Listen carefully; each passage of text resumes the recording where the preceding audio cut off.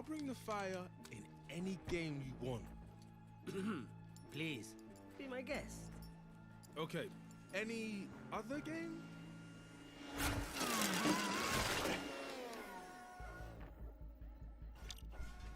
Let's dance. Yeah.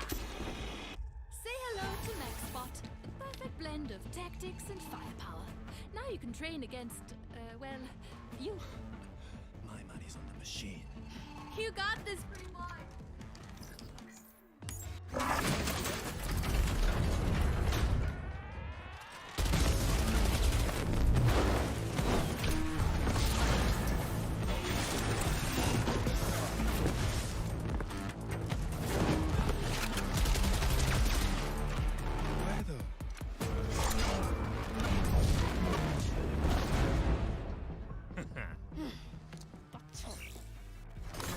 Lucky for you, I buy these by the dozen. Out of my way, Your Majesty. Somebody call the doctor. Machine double on the shoulder. Master, teacher, I'm a sucker. Nobody got medicine. No, I'm not a cure. So I'll Well, this is embarrassing. I'm stuck with these voices. They're all in my head. All in my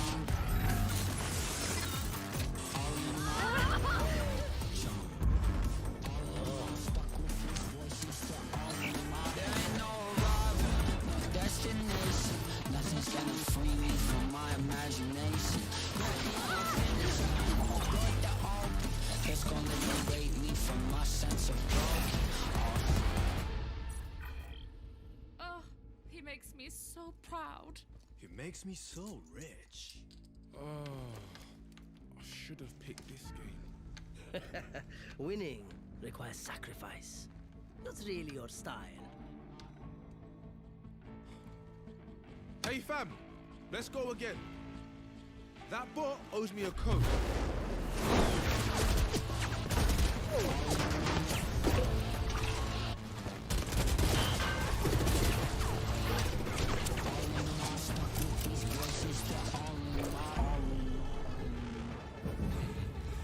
My turn.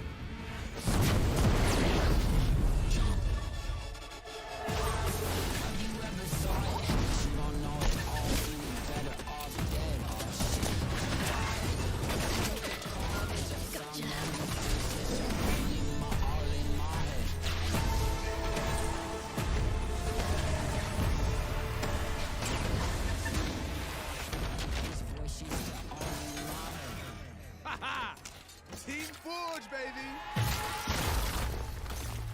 What the? All right. Playtime's over. Ready up! Team Forge? Really? What? Fire and steel. Come on. Hey, wait. Ooh, you're quick. How about Firewire? Go, Squad? Oh, the Swagger Express. Roaster and Toaster. You know I'm programmed to kill you, right? Come on, that was a good one.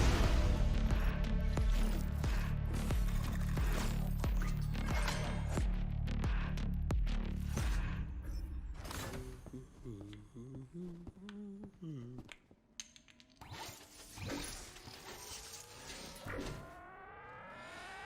out.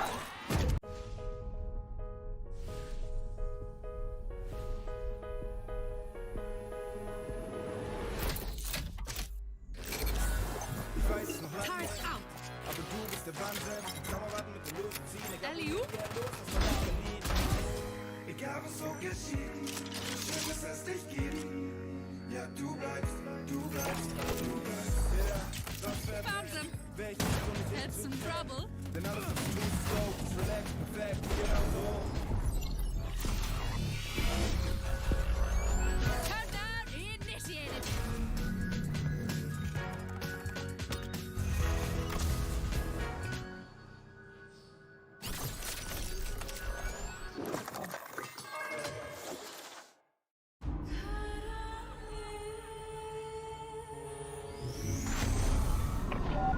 Cipher to all stations. I have a signal. Our blackmailer is headed east. Orion, this is Sova. Confirm you have target visual. Yep, got him. Ground team, collapse and converge on Sector 4.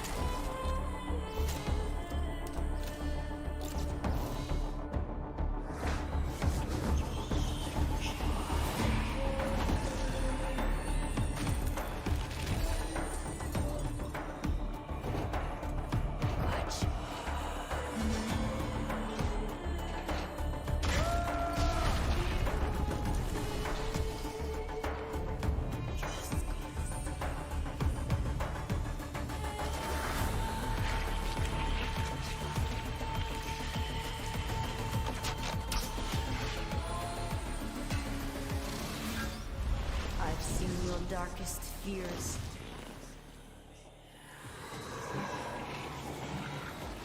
Mine would eat them alive. Covering!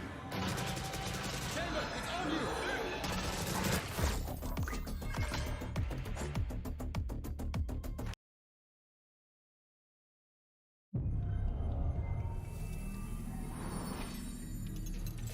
You can tell a person's character by their first action.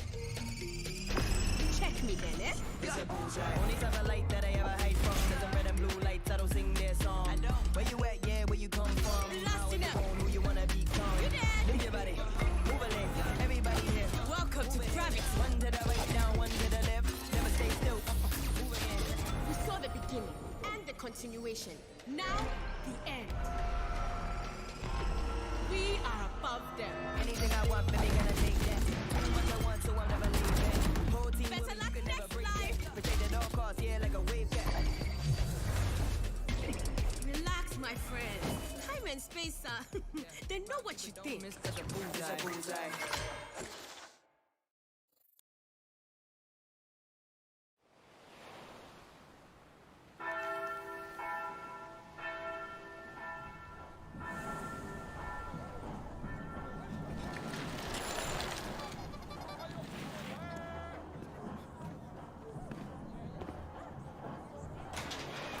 É por isso que eu vou te botar no jeito hoje, viu, Binho?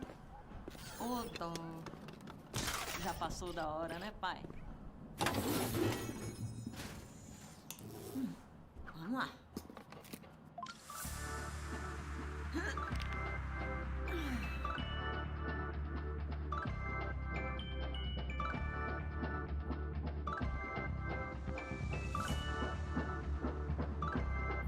Oxe. Bebe, hoje só amanhã. É hora do reggae. Porque a tua fé. Eu vou andando a pé pela cidade bonita. O toque do cachê e a força do divino. Ninguém explica. Ela é bonita. Porque a tua fé. Eu vou andando a pé pela cidade bonita. O toque do cachê e a força do divino. Verdadeiro amor.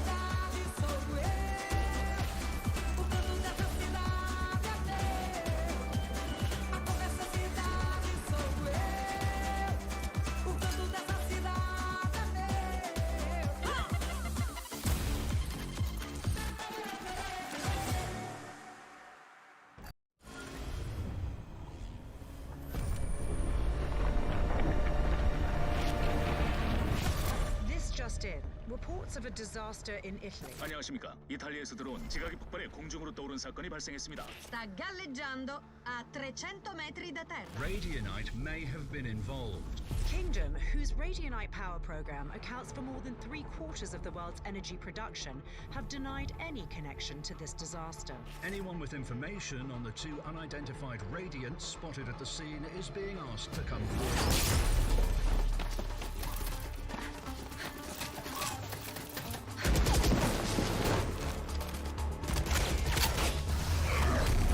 Finally! About time you showed up. We're picking up gunfire. Did you locate the spike? That would be a yes?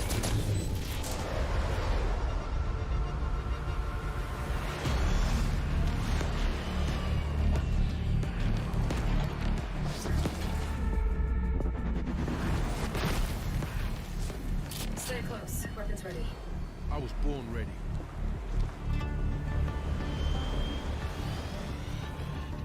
This way.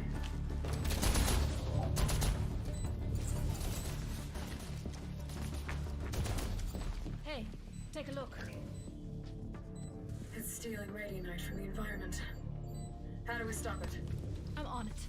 You'll need a radicore to power the heat signal. I got this. Phoenix, wait!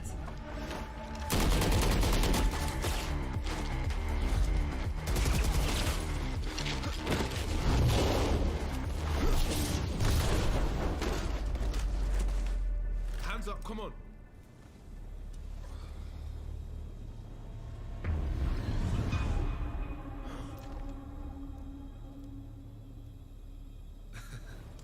You should see your face.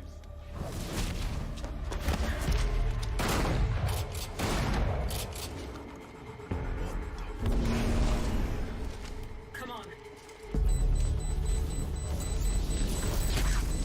Did you find a power source? Here. Let's go, let's go. Verdammt! Not enough power! It needs to be superheated. Give that here.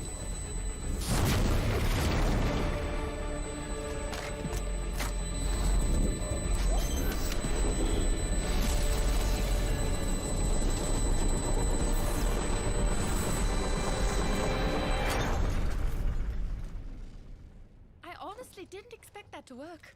Really? So, maybe give us a heads up next time? Side secure. We're coming home. That the big man. Tell him I need answers this time. What is your problem? We crushed it! Phoenix got a look in the mirror. How come they look like us? And what do they want our radiant at for? I'll talk to Brimstone. It's time we filled you in.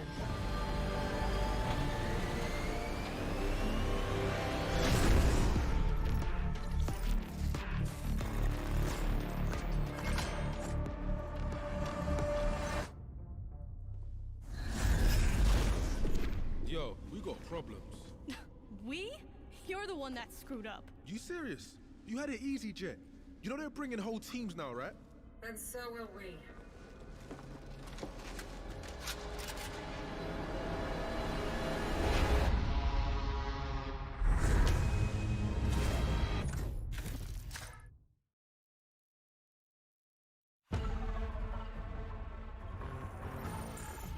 Yeah, boom! You line them up, I burn them down. Really, I could do this all day. Congratulations. You were undefeated at target practice. Oh, target practice? KO, are you shading the king? You're not the king. You have the same score as the rest of us. How about a game where the bot shoots back? I'll bring the fire in any game you want. Please, be my guest. Okay, any other game?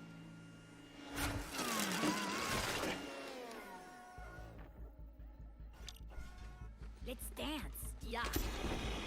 Say hello to MaxBot. Perfect blend of tactics and firepower. Now you can train against, well, you. My money's on the machine. You got this, pretty boy.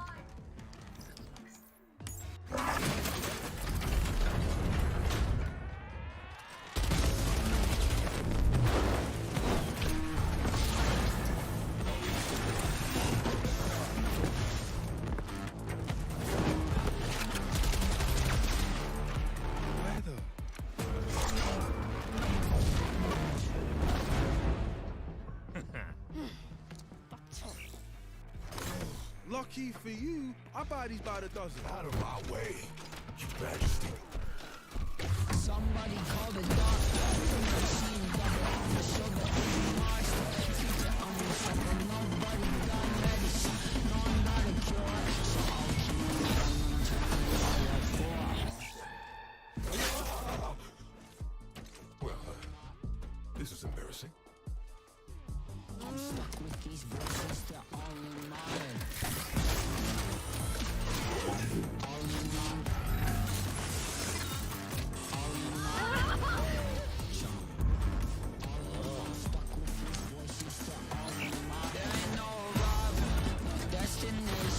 nothing's gonna free me from my imagination. It's gonna liberate me from my sense of growth. Oh, he makes me so proud. It makes me so rich. Oh, I should have picked this game. Winning requires sacrifice. Not really your style. Hey fam, let's go again. That bot owes me a code.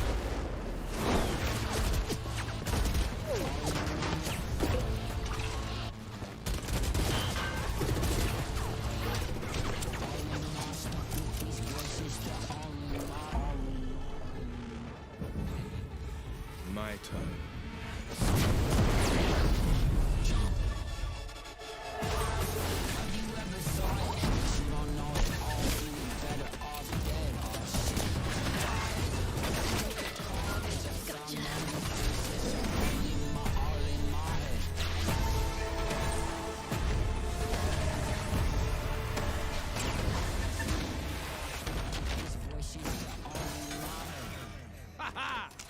Team Forge, baby! What the? All right. Playtime's over. Ready up! Team Forge? Really? What? Fire and steel. Come on. Hey, wait. Ooh. You're quick. How about Firewire? Robo Squad? Oh, the Swagger Express. Roaster and Toaster. You know I'm programmed to kill you, right? Come on, that was a good one.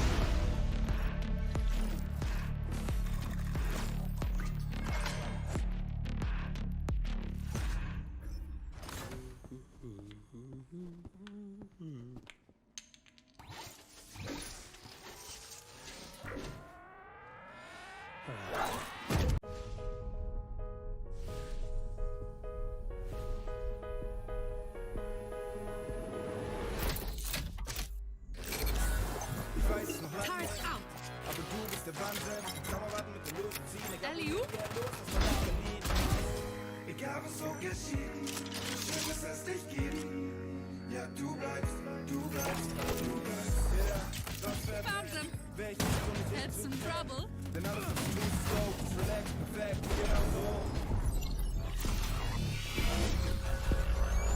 Countdown initiated.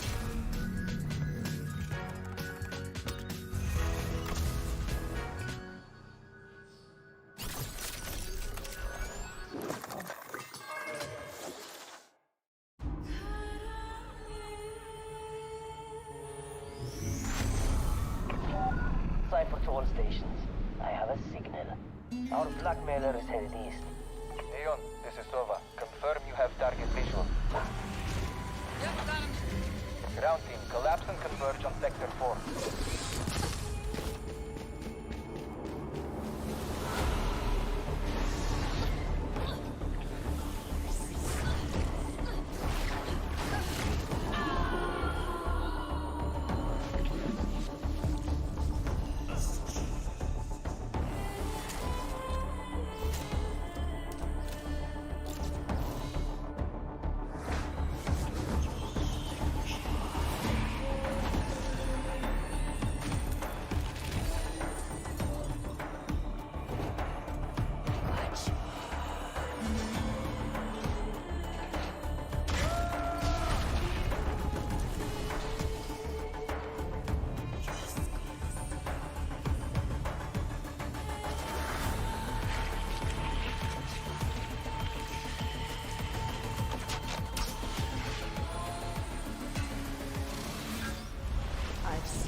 darkest fears.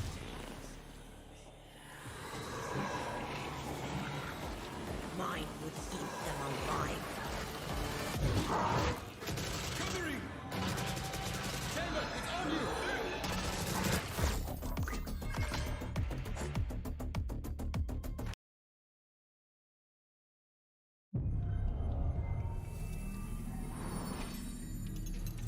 You can tell a person's character by their first action. Check me then, eh? It's a bullseye. Only type of light that I ever hide from is the red and blue lights. I don't sing their song. I don't. Where you at? Yeah, where you come from? How you on? Who you wanna become? You dead. Move your body. Move a leg. Everybody here. Welcome to Gravity. One to the right, down, one to the left. Never stay still. Move again. We saw the beginning and the continuation. Now, the end. We are above them. Anything I want, baby, gonna take that.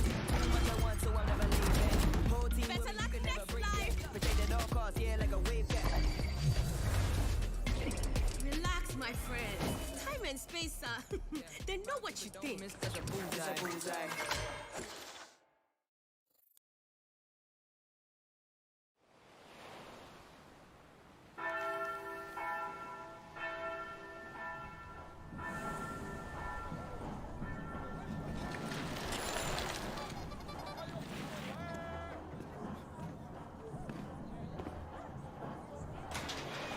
É por isso que eu vou te botar no jeito hoje, viu, Binho?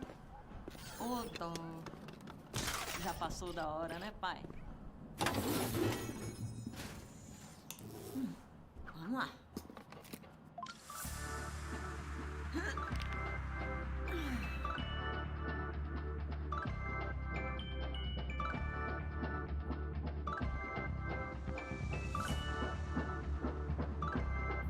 Oxe.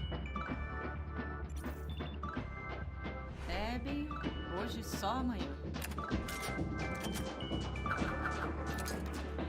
É hora do reggae. Porque toco a fé. Eu vou andando a pé pela cidade bonita. O toque do cachê e a força do divino. Ninguém explica. Ela é bonita. Porque toco a fé. Eu vou andando a pé pela cidade bonita. O toque do cachê e a força do divino. Verdadeiro amor, você vai onde eu vou, verdadeiro amor, você vai onde eu vou. Não diga que não me quer, não diga que não quer mais. Eu sou o silêncio da noite, o sol da manhã. E o que o mundo tem, mas tem um ponto final. Eu sou o primeiro que canta, eu sou o carnaval. A cor dessa cidade sou eu. O canto dessa cidade é meu. Pega eles, Binho. A cor dessa cidade sou eu. O canto dessa cidade é meu.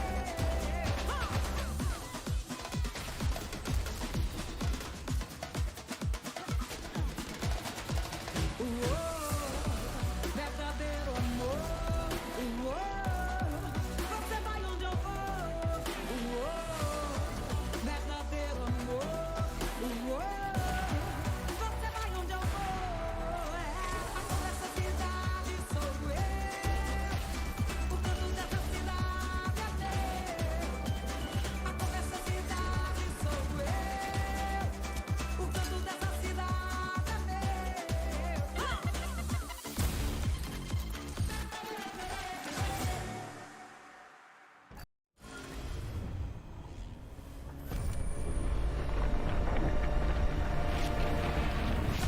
This just in. Reports of a disaster in Italy. 안녕하십니까. 이탈리아에서 들어온 지각이 폭발해 공중으로 떠오른 사건이 발생했습니다. Sta galleggiando a 300 metri da terra. Radianite may have been involved. Kingdom, whose Radianite power program accounts for more than 3/4 of the world's energy production, have denied any connection to this disaster. Anyone with information on the two unidentified radiants spotted at the scene is being asked to come forward.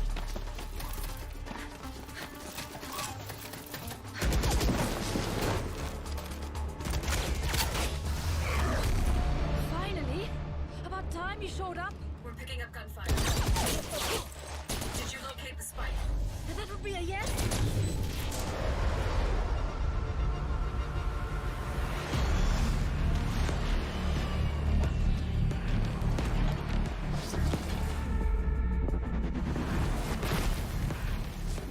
Stay close. Weapons ready. I was born ready.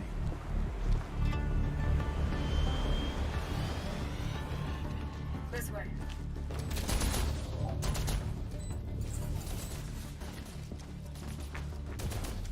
Hey, take a look. It's stealing radianite from the environment. How do we stop it? I'm on it. You'll need a radicore to power the heat signal. I got this. Phoenix, wait!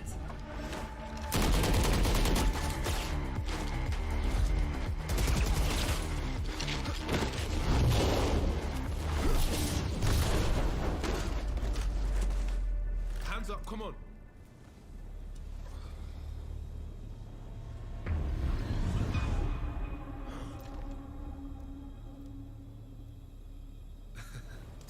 You should see your face.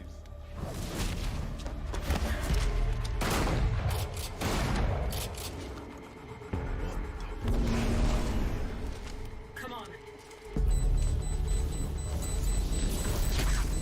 Did you find a power source? Here. Let's go, let's go.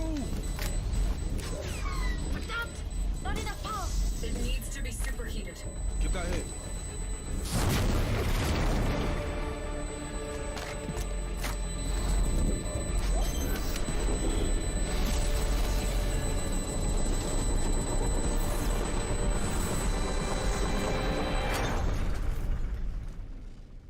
I honestly didn't expect that to work. Really? So, maybe give us a heads up next time? Side secure. We're coming home. That the big man? Tell him I need answers this time. What is your problem? We crushed it. Phoenix got a look in the mirror. How come they look like us? And what do they want our radiant out for? I'll talk to Brimstone. It's time we filled you in.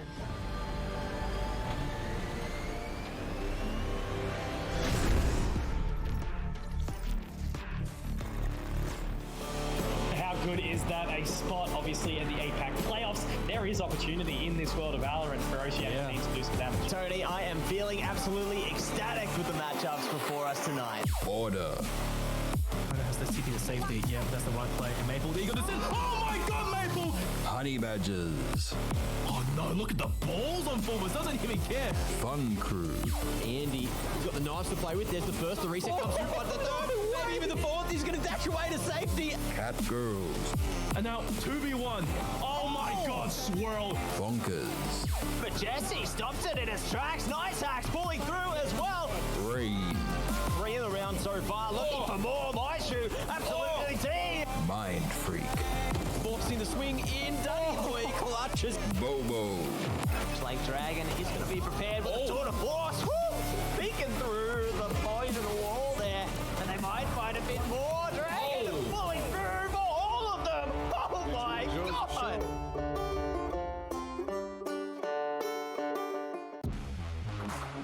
Going to be too effective from Nice Axe. Goes up. Precious can't land the shot. Now again. Quick double from Precious. This cam over the top has a nice line. There's the ping. See you later, sicko. And another as well, Cloxy. Texter, another frag to be found. Cream is in such an awkward spot, but he's going to light up the collateral. That's a tag coming through from, I think, the camera. Oh, what is this?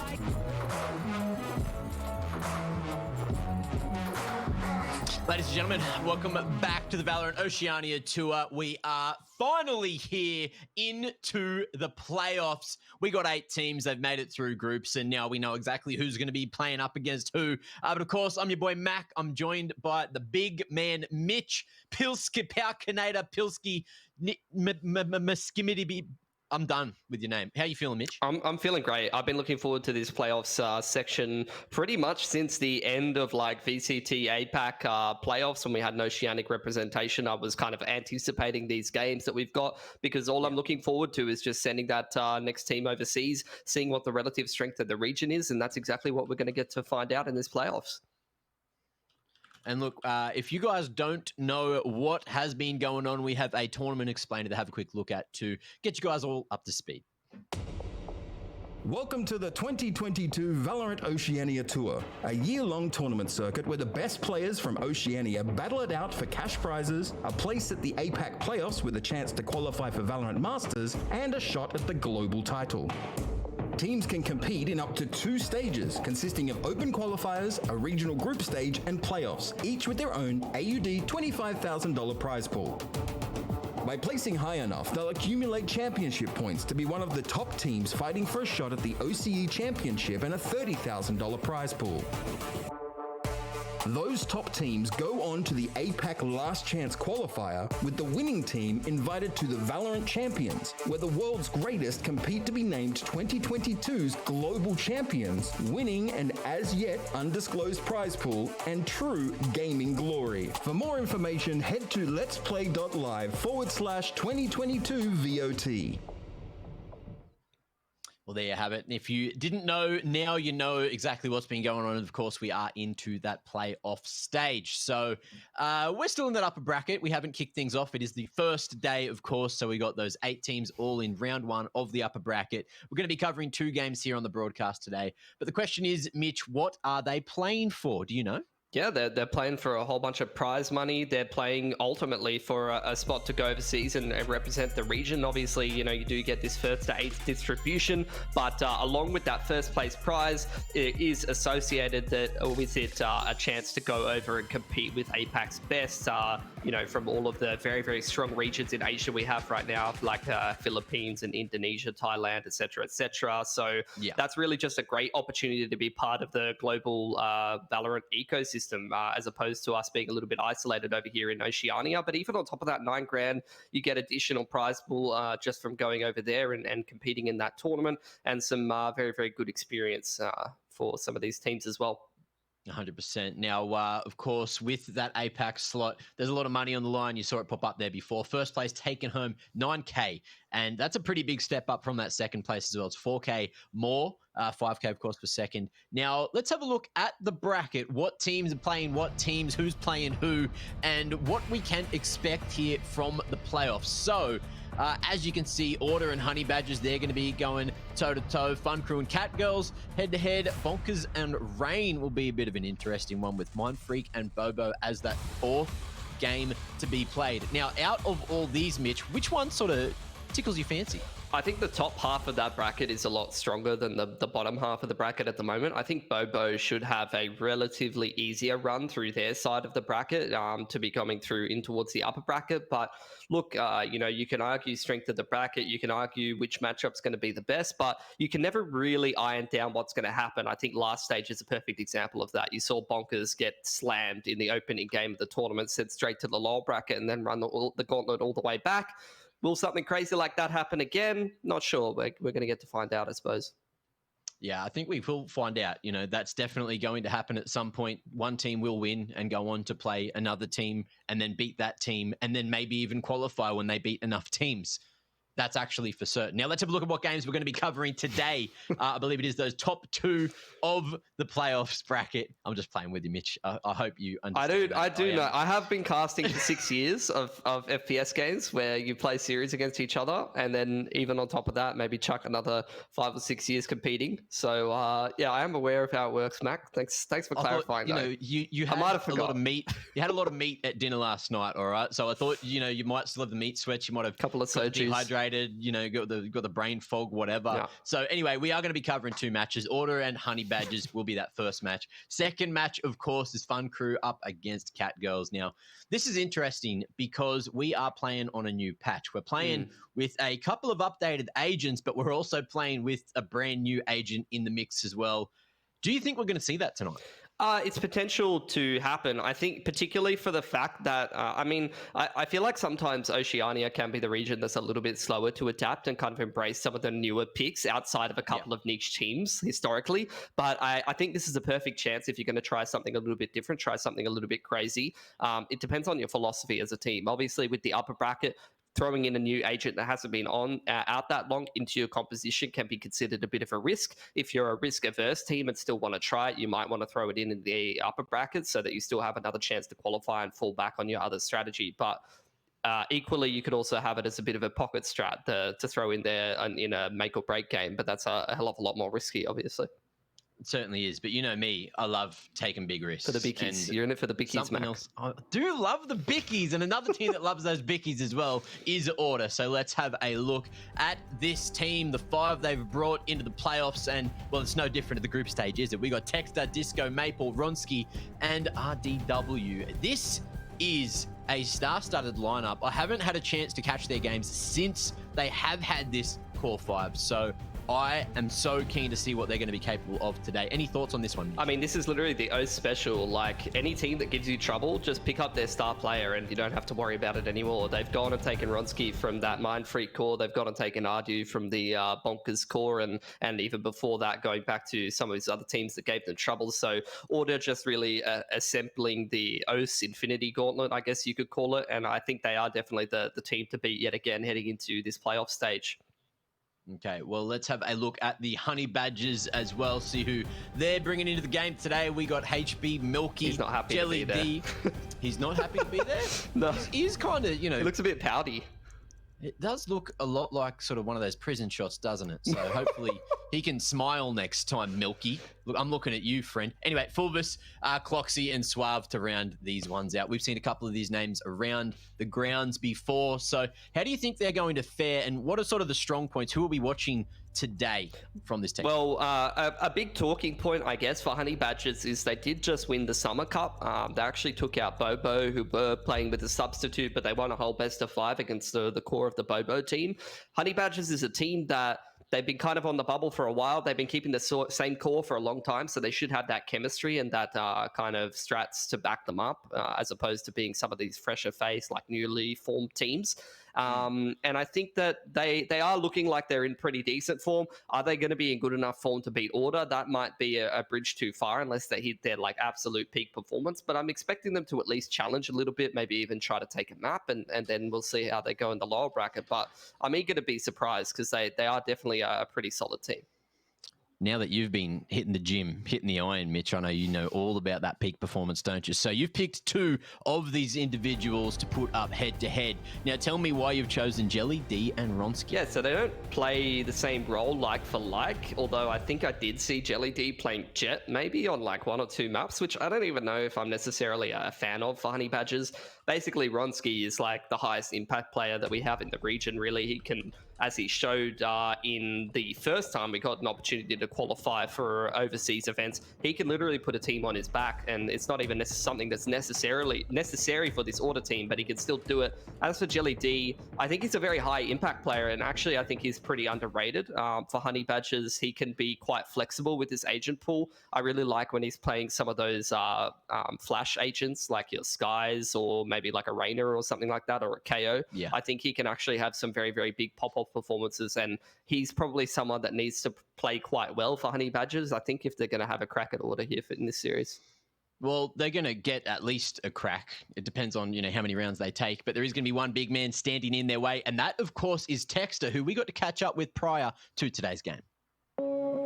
Coming to this stage, we've got 2 new players, so it's been pretty interesting. We've basically just been in a bit of a hurry to get like all of our strategy and practice in, but so far everything's going to plan. It's been pretty smooth. And it is excellent for Order, it is excellent for Ronsky.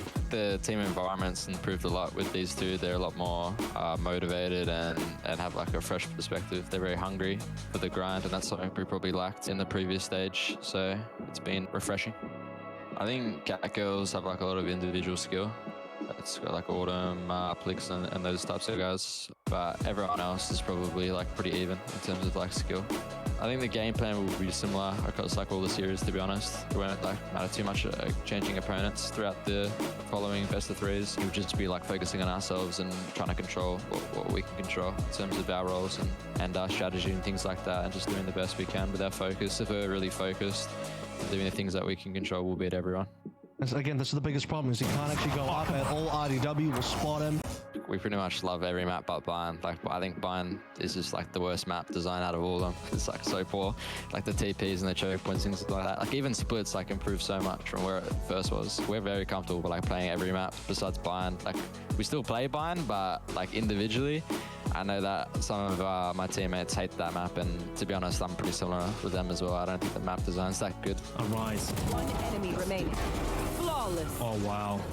Be on the lookout. I don't want to leak anything, but we've been putting in some work over the past couple of days to generate some new strategy, some things that people haven't seen yet. So I don't know if we'll bring it out in the Honey Badgers game, but over the tournament, you guys will for sure see some interesting strats that we'll run. Why does he not do it the game I'm casting them? Come on, Matty. Big man. He's bringing strats in, but he's maybe not bringing them out against Honey Badgers. Fair enough, though. Don't want to show your whole hand straight away, do you, man? Yeah, I guess not, especially like in an upper bracket game where you're pretty confident that you can win. You do have a lot of games in between now and then, and Valorant is, especially in a newer meta where you might play like an Ancient like Fate or something like that, you don't want to kind of show everything that you're doing straight away. You do have a lot of games in between this and the APAC qualifier game, which is the big game that matters. So if you can get through the bracket without showing as much, it's going to definitely be a little bit more ideal for you. It certainly will be. Now, I believe, like both these teams, there is a little bit of a skill gap, but maybe in the vetoes, they can sort of try to bring that skill gap back a bit by here's the interesting thing. Do you remember what map Texter said he didn't like? Remind me. I think it starts with a B. Was it Breeze? Nah, that got banned. Any other B maps? There's one, I think, and it might be the one that Order have chosen. Yeah. Is it Bind? It is Bind. I don't know. I don't know what's going on with that map veto exactly. Because obviously he said in the interview that he doesn't enjoy the map, and that some of the other players don't enjoy the map. So either that's a bit of BS or they're saving strats or something like that. Not really sure. Either way, it's definitely an interesting veto. Seeing Honey Badgers pick Split, I really like that. Actually, recently they 13-0'd Bobo in the 5th map of the grand final in the Summer Cup, which was on Split, which was interesting. I don't know what happened with that result, because I would think that Split should be a pretty good map for Bobo, even playing with a sub. So look, end of the day, Honey Badgers, they're doing the exact kind of thing that I want to see them doing. They're obviously getting rid of Breeze, which is not too bad of a map for a team like Order. I think Breeze is a really great map if you're a team that loves the jet chamber and you love running the double ops and things like that. And even I think at the end of 2020, was that the Peace Order qualification? It was, wasn't it? I think it was. It all blurs together now. That was the one where Order was really liking Breeze back then. Because they both made it. They both made it overseas before that final game, right? Yeah. I think. Yeah. But obviously it's a bit of a different team at this point. We go down to Ascent. I mean, that kind of feels like it should be kind of the core map for Oceania at the moment. That or like Icebox maybe. So it's an interesting veto for sure. Not sure what Order's doing with it. As for Honey Badgers, I'm happy that they're kind of going towards the ends of the map pool a bit more. Okay, well, ladies and gentlemen, the game will start shortly, but we are going to be going to a break before then. So that was it for the pre-show. We will be back with game number 1 of the evening just after this.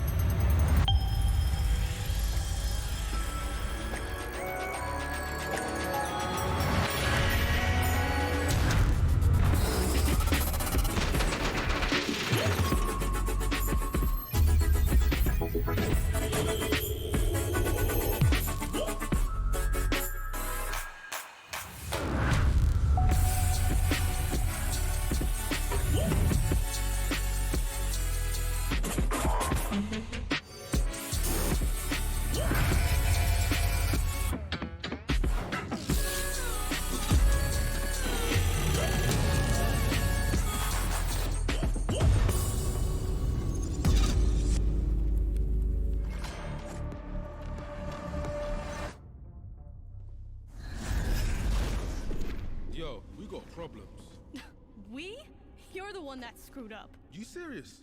You had it easy, Jet. You know they're bringing whole teams now, right? And so will we.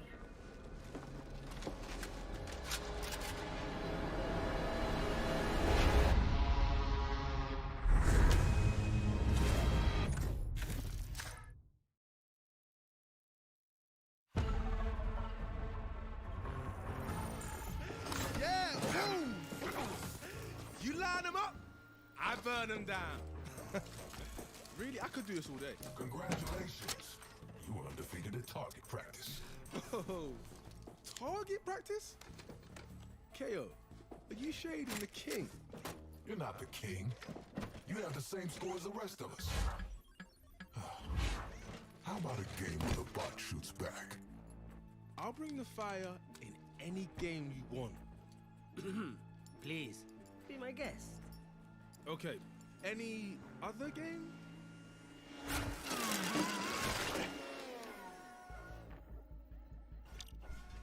Let's dance. Yeah. Say hello to MaxBot. The perfect blend of tactics and firepower. Now you can train against, well, you. My money's on the machine. You got this, pretty boy.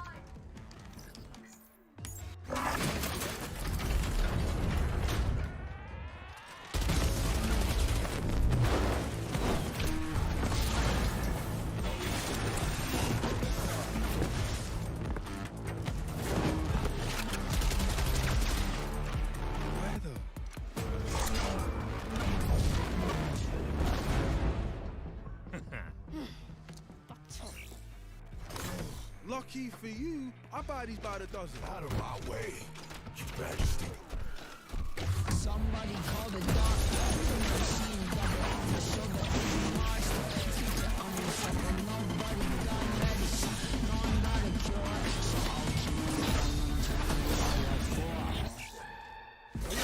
I'll Well, this is embarrassing.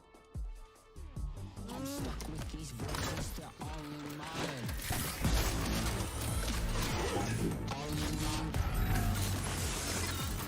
All in my stuck with these voices, they're all in my head. There ain't no arrival, no destination. Nothing's gonna free me from my imagination. It's gonna liberate me from my sense of broken. Oh, he makes me so proud. It makes me so rich.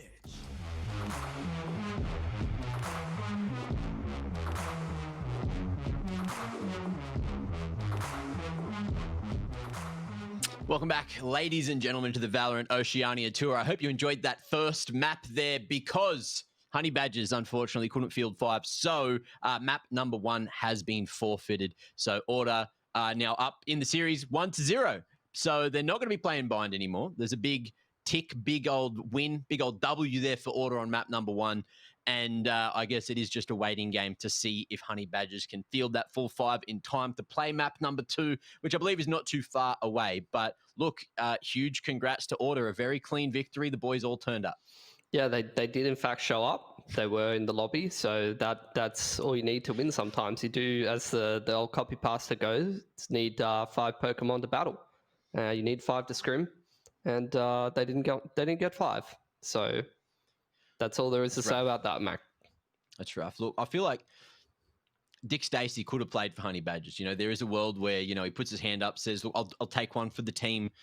I'll stand up. You know, when you go and you play like touch footy and you don't actually have everyone turn up, but the other team has like 10 subs. Yeah, all their mates. Just go, you know, throw on one of our jerseys. You know, we should just do that. Just go, yeah, all right. But then that guy doesn't play as well. So then everyone's a bit like, oh, you.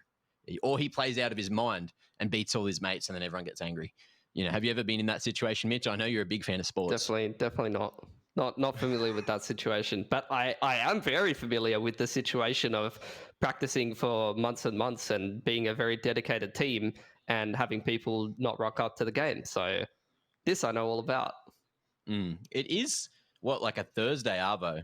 I'm not sure what the issue could be. Maybe the said player got himself into a bind. we didn't get into the map, Mitch. So nice try. Fair. Sorry, I did my best. Or we would be casting the first map now. We would have seen why Order hates Bind, or lied to us and picked it. Either way, look, ladies and gentlemen, we are going to be going to yet another break to see if these boys can field 5 for map number 2. But don't go too far. We'll be back just in about 5 to 10 minutes or so, and we'll let you know. See you then.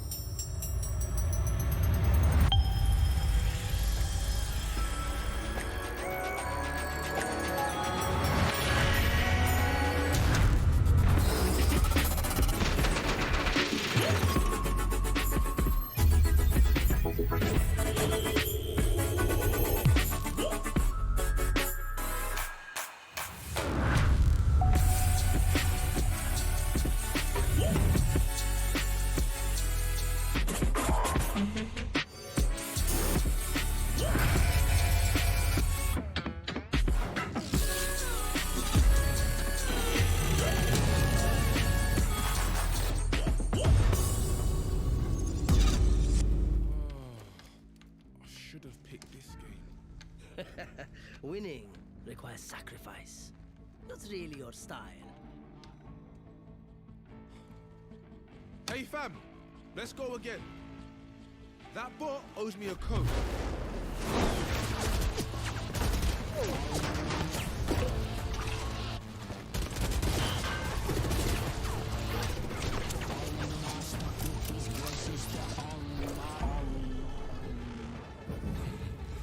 My turn.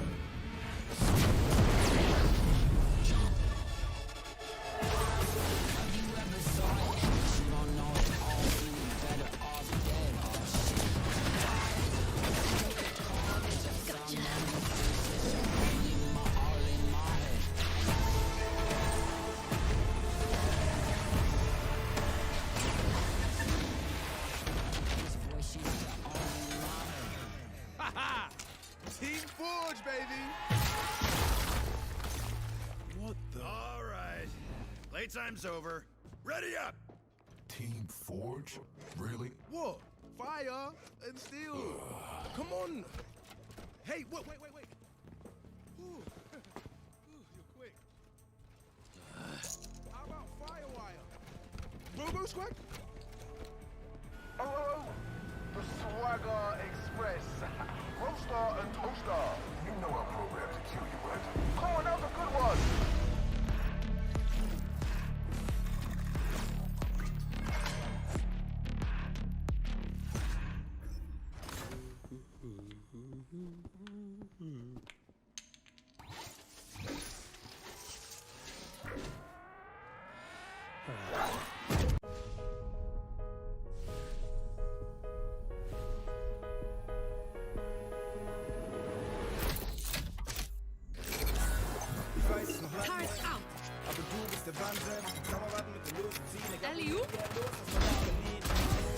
Egal was so geschieht, schön, dass es dich gibt.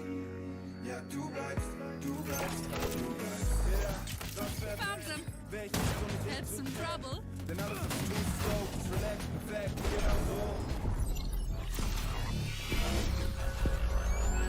down.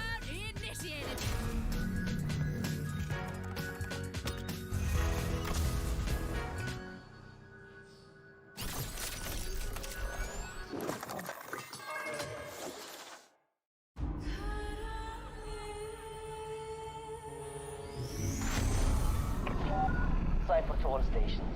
I have a signal. Our blackmailer is headed east. Aeon, this is Sova. Confirm you have target visual. Yep, got him. Ground team, collapse and converge on Sector 4.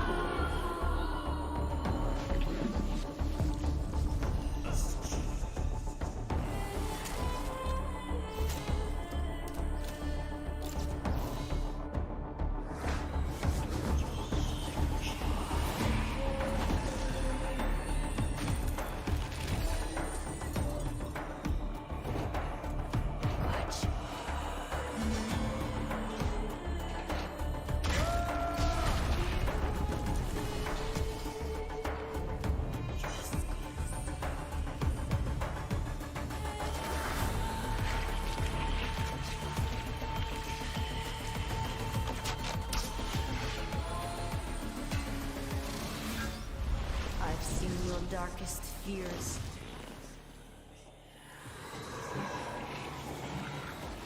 Mine would eat them alive. Covering! Chamber, it's on you!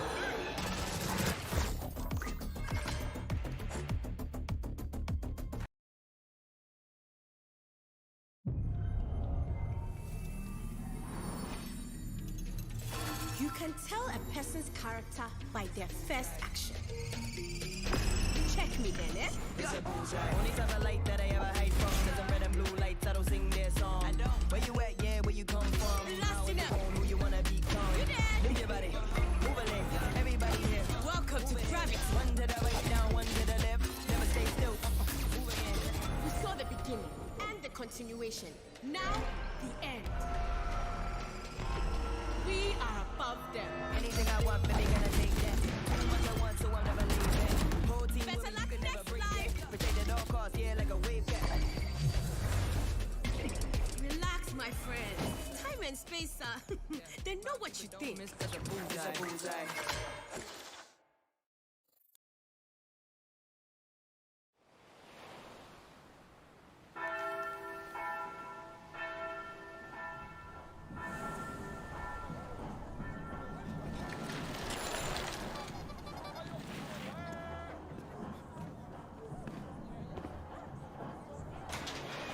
É por isso que eu vou te botar no jeito hoje, viu, Binho? Ô, dó. Já passou da hora, né, pai? Vamos lá.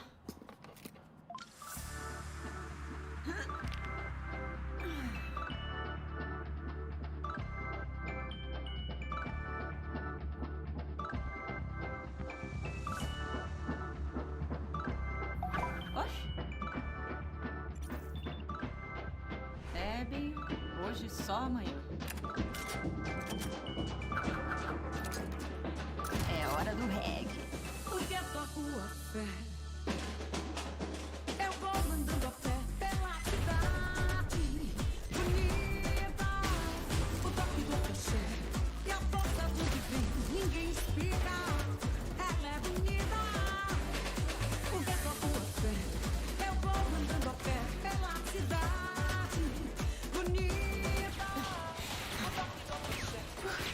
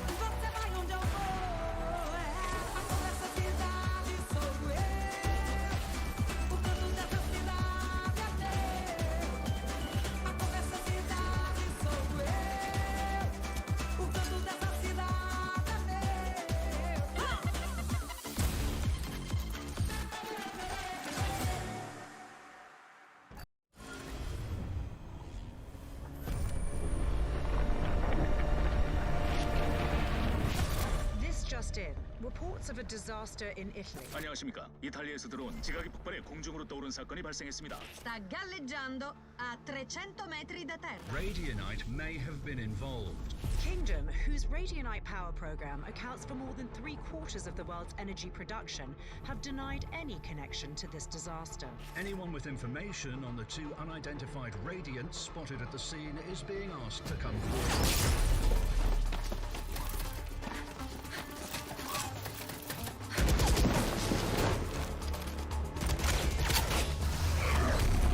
Finally! About time you showed up. We're picking up gunfire. Did you locate the spike? That would be a yes?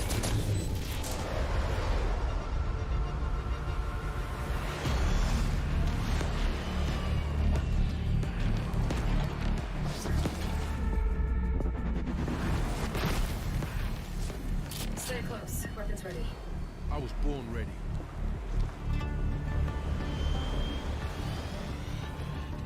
This way.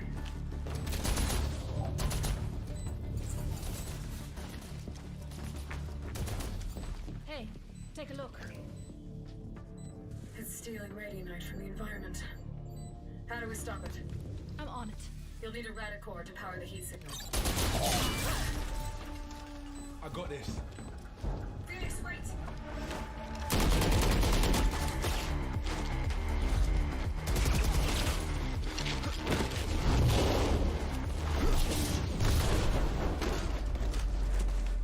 Hands up, come on.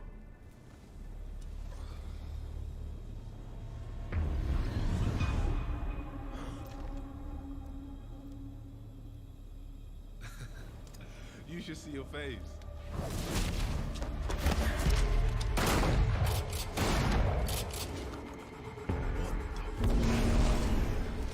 Come on. Did you find a power source?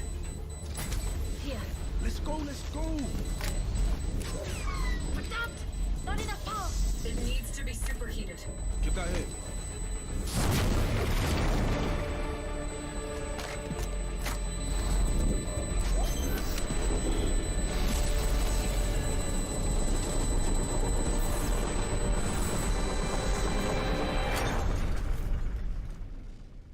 I honestly didn't expect that to work. Really? So, maybe give us a heads up next time? Side secure. We're coming home. That the big man?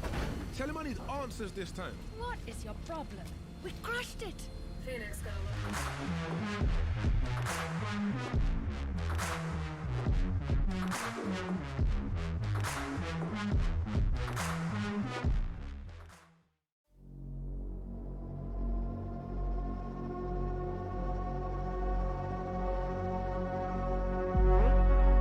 Honey Badgers unfortunately couldn't field 5 for map number 2 either, so that means Order take that big W here in the first match of the day. We didn't get to see too much Valorant, but we did get to have a bit of a chin wag, and at least we will be watching that second game of the day at some point. But Mitch, you know, talk to me. What can Honey Badgers do to improve next game and maybe get into the server? Yeah, maybe some alarm clocks or something like that might be good. Personal calendar, good sleep schedules always help. It's a bit of a shame though, Mac, because honey badgers are actually an endangered species. So maybe the numbers are just thinning, and they just couldn't get 5 honey badgers together, all on the same server at the same time. You know how it is with these endangered species. So yeah, that's actually a very sad story. In all reality, as a ginger, I feel like that too. Yeah, sometimes. yeah. Well, honestly, I feel like that's probably for the best, but we won't get into that. I think, look, at the end of the day, these are the exact kind of series that Honey Badgers need to be playing. They're a team that's been on the bubble for quite a while, at that top 5-6 kind of placement. They just won themselves a Summer Cup. The only way that this team's going to get better and is going to improve is to start playing some big series like this. So to not have the opportunity to play it because somebody couldn't get their scheduling right or didn't show up to the game is actually a pretty big deal for this team. And I think it's a bit of a shame, to be honest. Yeah, it is a bit of a shame. Now, I also feel a little bit for Order. I saw RDW in Twitch chat as well as in the game chat saying no one wants to scrim us, no one wants to play us, we don't get any bloody practice. Yeah. So maybe all the teams, they're just congregating. They're coming up with this big conspiracy that if they don't give Order any practice, when OS has been at its best, it's always been in the periods where you have a bunch of good teams who can all practice each other, who can all play each other, and they all push each other to be better. So this is kind of the opposite of what we want if we want OS to be a strong region. But anyway, we won't get into that. Well, we got time. Like, we can get into that. Anyway, no, we won't. We do have a second match to get to. Ladies and gentlemen, that, of course, is going to be at roughly 8:30 unless that gets moved forward. So stay in Twitch chat. Check the Twitter sphere. I'm sure there will be updates on that if it gets moved forward. But for now, just expect it to be at 8:30, which is roughly an hour and a half away. So we will see you after this extended break. How come they look like us? And what do they want our Radiant out for? I'll talk to Brimstone. It's time we filled you in.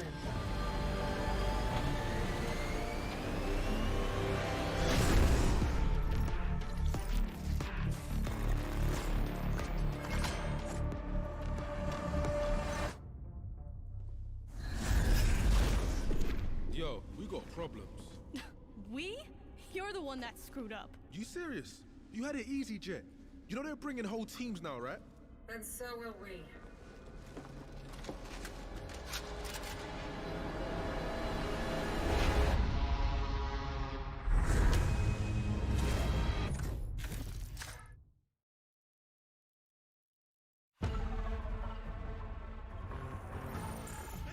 Yeah, boom! You line them up, I burn them down. Really, I could do this all day. Congratulations. You were undefeated at target practice. Oh, target practice? KO, are you shading the king? You're not the king.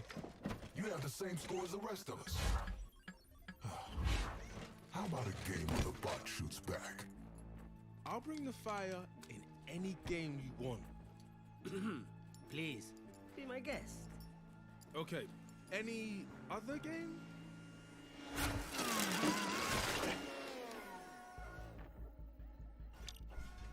Let's dance. Yeah. Say hello to MaxBot, the perfect blend of tactics and firepower.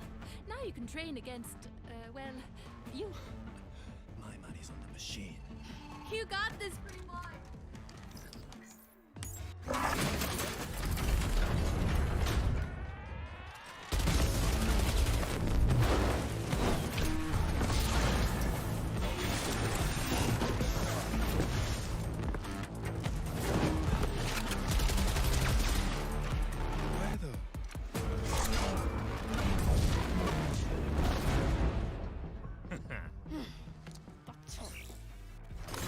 Lucky for you, I buy these by the dozen. Out of my way, Your Majesty.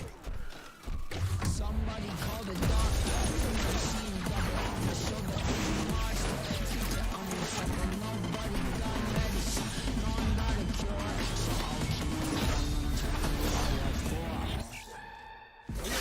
I'll Well, this is embarrassing. I'm stuck with these voices, they're all in my head. All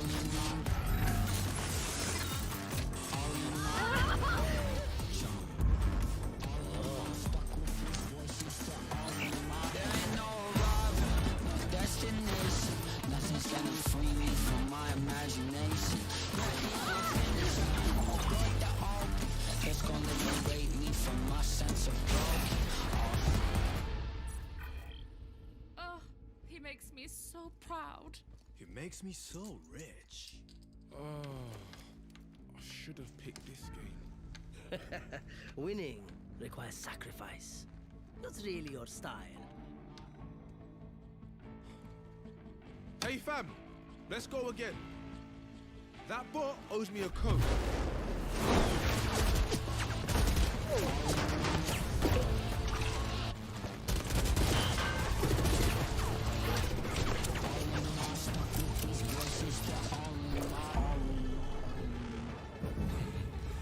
My turn.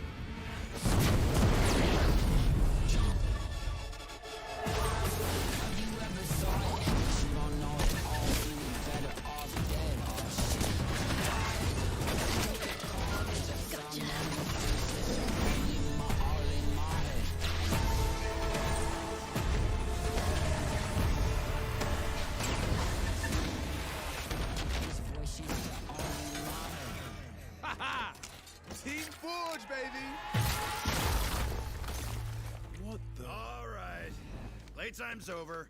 Ready up! Team Forge? Really? What? Fire and steel. Come on. Hey, wait. Ooh. You're quick. How about Firewire? Robo Squad? Oh, the Swagger Express. Roaster and Toaster. You know I'm programmed to kill you, right? Come on, that was a good one.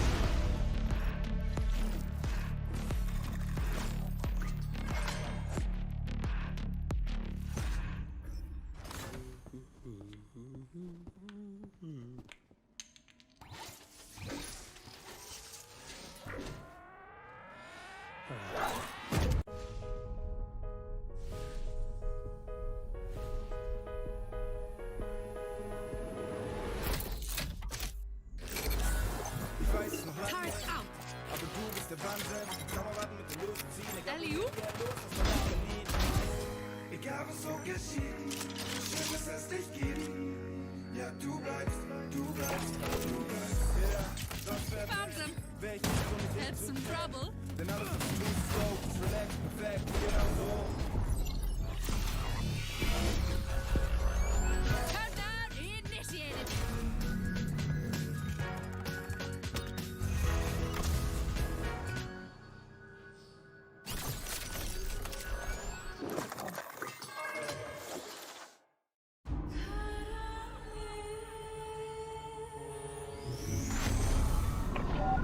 Cipher to all stations. I have a signal. Our blackmailer is headed east. Leon, this is Sova. Confirm you have target visual. Yep, got him. Ground team, collapse and converge on Sector 4.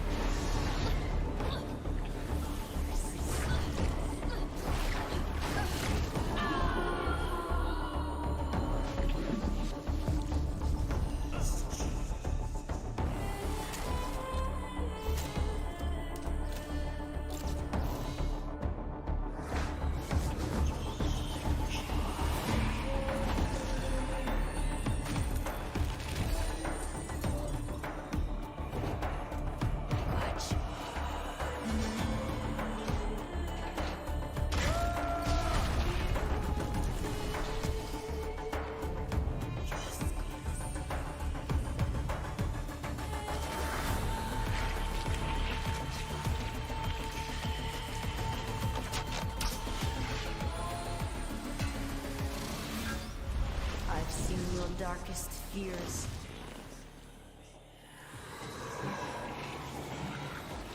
Mine would eat them alive. Covering! Chamber, it's on you!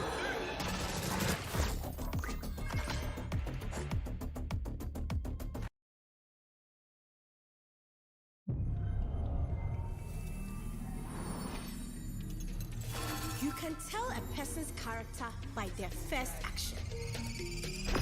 Check me then, eh? It's a bullseye. Only type of light that I ever hide from is the red and blue lights. I don't sing their song. I don't. Where you at? Yeah, where you come from? How in the phone, who you wanna become? You there? Move your body, move a leg. Everybody here. Welcome to Gravity. One to the right, down, one to the left. Never stay still. Move again. We saw the beginning and the continuation. Now, the end.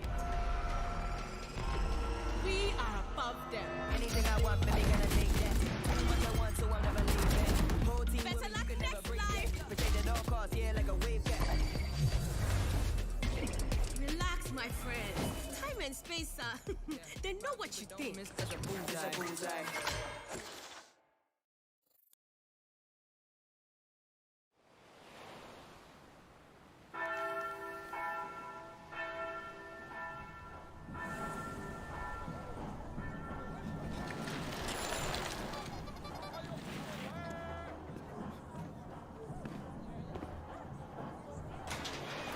É por isso que eu vou te botar no jeito hoje, viu, Binho?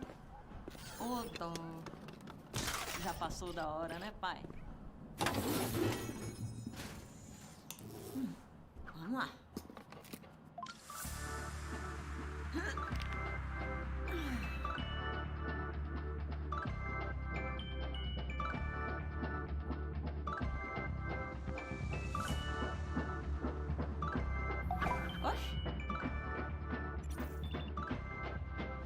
Binho? Hoje só amanhã. É hora do reggae. Porque toco a fé. Eu vou andando a pé pela cidade bonita. O toque do crochê e a força do divino. Ninguém explica. Ela é bonita. Porque toco a fé. Eu vou andando a pé pela cidade bonita. O toque do crochê e a força do divino. Verdadeiro amor. Você vai onde eu vou. Verdadeiro amor. Você vai onde eu vou. Não diga que não me quer. Não diga que não quer mais. Eu sou o silêncio da noite, o sol da manhã. E o volta do mundo tem, mas tem um ponto final. Eu sou o primeiro que canta, eu sou o carnaval. A cor dessa cidade sou eu. O canto dessa cidade é meu. Pega eles, Binho. A cor dessa cidade sou eu. O canto dessa cidade é meu.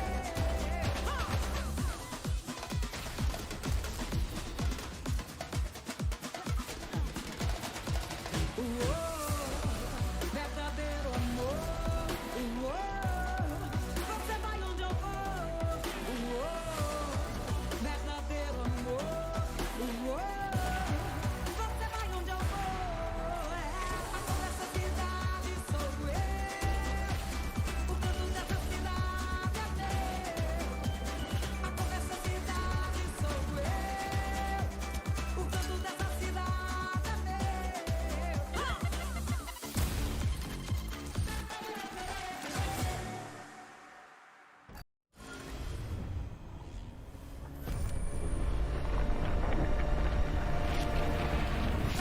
This just in. Reports of a disaster in Italy. 안녕하십니까. 이탈리아에서 들어온 지각이 폭발해 공중으로 떠오른 사건이 발생했습니다. Sta galleggiando a 300 metri da terra. Radianite may have been involved. Kingdom, whose Radianite power program accounts for more than 3/4 of the world's energy production, have denied any connection to this disaster. Anyone with information on the two unidentified Radiants spotted at the scene is being asked to come forward.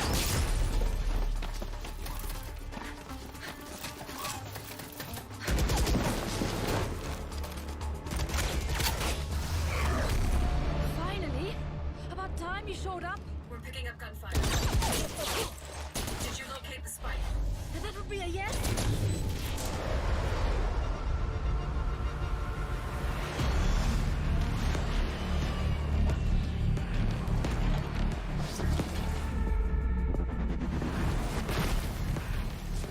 Stay close. Weapons ready. I was born ready.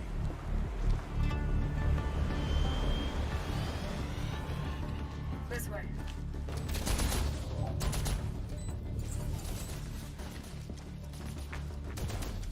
Hey, take a look. It's stealing radionite from the environment. How do we stop it? I'm on it. You'll need a radicore to power the heat signal. I got this. Phoenix, wait!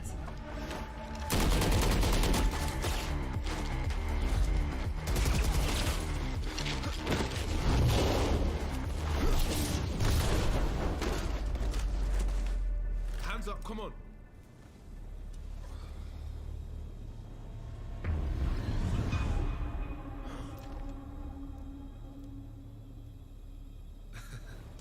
You should see your face.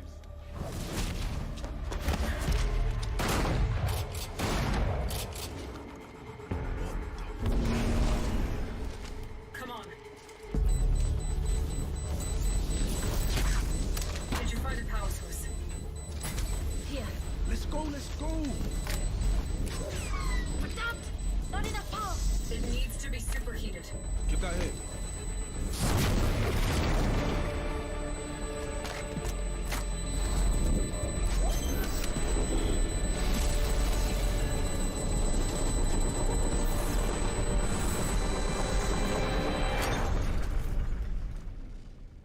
I honestly didn't expect that to work. Really? So, maybe give us a heads up next time? Site secure. We're coming home. That the big man? Tell him I need answers this time. What is your problem? We crushed it. Phoenix got a look in the mirror. How come they look like us? And what do they want our radiant out for? I'll talk to Brimstone. It's time we filled you in.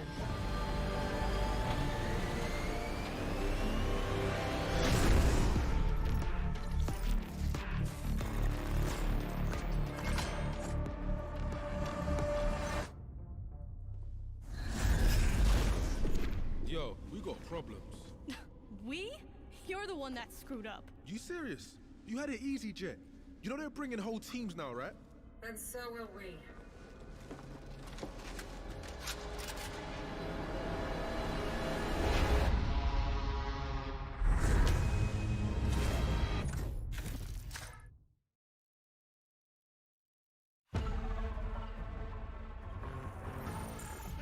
Yeah, boom!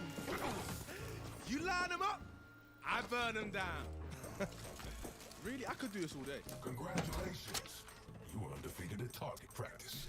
Oh, target practice? KO, are you shading the king? You're not the king. You have the same score as the rest of us. How about a game where the bot shoots back? I'll bring the fire in any game you want. Please, be my guest. Okay, any other game?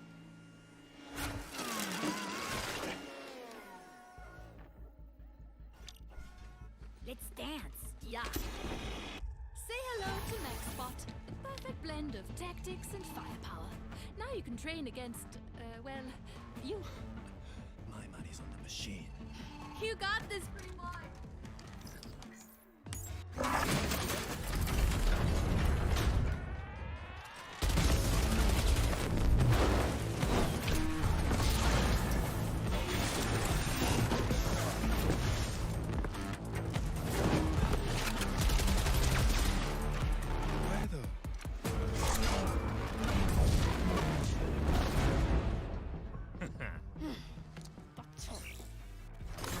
Lucky for you, I buy these by the dozen. Out of my way, Your Majesty. Somebody call the doctor. Machine double on the shoulder. Master, teacher on the shoulder. Nobody got medicine. No one got a cure. So I'll keep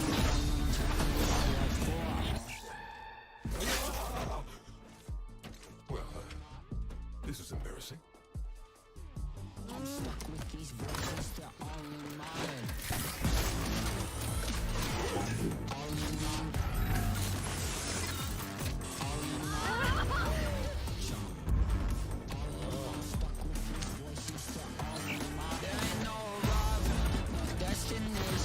nothing's gonna free me from my imagination. It's gonna liberate me from my sense of guilt. Oh, he makes me so proud. It makes me so rich. Oh, I should have picked this game. Winning requires sacrifice. Not really your style. Hey fam, let's go again. That bot owes me a code.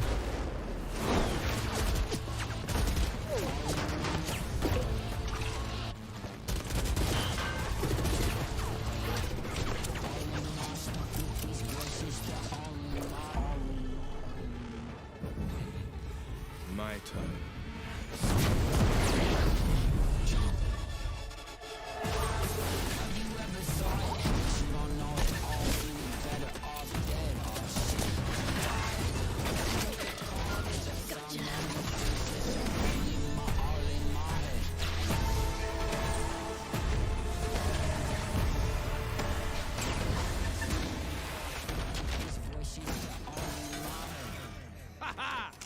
Team Forge, baby!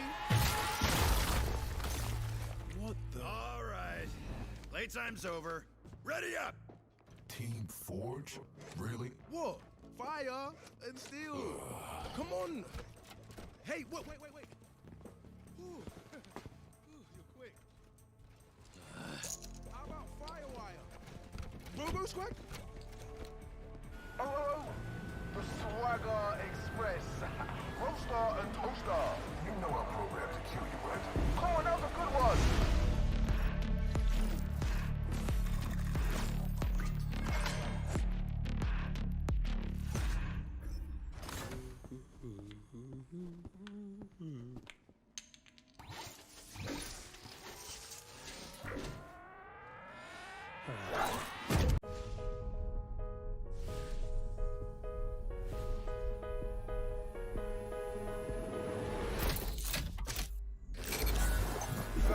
Turret out.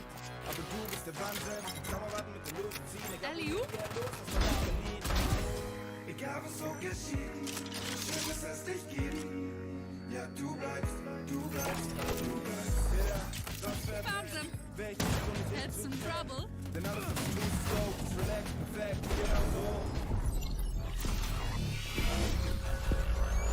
Countdown initiated.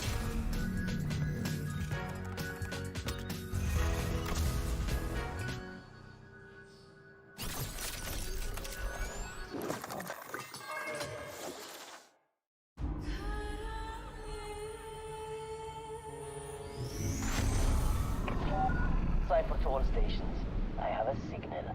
Our blackmailer is headed east. Aeon, this is Sova. Confirm you have target visual. Yep, got him.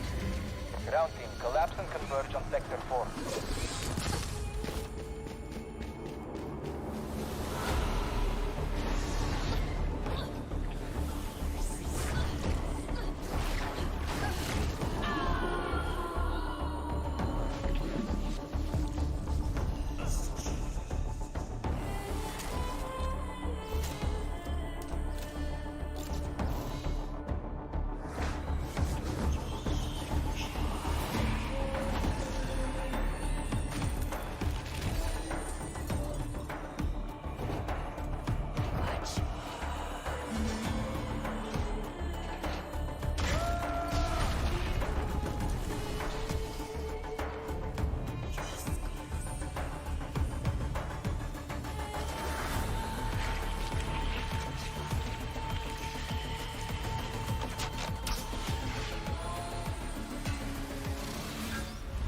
I've seen your darkest fears.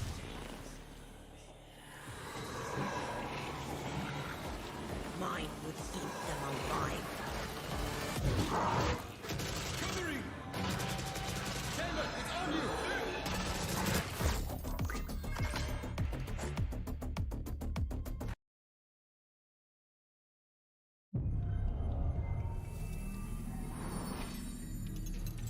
You can tell a person's character by their first action.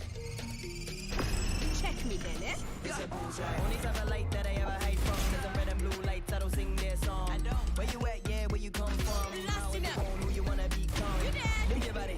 Move a leg. Everybody here. Welcome to Gravity. One to the right, down, one to the left. Never stay still. Move again. We saw the beginning and the continuation. Now, the end.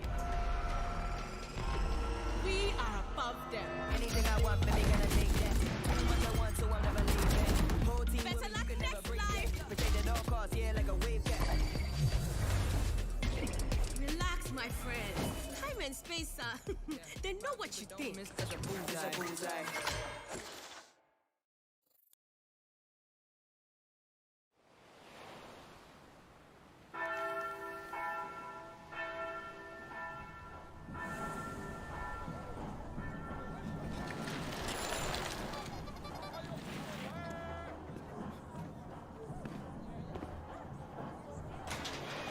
É por isso que eu vou te botar no jeito hoje, viu, Binho? Ô, dó. Já passou da hora, né, pai? Vamos lá.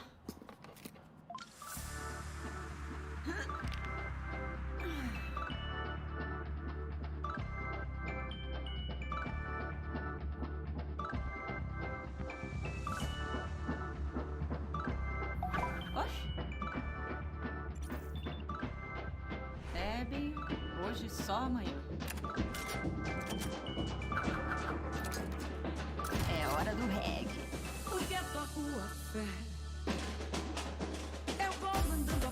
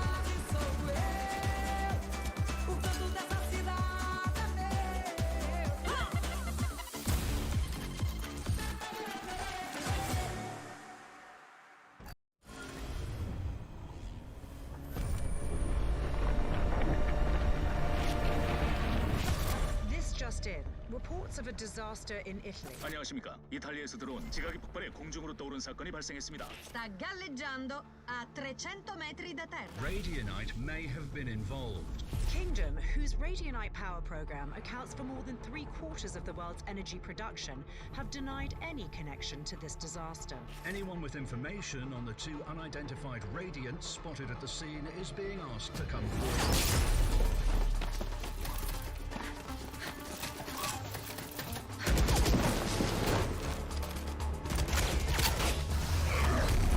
Finally! About time you showed up. We're picking up gunfire. Did you locate the spike? That would be a yes?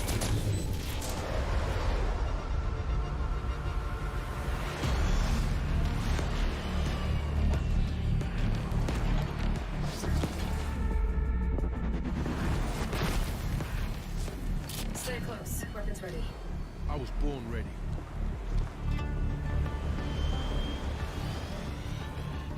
This way.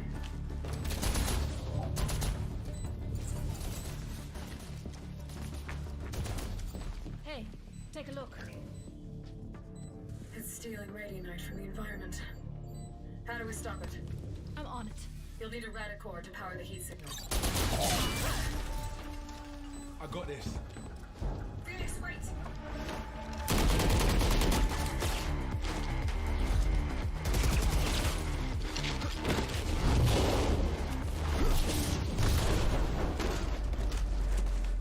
Hands up, come on.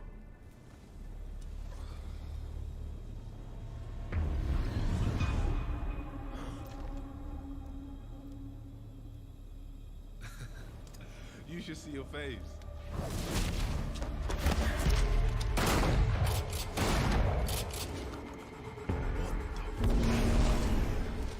Come on. Did you find a power source? Here. Let's go, let's go. Verdammt! Not enough power! It needs to be superheated. Get that here.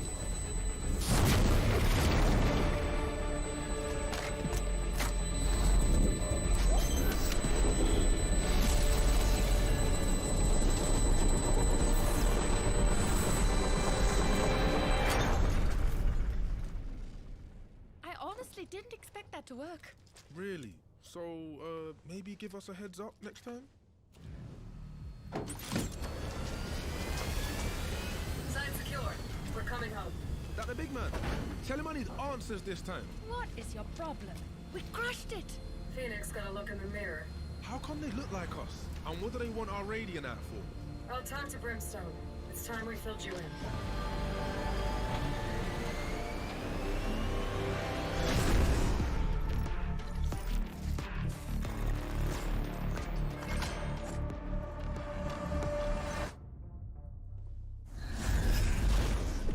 Yo, we got problems. We? You're the one that screwed up. You serious? You had it easy, Jet. You know they're bringing whole teams now, right? And so will we.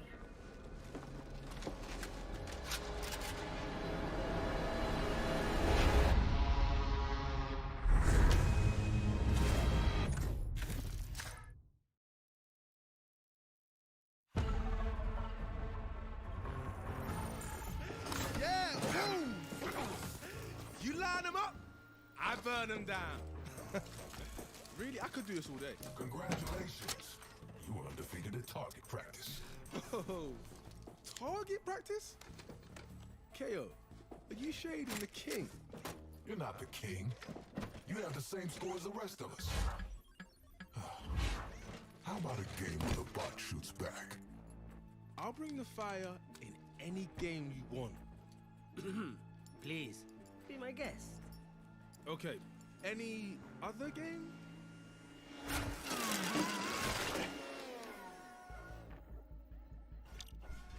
Let's dance. Yeah. Say hello to MaxBot. A perfect blend of tactics and firepower. Now you can train against, well, you. My money's on the machine. You got this, pretty boy.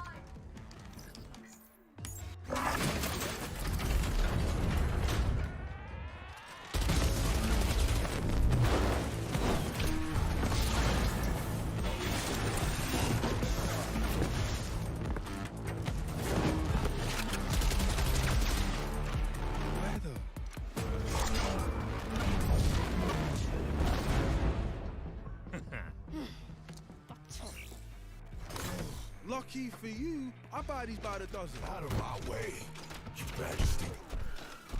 Somebody call the doctor. Machine double on the shoulder. Monster.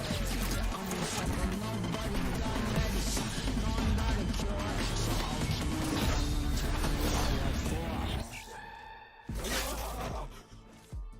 Well, this is embarrassing. I'm stuck with these voices. They're all in my head.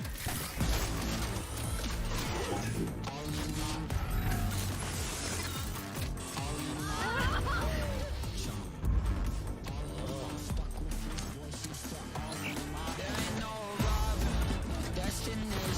Nothing's gonna free me from my imagination.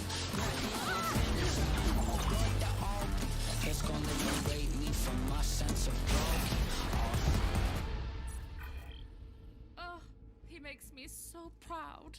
It makes me so rich. Oh, I should have picked this game. Winning requires sacrifice. Not really your style. Hey fam, let's go again. That bot owes me a code.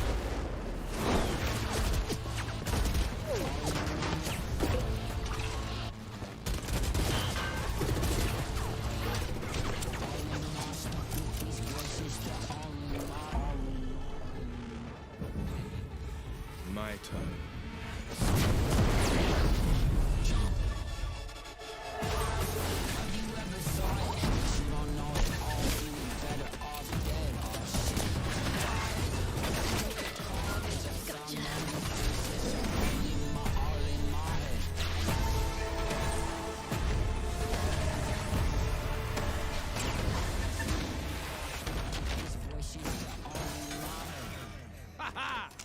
Team Forge, baby!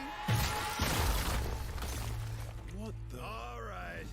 Playtime's over. Ready up! Team Forge?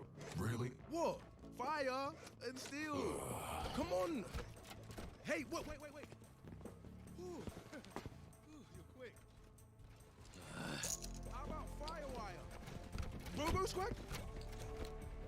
Oh, the Swagger Express. Roaster and Toaster. You know I'm programmed to kill you, right? Oh, and that was a good one.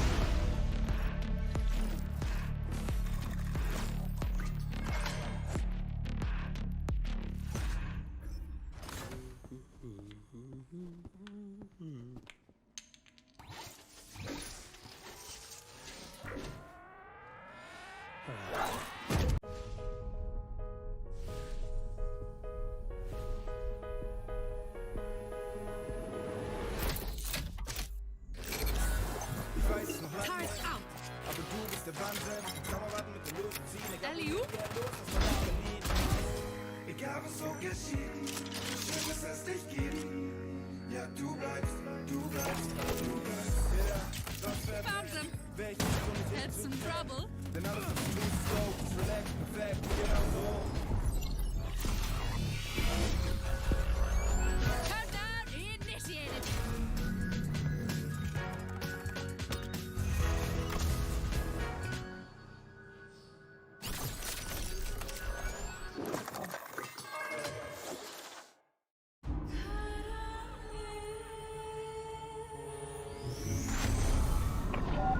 Cipher to all stations. I have a signal. Our blackmailer is headed east. Aeon, this is Sova. Confirm you have target visual. Yep, got him. Ground team, collapse and converge on Sector 4.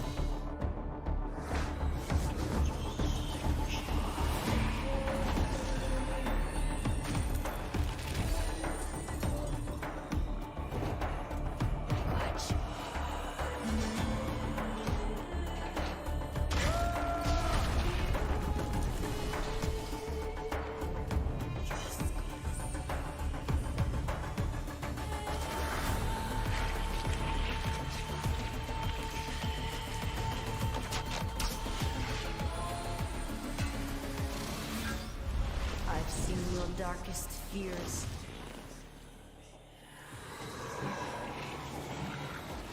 Mine would eat them alive. Covering! Chamber, it's on you!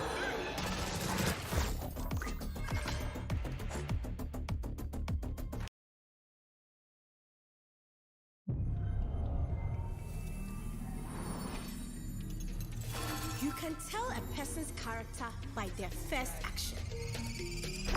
Check me then, eh? It's a bullseye. Only type of light that I ever hide from is red and blue lights. I don't sing their song. I don't. Where you at? Yeah, where you come from? How you own who you wanna become? You dead. Move your body, move a leg.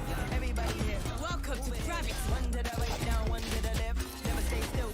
Move again. We saw the beginning and the continuation. Now, the end. We are above them. Anything I want, baby, gonna take that. Anyone I want, so I'm never leaving. Whole team Better with me, luck you could never next break life. that. Protect at all costs, yeah, like a wave cat.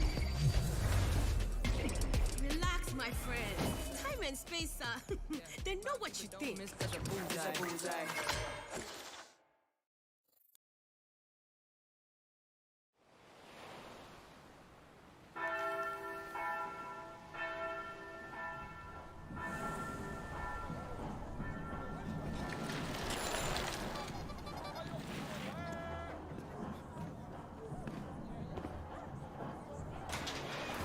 Por isso que eu vou te botar no jeito hoje, viu, Binho? Ô, dó. Já passou da hora, né, pai? Vamos lá.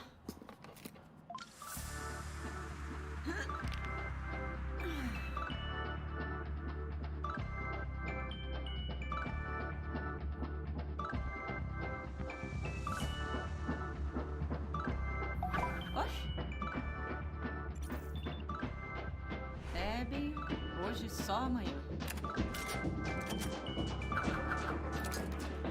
É hora do reggae. Porque toco a fé. Eu vou mandando a fé pela cidade bonita.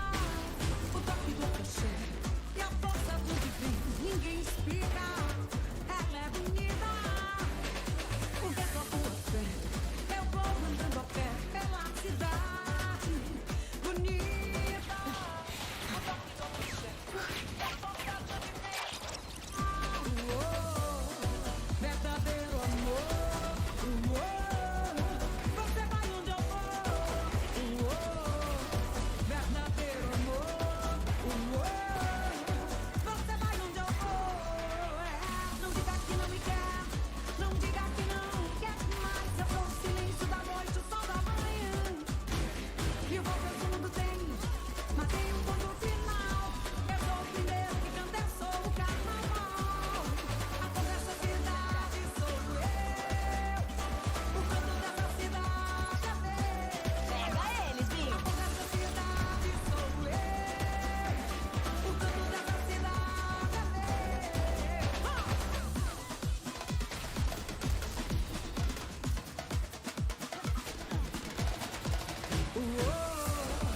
Verdadeiro amor. Você vai onde eu vou. Verdadeiro amor. Você vai onde eu vou. A cor dessa cidade sou eu. O canto dessa cidade é meu. A cor dessa cidade sou eu. O canto dessa cidade é meu.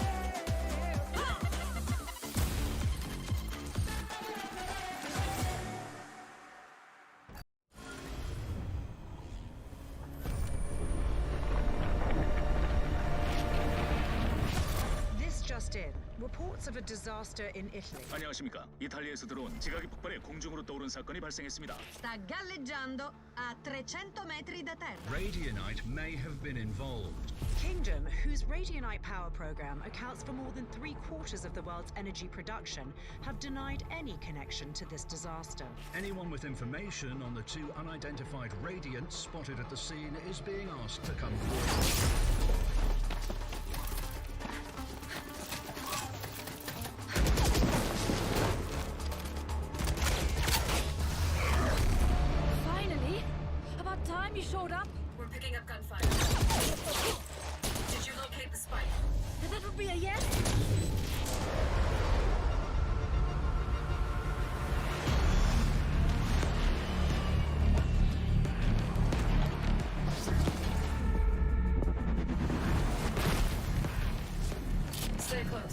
ready.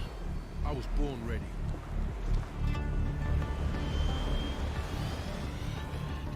This way.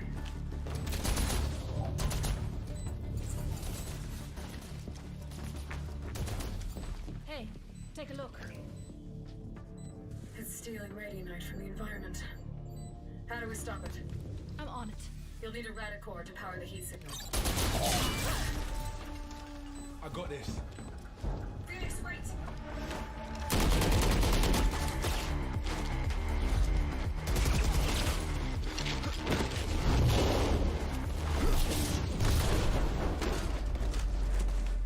Hands up, come on.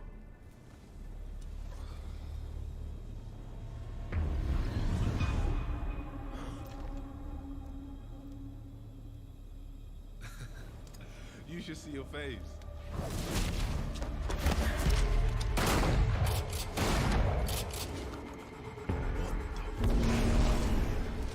Come on. Did you find a power source? Here. Let's go, let's go. But damn!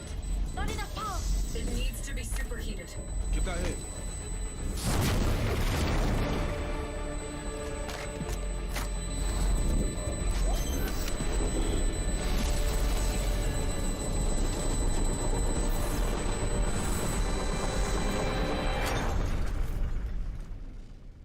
I honestly didn't expect that to work. Really? So, maybe give us a heads up next time? Side secure. We're coming home. That the big man? Tell him I need answers this time. What is your problem? We crushed it! Phoenix got a look in the mirror. How come they look like us? And what do they want our radiant at for? I'll talk to Brimstone. It's time we filled you in.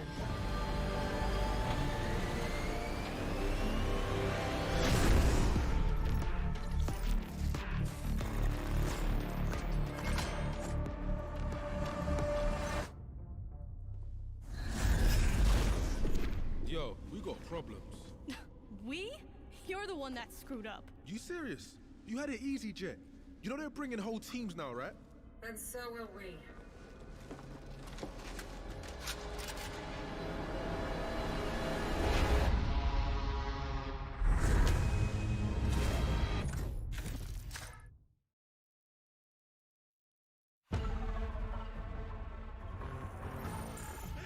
Yeah, boom! You line them up, I burn them down. Really, I could do this all day. Congratulations. You were undefeated at target practice. Oh, target practice? KO, are you shading the king? You're not the king. You have the same score as the rest of us. How about a game where the bot shoots back? I'll bring the fire in any game you want. Please, be my guest. Okay, any other game?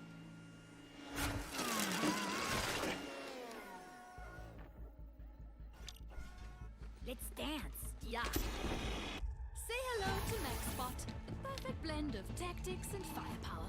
Now you can train against, well, you. My money's on the machine. You got this, pretty boy.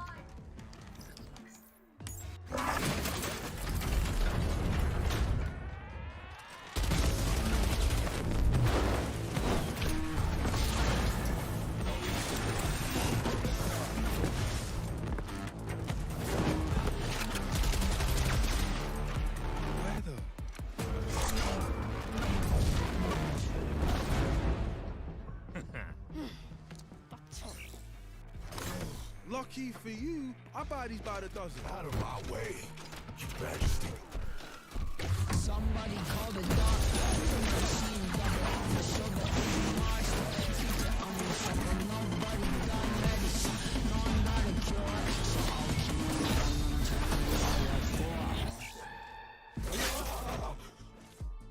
Well, this is embarrassing. I'm stuck with these voices, they're all in mine. All in mine.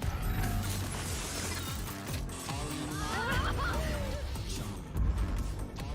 Stuck with these voices, they're all in mine. destination. Nothing's gonna free me from my imagination. It's gonna liberate me from my sense of broken. Oh, he makes me so proud. It makes me so rich. Oh, I should have picked this game. Winning requires sacrifice. That's really your style. Hey fam, let's go again. That bot owes me a coat.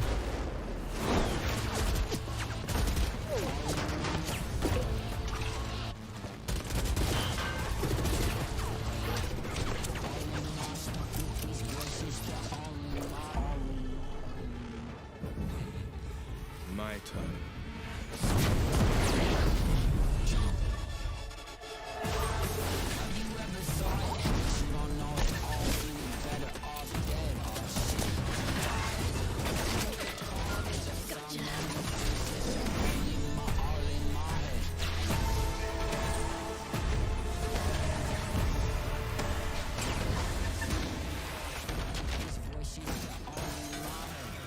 Haha! Team Forge, baby! What the? All right. Playtime's over. Ready up! Team Forge? Really? What? Fire and steel. Come on. Hey, wait. Ooh. You're quick. How about Firewire? Robo Squad? Oh, the Swagger Express. Roaster and Toaster. You know I'm programmed to kill you, right? Come on, that was a good one.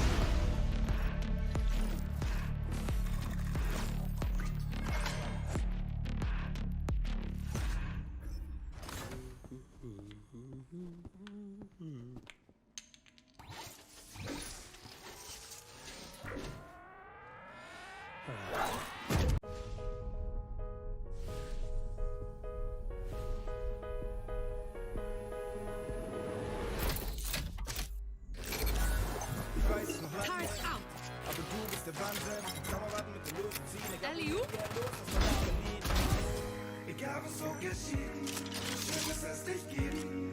Ja, du bleibst. Found them. Had some trouble.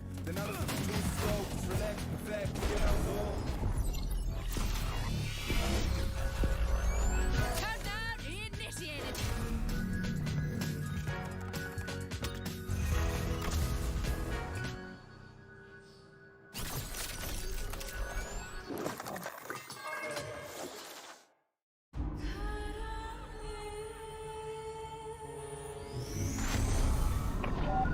Cipher to all stations.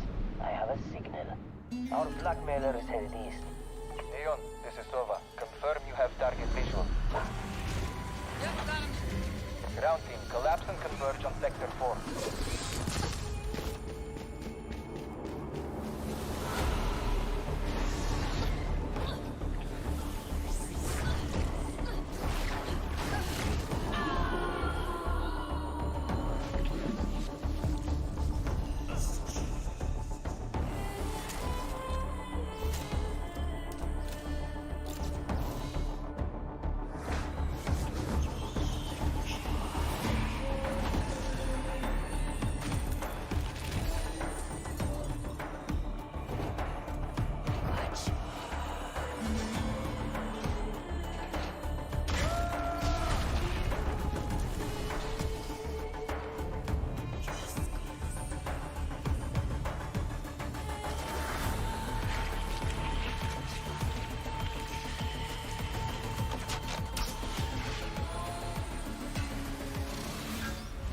I've seen your darkest fears.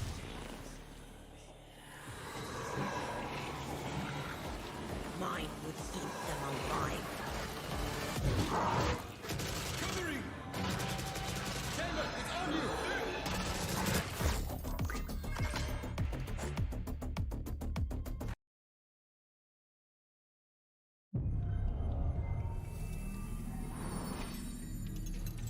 You can tell a person's character by their first action. Check me then, eh? It's a bullseye. Only type of light that I ever hide from. Cause I'm red and blue lights, I don't sing their song. I don't. Where you at, yeah, where you come from? Lost enough. Who you wanna become? You dead. Move your body, move a leg. Everybody here. Welcome to gravity. One to the right, down, one to the left. Never stay still. Move again. We saw the beginning and the continuation. Now, the end. We are above them. Anything I want, baby, gonna take that. Do what I want, so I'll never leave that. Whole team Better with me, luck could never next break life. that. Protect at all costs, yeah, like a wave cat. Relax, my friend. Time and space, they know what you think. It's a bullseye.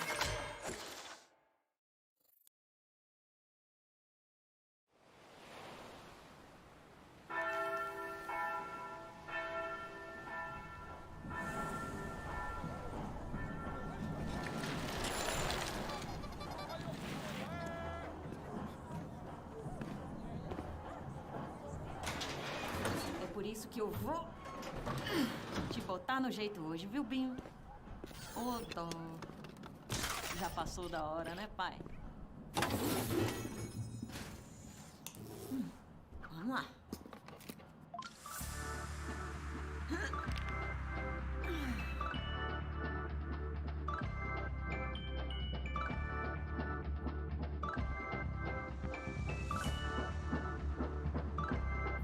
Oxe.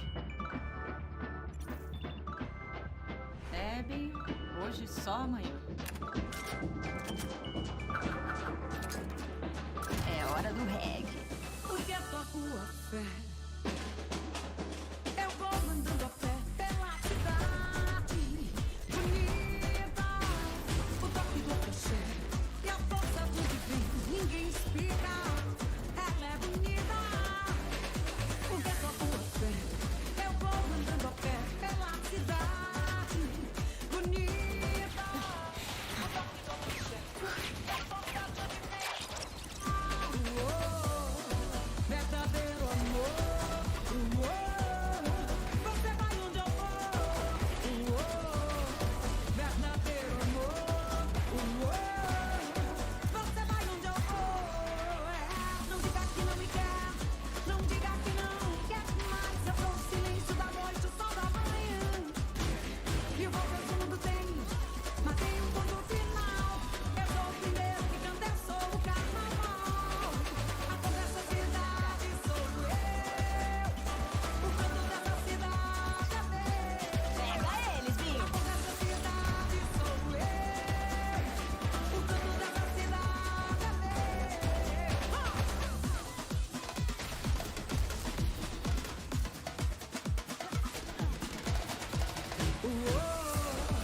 Verdadeiro amor,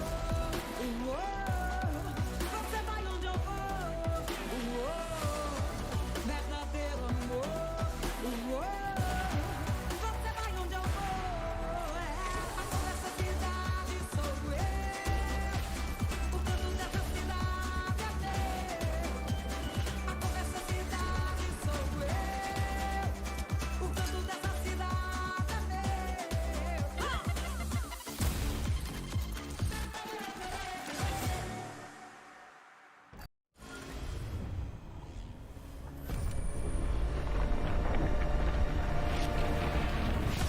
This just in. Reports of a disaster in Italy. 안녕하십니까. 이탈리아에서 들어온 지각이 폭발해 공중으로 떠오른 사건이 발생했습니다. Sta galleggiando a 300 metri da terra. Radionite may have been involved. Kingdom, whose Radionite power program accounts for more than 3/4 of the world's energy production, have denied any connection to this disaster. Anyone with information on the two unidentified radiants spotted at the scene is being asked to come forward.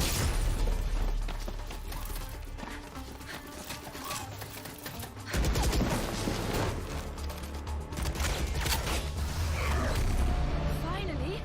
About time you showed up. We're picking up gunfire. Did you locate the spike? That would be a yes.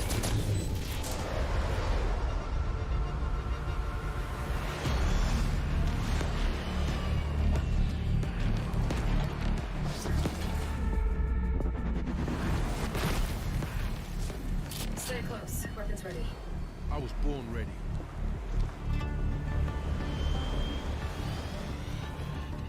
This way.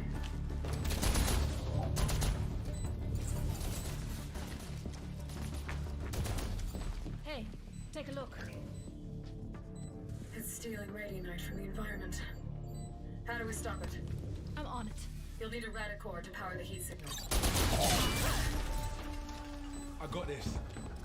Phoenix, wait!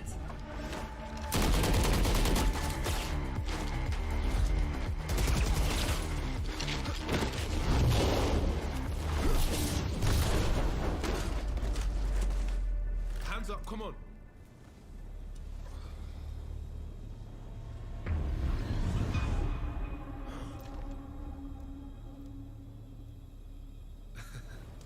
You should see your face.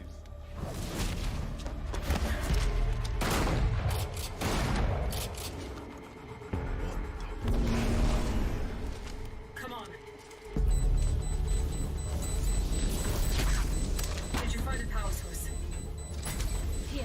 Let's go, let's go. But not enough power. It needs to be superheated. Get that hit.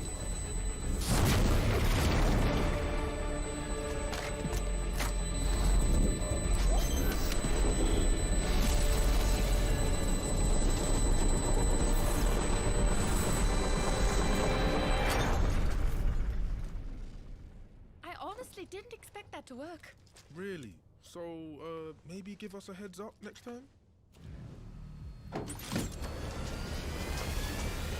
Sign secure. We're coming home. That the big man?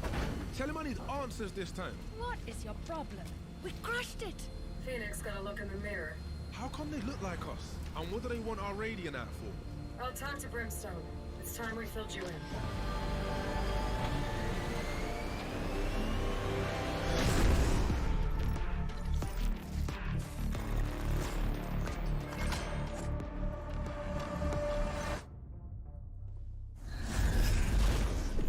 Yo, we got problems. We? You're the one that screwed up. You serious? You had it easy, Jet. You know they're bringing whole teams now, right? And so will we.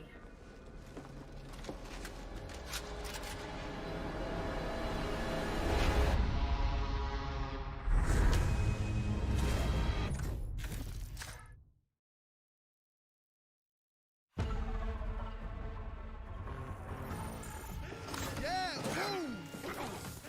You line them up, I burn them down.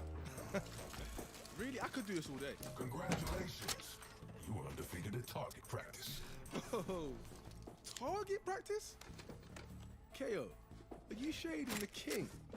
You're not the king. You have the same score as the rest of us.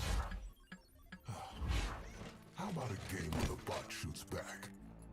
I'll bring the fire in any game you want. Please, be my guest. Okay, any other game?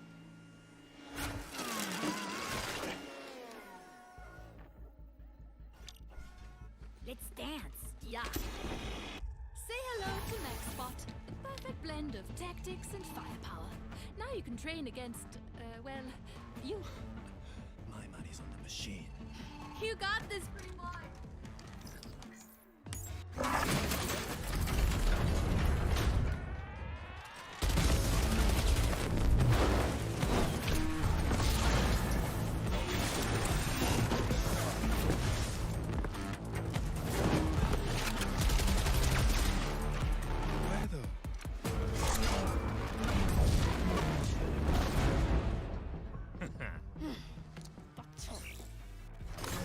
Lucky for you, I buy these by the dozen. Out of my way, Your Majesty. Somebody call the doctor.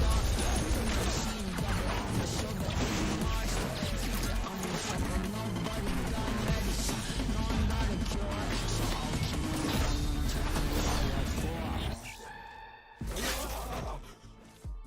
Well, this is embarrassing.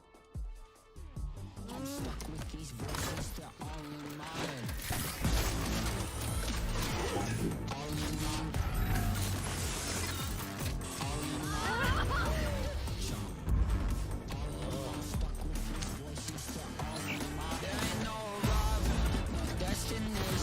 nothing's gonna free me from my imagination.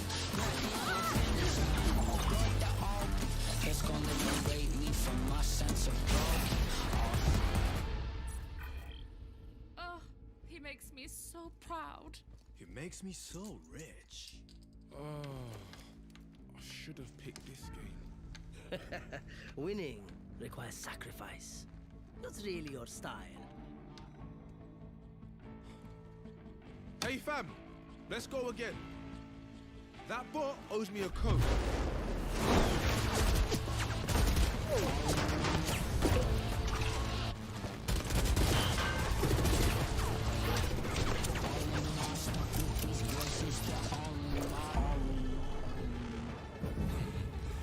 My turn.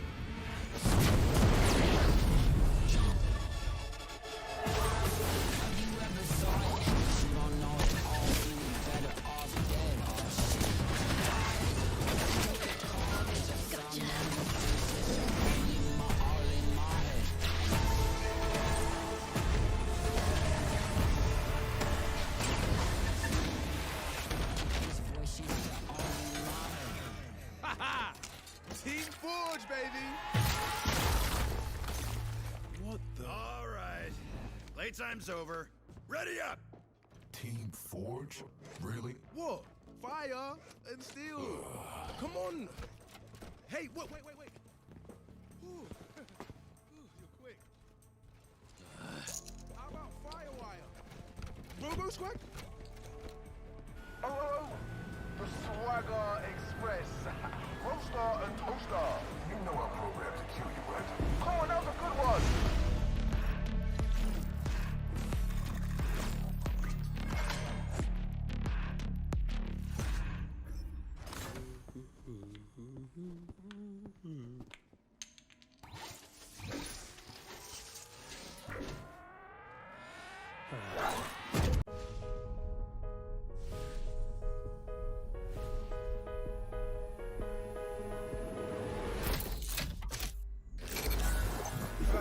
Turret out. Alley-oop. Egal was so geschieht, schön, dass es dich gibt. Ja, du bleibst. Found them. Had some trouble.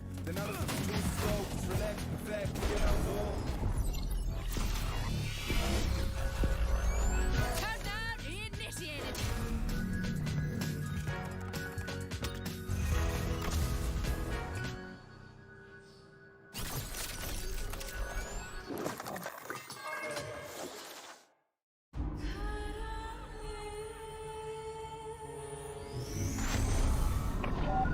Cipher to all stations. I have a signal. Our blackmailer is headed east. Aeon, this is Sova. Confirm you have target visual. Yep, got him. Ground team, collapse and converge on Sector 4.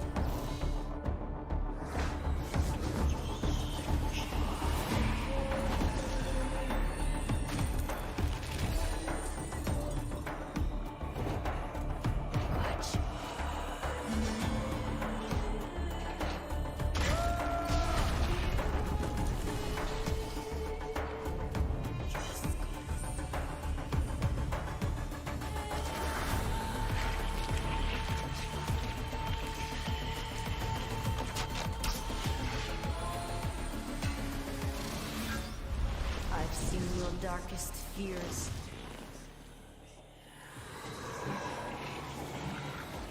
Mine would eat them alive. Covering! Chamber, it's on you!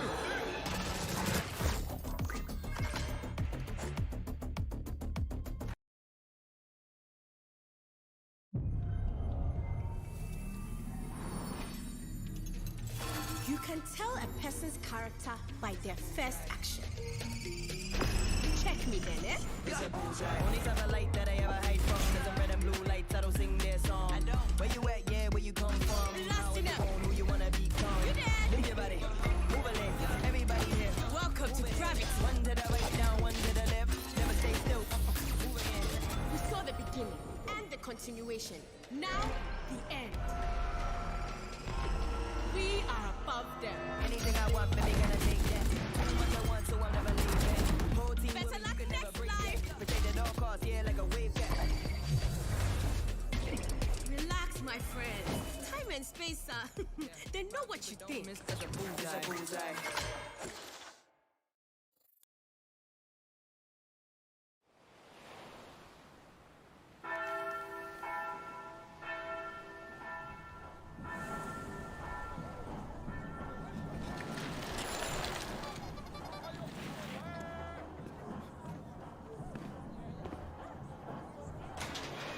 É por isso que eu vou te botar no jeito hoje, viu, Binho? Ô, dó. Já passou da hora, né, pai? Vamos lá.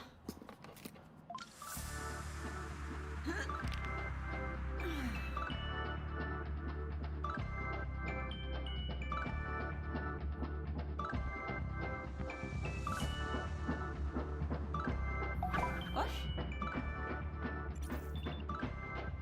Bebe, hoje só amanhã. É hora do reggae. Porque toco a fé. Eu vou andando a pé pela cidade bonita. O toque do cachê e a força do divino. Ninguém explica. Ela é bonita. Porque toco a fé. Eu vou andando a pé pela cidade bonita. O toque do cachê e a força do divino. Verdadeiro amor. Você vai onde eu vou. Verdadeiro amor. Você vai onde eu vou. Não diga que não me quer. Não diga que não quer mais. Eu sou o silêncio da noite, o sol da manhã. E você tudo tem, mas tem um ponto final. Eu sou o primeiro que canta, eu sou o carnaval. A cor dessa cidade sou eu.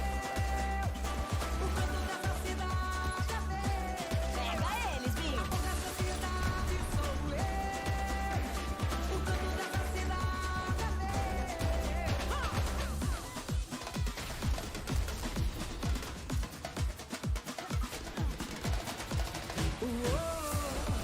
Verdadeiro amor. Você vai onde eu vou. Verdadeiro amor. Você vai onde eu vou. A cor dessa cidade sou eu. O canto dessa cidade é meu. A cor dessa cidade sou eu. O canto dessa cidade é meu.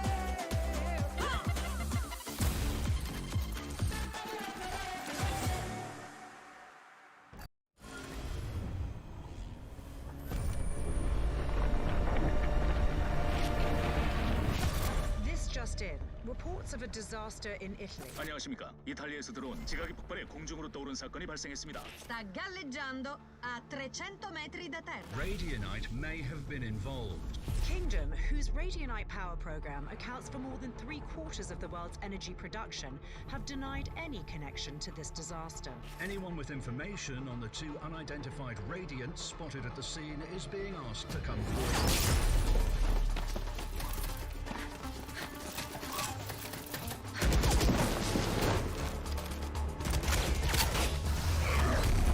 Finally! About time you showed up. We're picking up gunfire. Did you locate the spike? That would be a yes?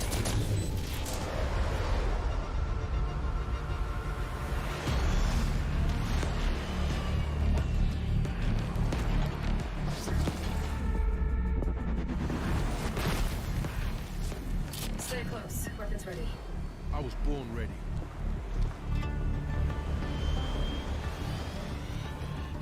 This way.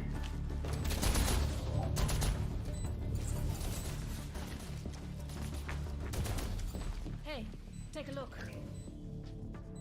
It's stealing radianite from the environment. How do we stop it? I'm on it. You'll need a radicore to power the heat signal. I got this. Phoenix, wait!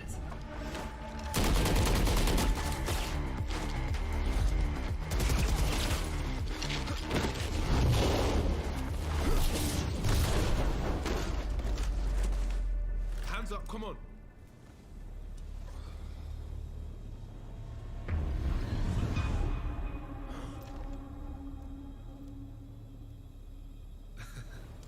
You should see your face.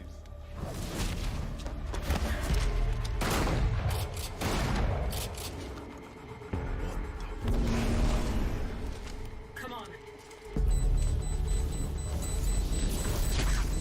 Did you find a power source? Here. Let's go, let's go. But not enough power. It needs to be superheated. Get that here.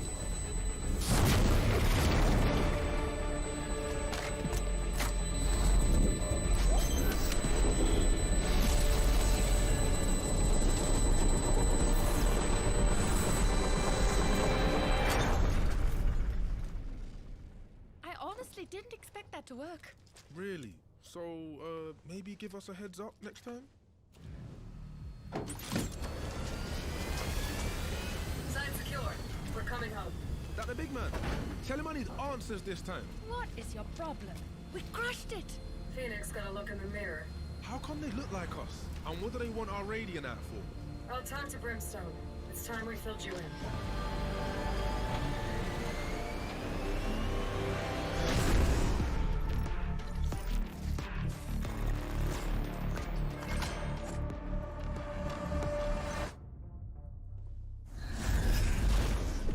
Yo, we got problems.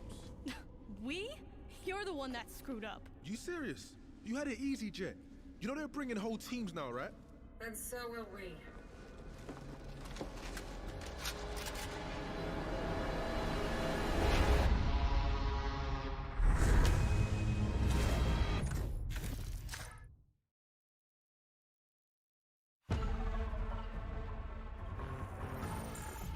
Yeah, boom! You line them up, I burn them down. Really, I could do this all day. Congratulations. You were undefeated at target practice. Oh, target practice? KO, are you shading the king? You're not the king. You have the same score as the rest of us. How about a game where the bot shoots back? I'll bring the fire in any game you want. Please, be my guest. Okay, any other game?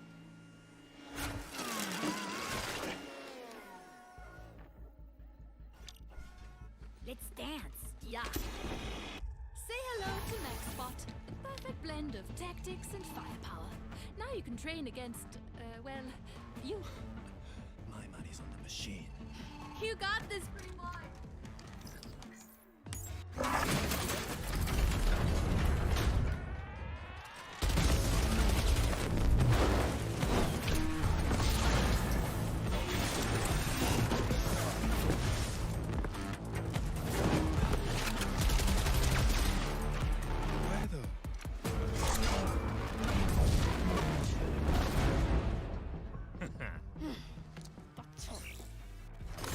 Lucky for you, I buy these by the dozen. Out of my way, Your Majesty. Somebody call the doctor. Machine double on the shoulder. Monster. Teacher on the shoulder. Nobody got medicine. No, I'm not a cure. So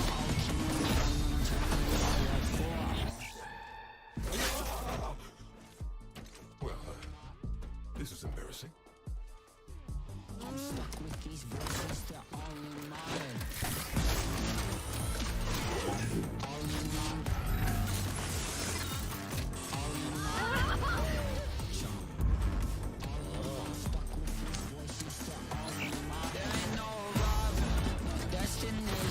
Nothing's gonna free me from my imagination.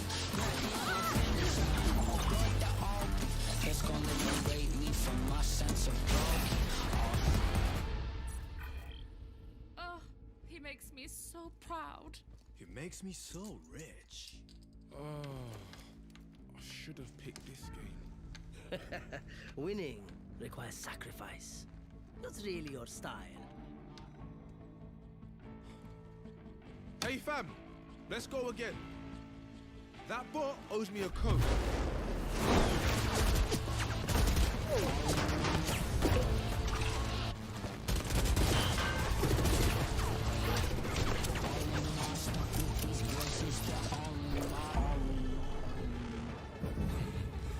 My turn.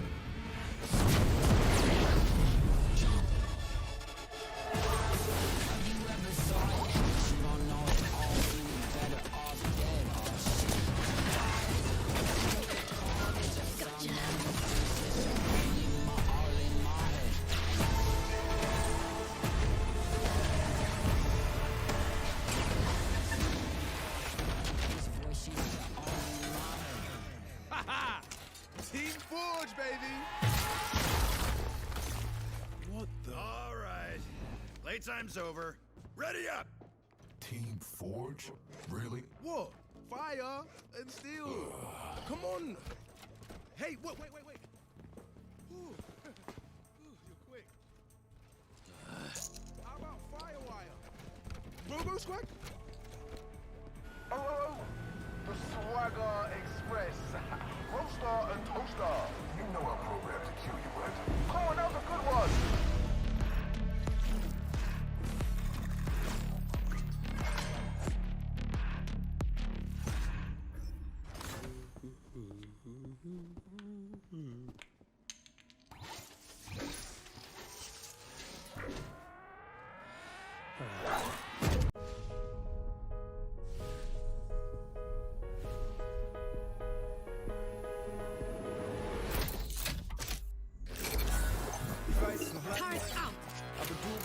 Turret out. Alley-oop. Egal was so geschieht, schön, dass es dich gibt. Ja, du bleibst. Found them. Had some trouble.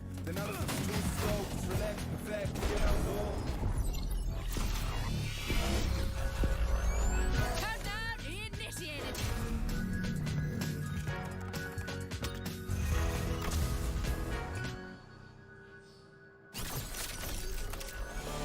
How good is that? A spot, obviously, in the APAC playoffs. There is opportunity in this world of Valorant for Oceania teams to do some damage. Tony, I am feeling absolutely ecstatic with the matchups before us tonight. Order. Has the CP to safety. Yeah, that's the right play. And Maple, you got to send. Oh my god, Maple! Honey Badgers. Oh no, look at the balls on Fulvers. Doesn't even care. Fun Crew. Andy, he's got the knives to play with. There's the first, the reset comes through. But the third, maybe even the fourth. He's going to dash away to safety. Cat Girls. And now 2v1. Oh my god, swirl. Bonkers. But Jesse stops it in his tracks. Nice hacks pulling through as well. Rain. 3 in the round so far. Looking for more. Maestro, absolutely team. Mind Freak. Forks in the swing in. Danny Boy clutches. Bobo. Slate Dragon is going to be prepared with a tour de force. Woo! Peeking through the poison wall there. And they might find a bit more. Dragon pulling through for all of them. Oh my god.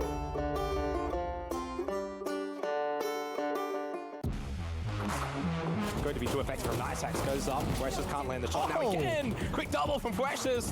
Just came over the top, has a nice line. There's the ping. See you later, sicko. And another as well, Cloxy. Texter, another frag to be found. Cream, he's in such an awkward spot, but he's going to light up the collateral. That's a tang coming through from, I think, the camera.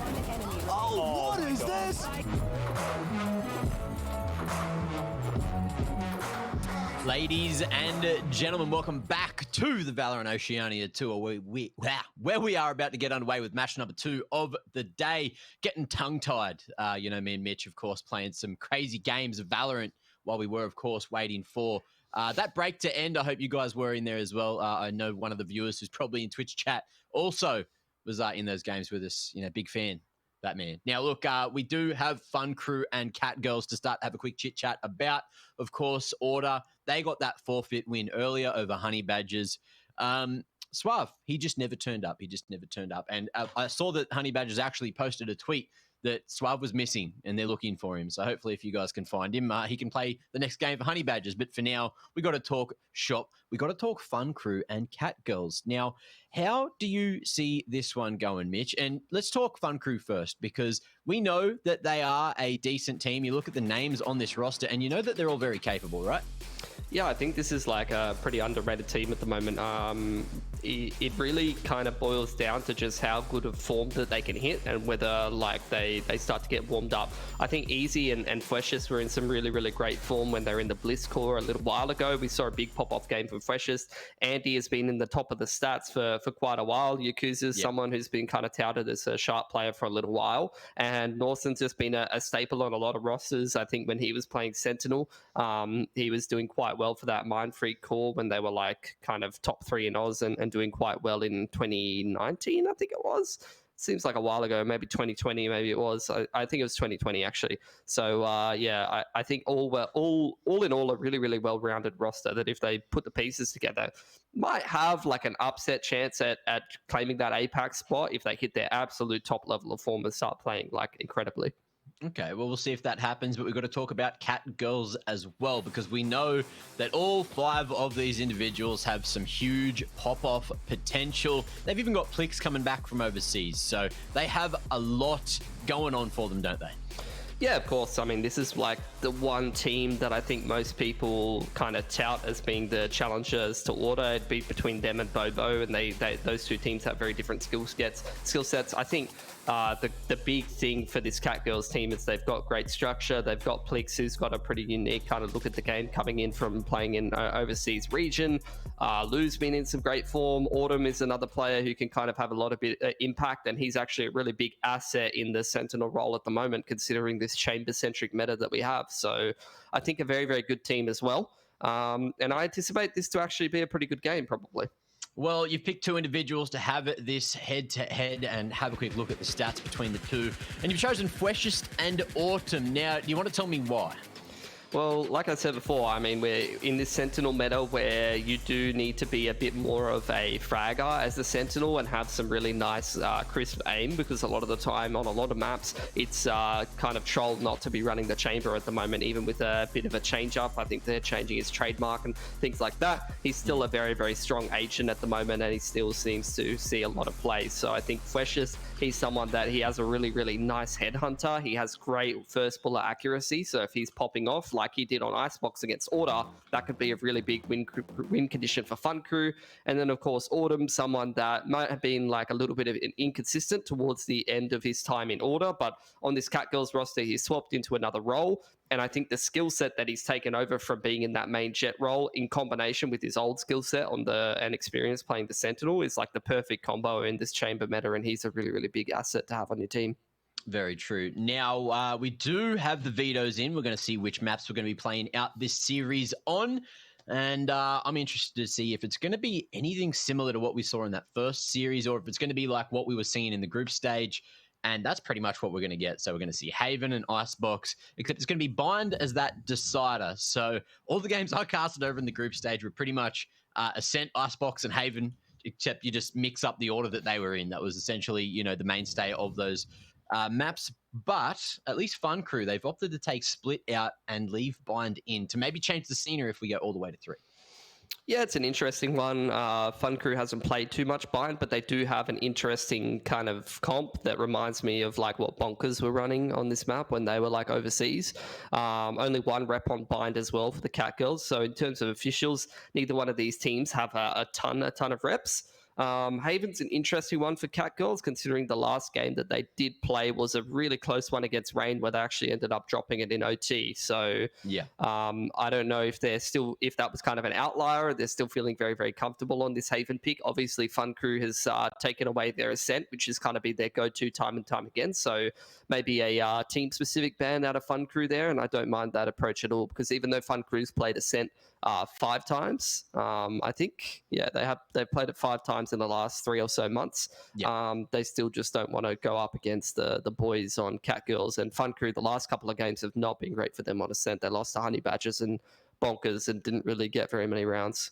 Well, I think it's understandable, right? You know, Ascent, it's it's my favorite map, but I believe, Cat Girls, they would just maybe tear them apart on it. Just knowing that they're also individually mechanically gifted players, it's going to be hard for Fun Crew to really go toe-to-toe with them on that map. Haven, I feel like that's going to give them more of a chance. I still can't get my head around Haven. The fact that, there is 3 bomb sites.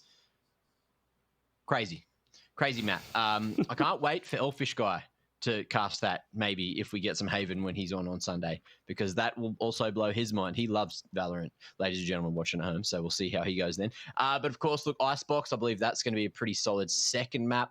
Fun Crew getting that choice in there.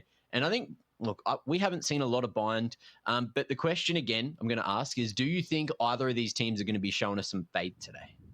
Fade?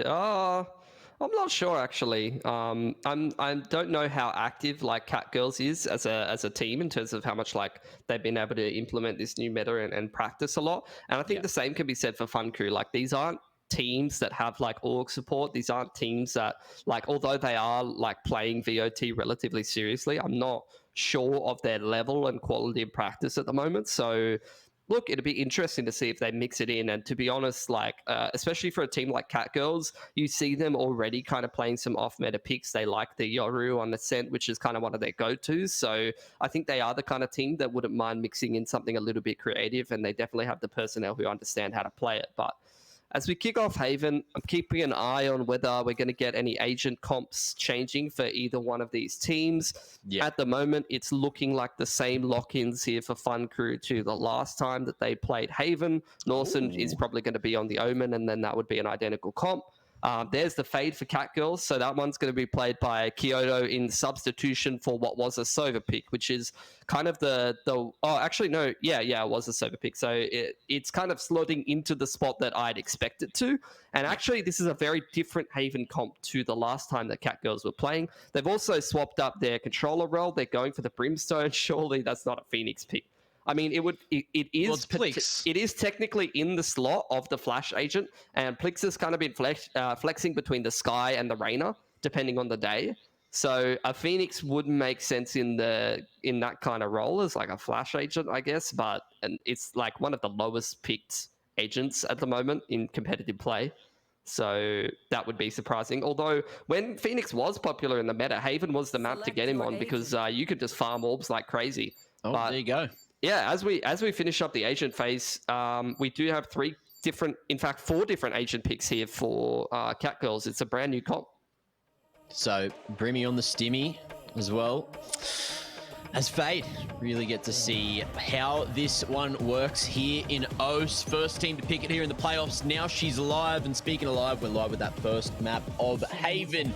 For the second match of the night, we didn't actually get to watch the first match. Big forfeit win for Order.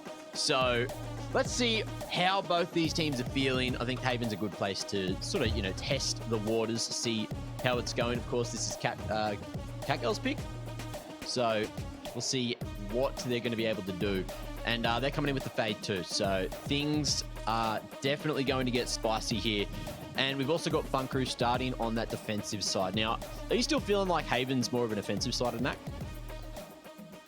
Yeah, I think it is. I mean, like, just naturally. On the defense, you have to be a little bit more active. But in this old, as you can see, the changes for Chamber haven't quite come through, which really helps out. You can have such global presence across the map with the Chamber. So the trademarks on this map are so invaluable. You can hold so much map control with just those 2 trademarks and the TP. And that's what you're going to see Fun Crew really leaning on here. It's going to be aggression and info gathering towards Garage and C. Flesh is just going to play retake on that A side of the map, see if he can get some quick little headhunter taps in there. But in the meanwhile, this could be a nicely timed push by Yakuza.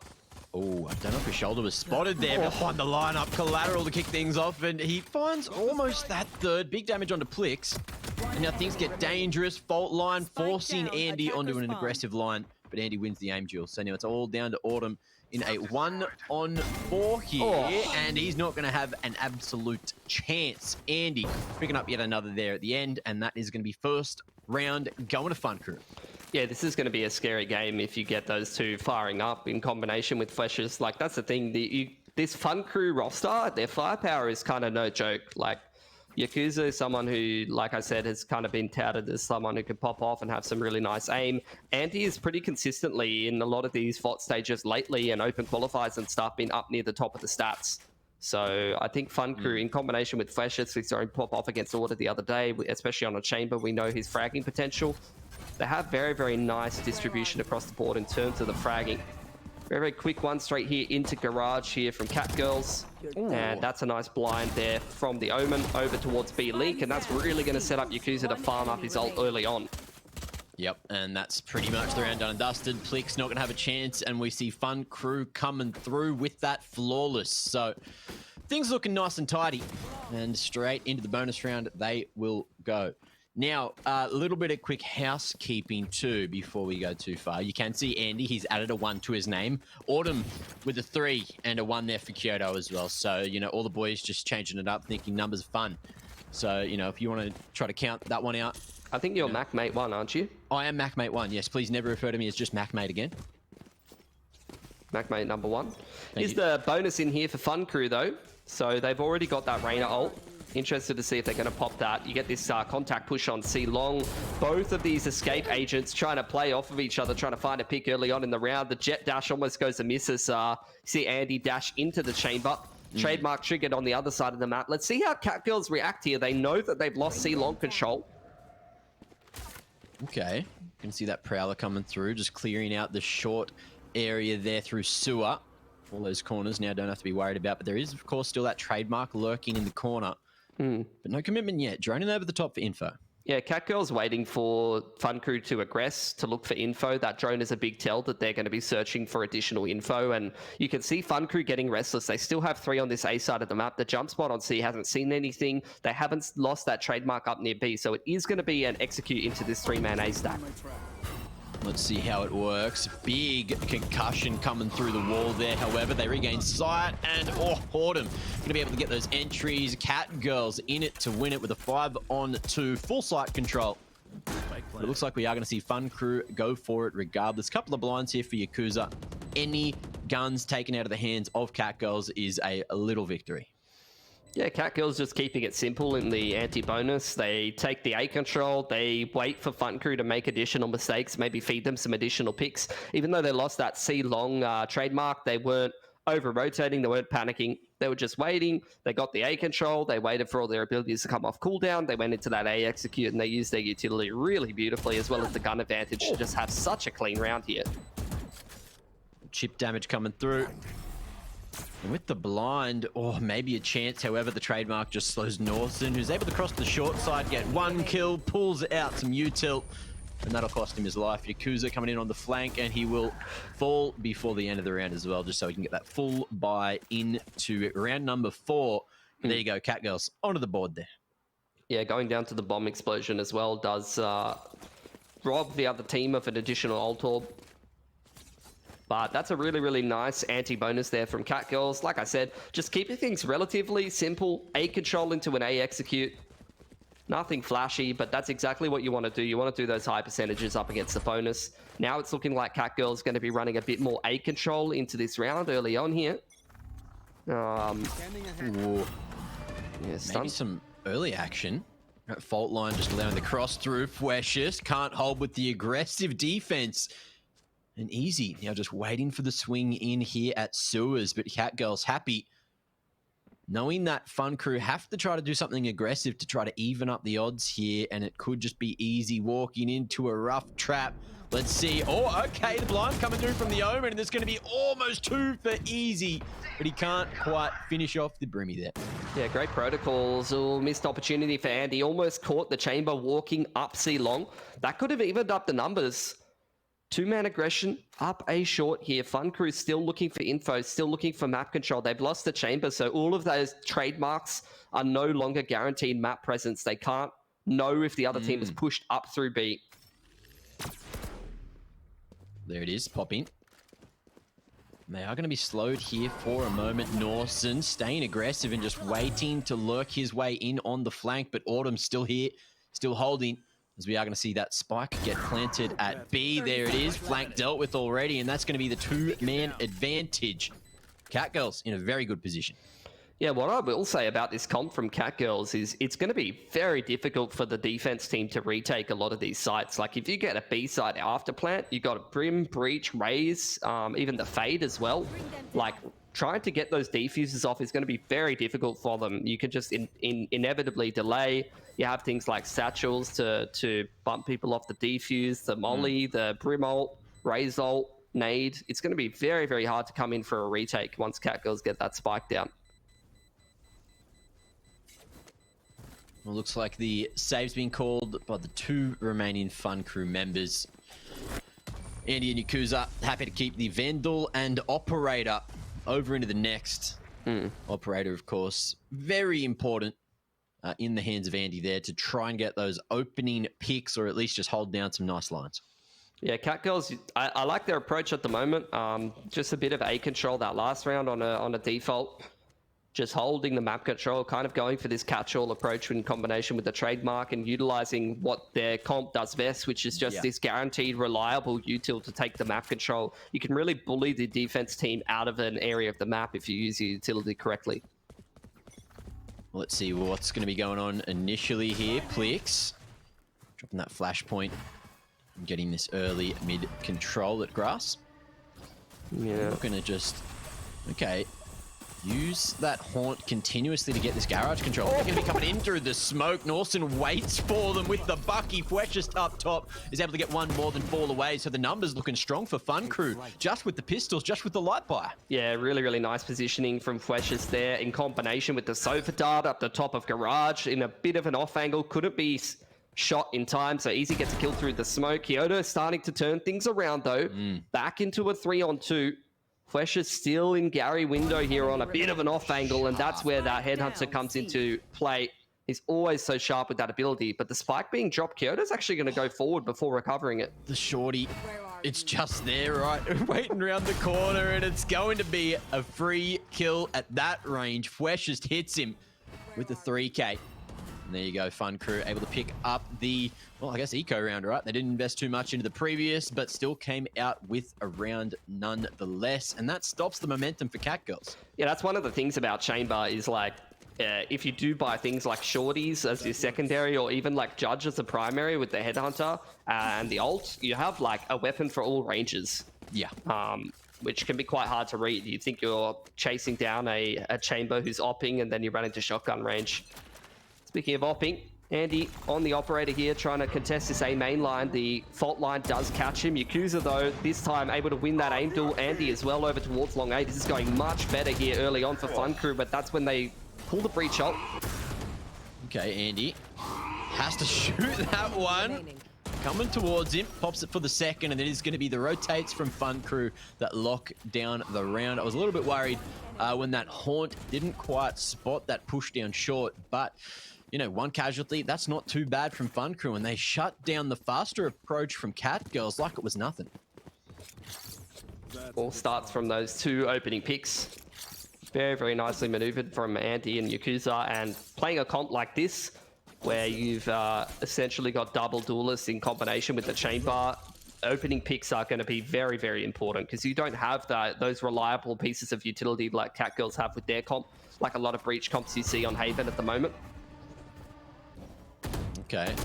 Looks like he was tagged by it, but he's happy just to tailwind away after the pick. Aggression still coming through from Catgirls, and there it is. 1 re-peak. Too many from Andy.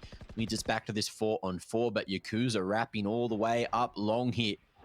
Who's going to win this one? Swirl holds his own offline, and it's just going to be a battle of patience for now. Yeah, might be waiting for some piece of Fade utility here.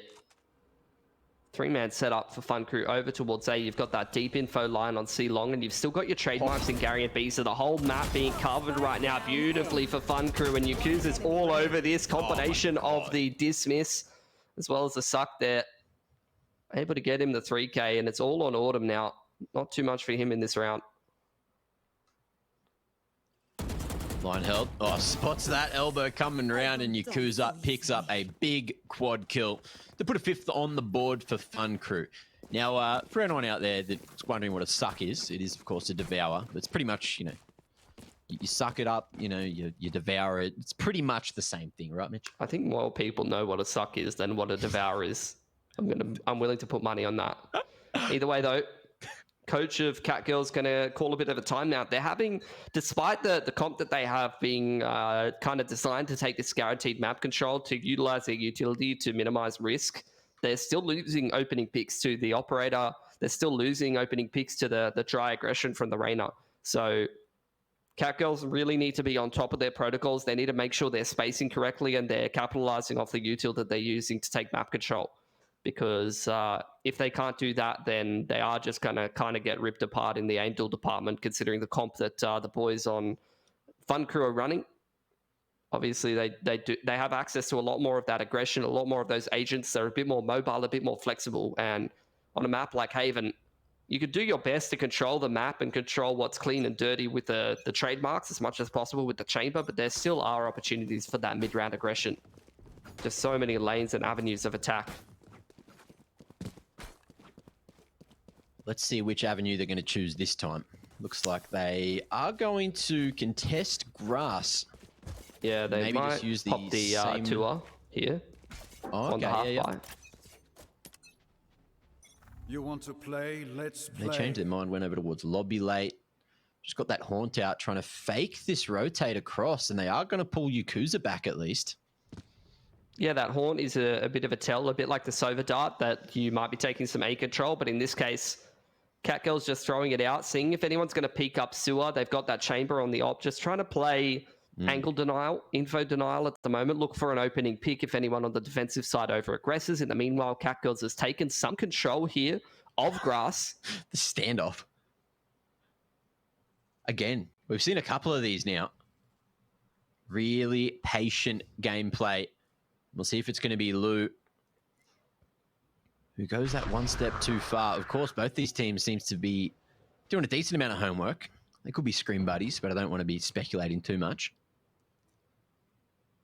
Looks like we're going to kick off a C split here. Or no, you're going to start getting on that B line with the operator. They're starting to move back. Fun Crew have kind of rotated across. Do have this fade ult and the Brimmy ult. Finally, we're going to get this. No, it's going to be the Roomba. That is actually going to push Freshest off the line, but after all said and done, now that the Haunt's back online, we are going to get the fault line into B and a bit of a B execute. Okay, Swirl going to be just trying to hop across. It pops the trademark and the gun barrel spotted through the wall. Autumn able to connect there, Lou as well. Yeah. A headshot found with the Sheriff, and this is looking good for this mid-bite. This round's done. Like, due to the aftershock, you've got the chamber ult, you've got the Brim ult. There's no way they're completing this retake. Oh, but Freshest. Okay. Not going to be able to readjust in time to pick up those kills. Andy's position's known, and I am sure that Catgirls want to get the operator out of his hands, but he's going to make it costly. Is that first? Jumping up. Plix falls as well, and Andy peeks into two. The 2 to 4 is going to be too strong from Autumn there. And that sniper rifle is going to be that little more powerful this time.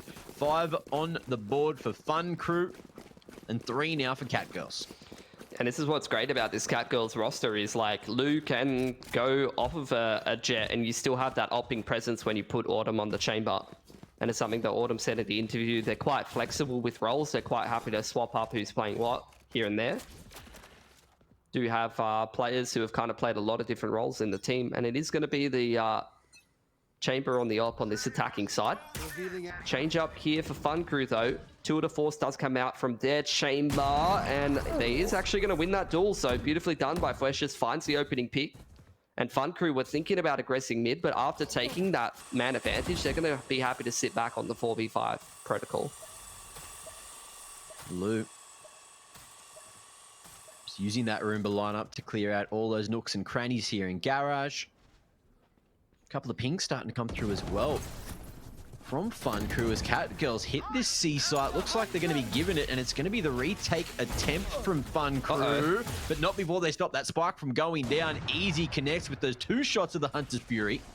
And now again, with the paranoia, they're just waiting for the flood to come through. Kyoto, he's got some util to use as well. Drops that fade ult, and things get awkward. Things get scary now, as we are going to see it come all the way down to Plix, who can't connect. It's easy for 3 in the round on the retake. Thanks. And that is going to be a 6th up on the board for Fun Crew. Yeah, really, really nice retake there for Fun Crew.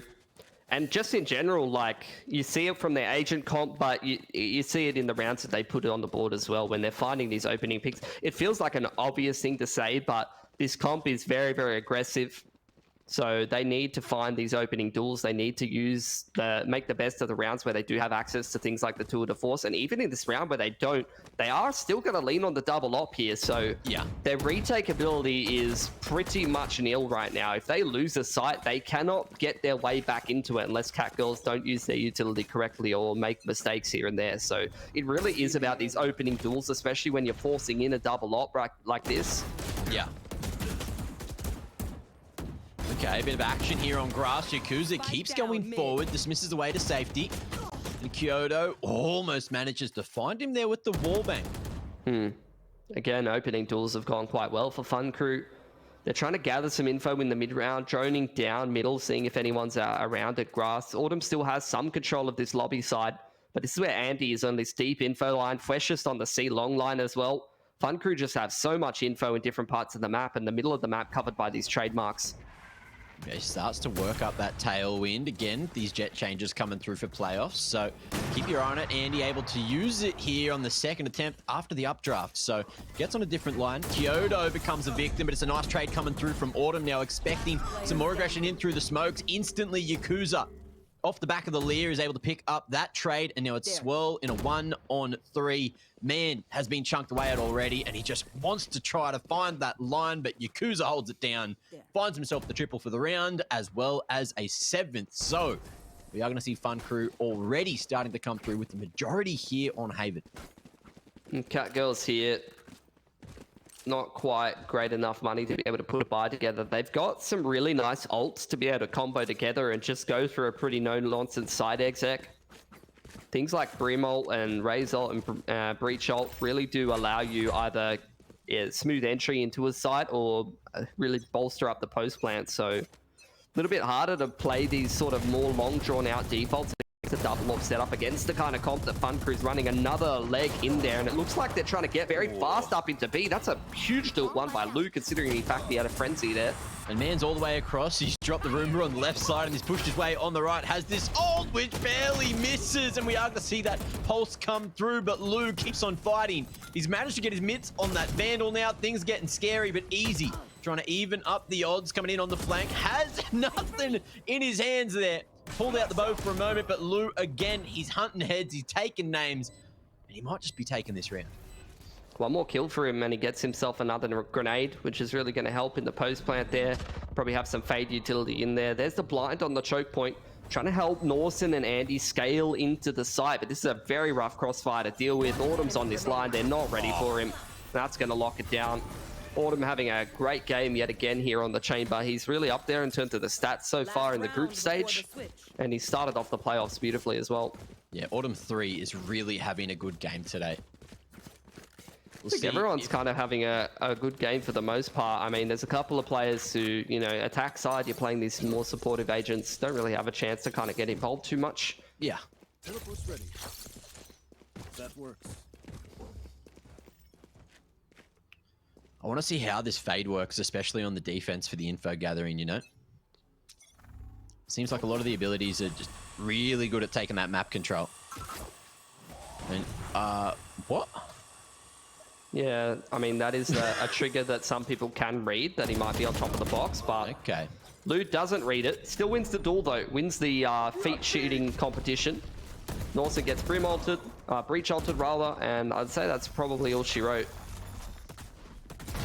Let's see. Okay, Easy going to be finding Plix there in the corner. Man's gone very aggressive, but the trade comes through from Kyoto. So now in the 2-on-4, it's the final round of the half. Fun Crew going to be going for this one regardless.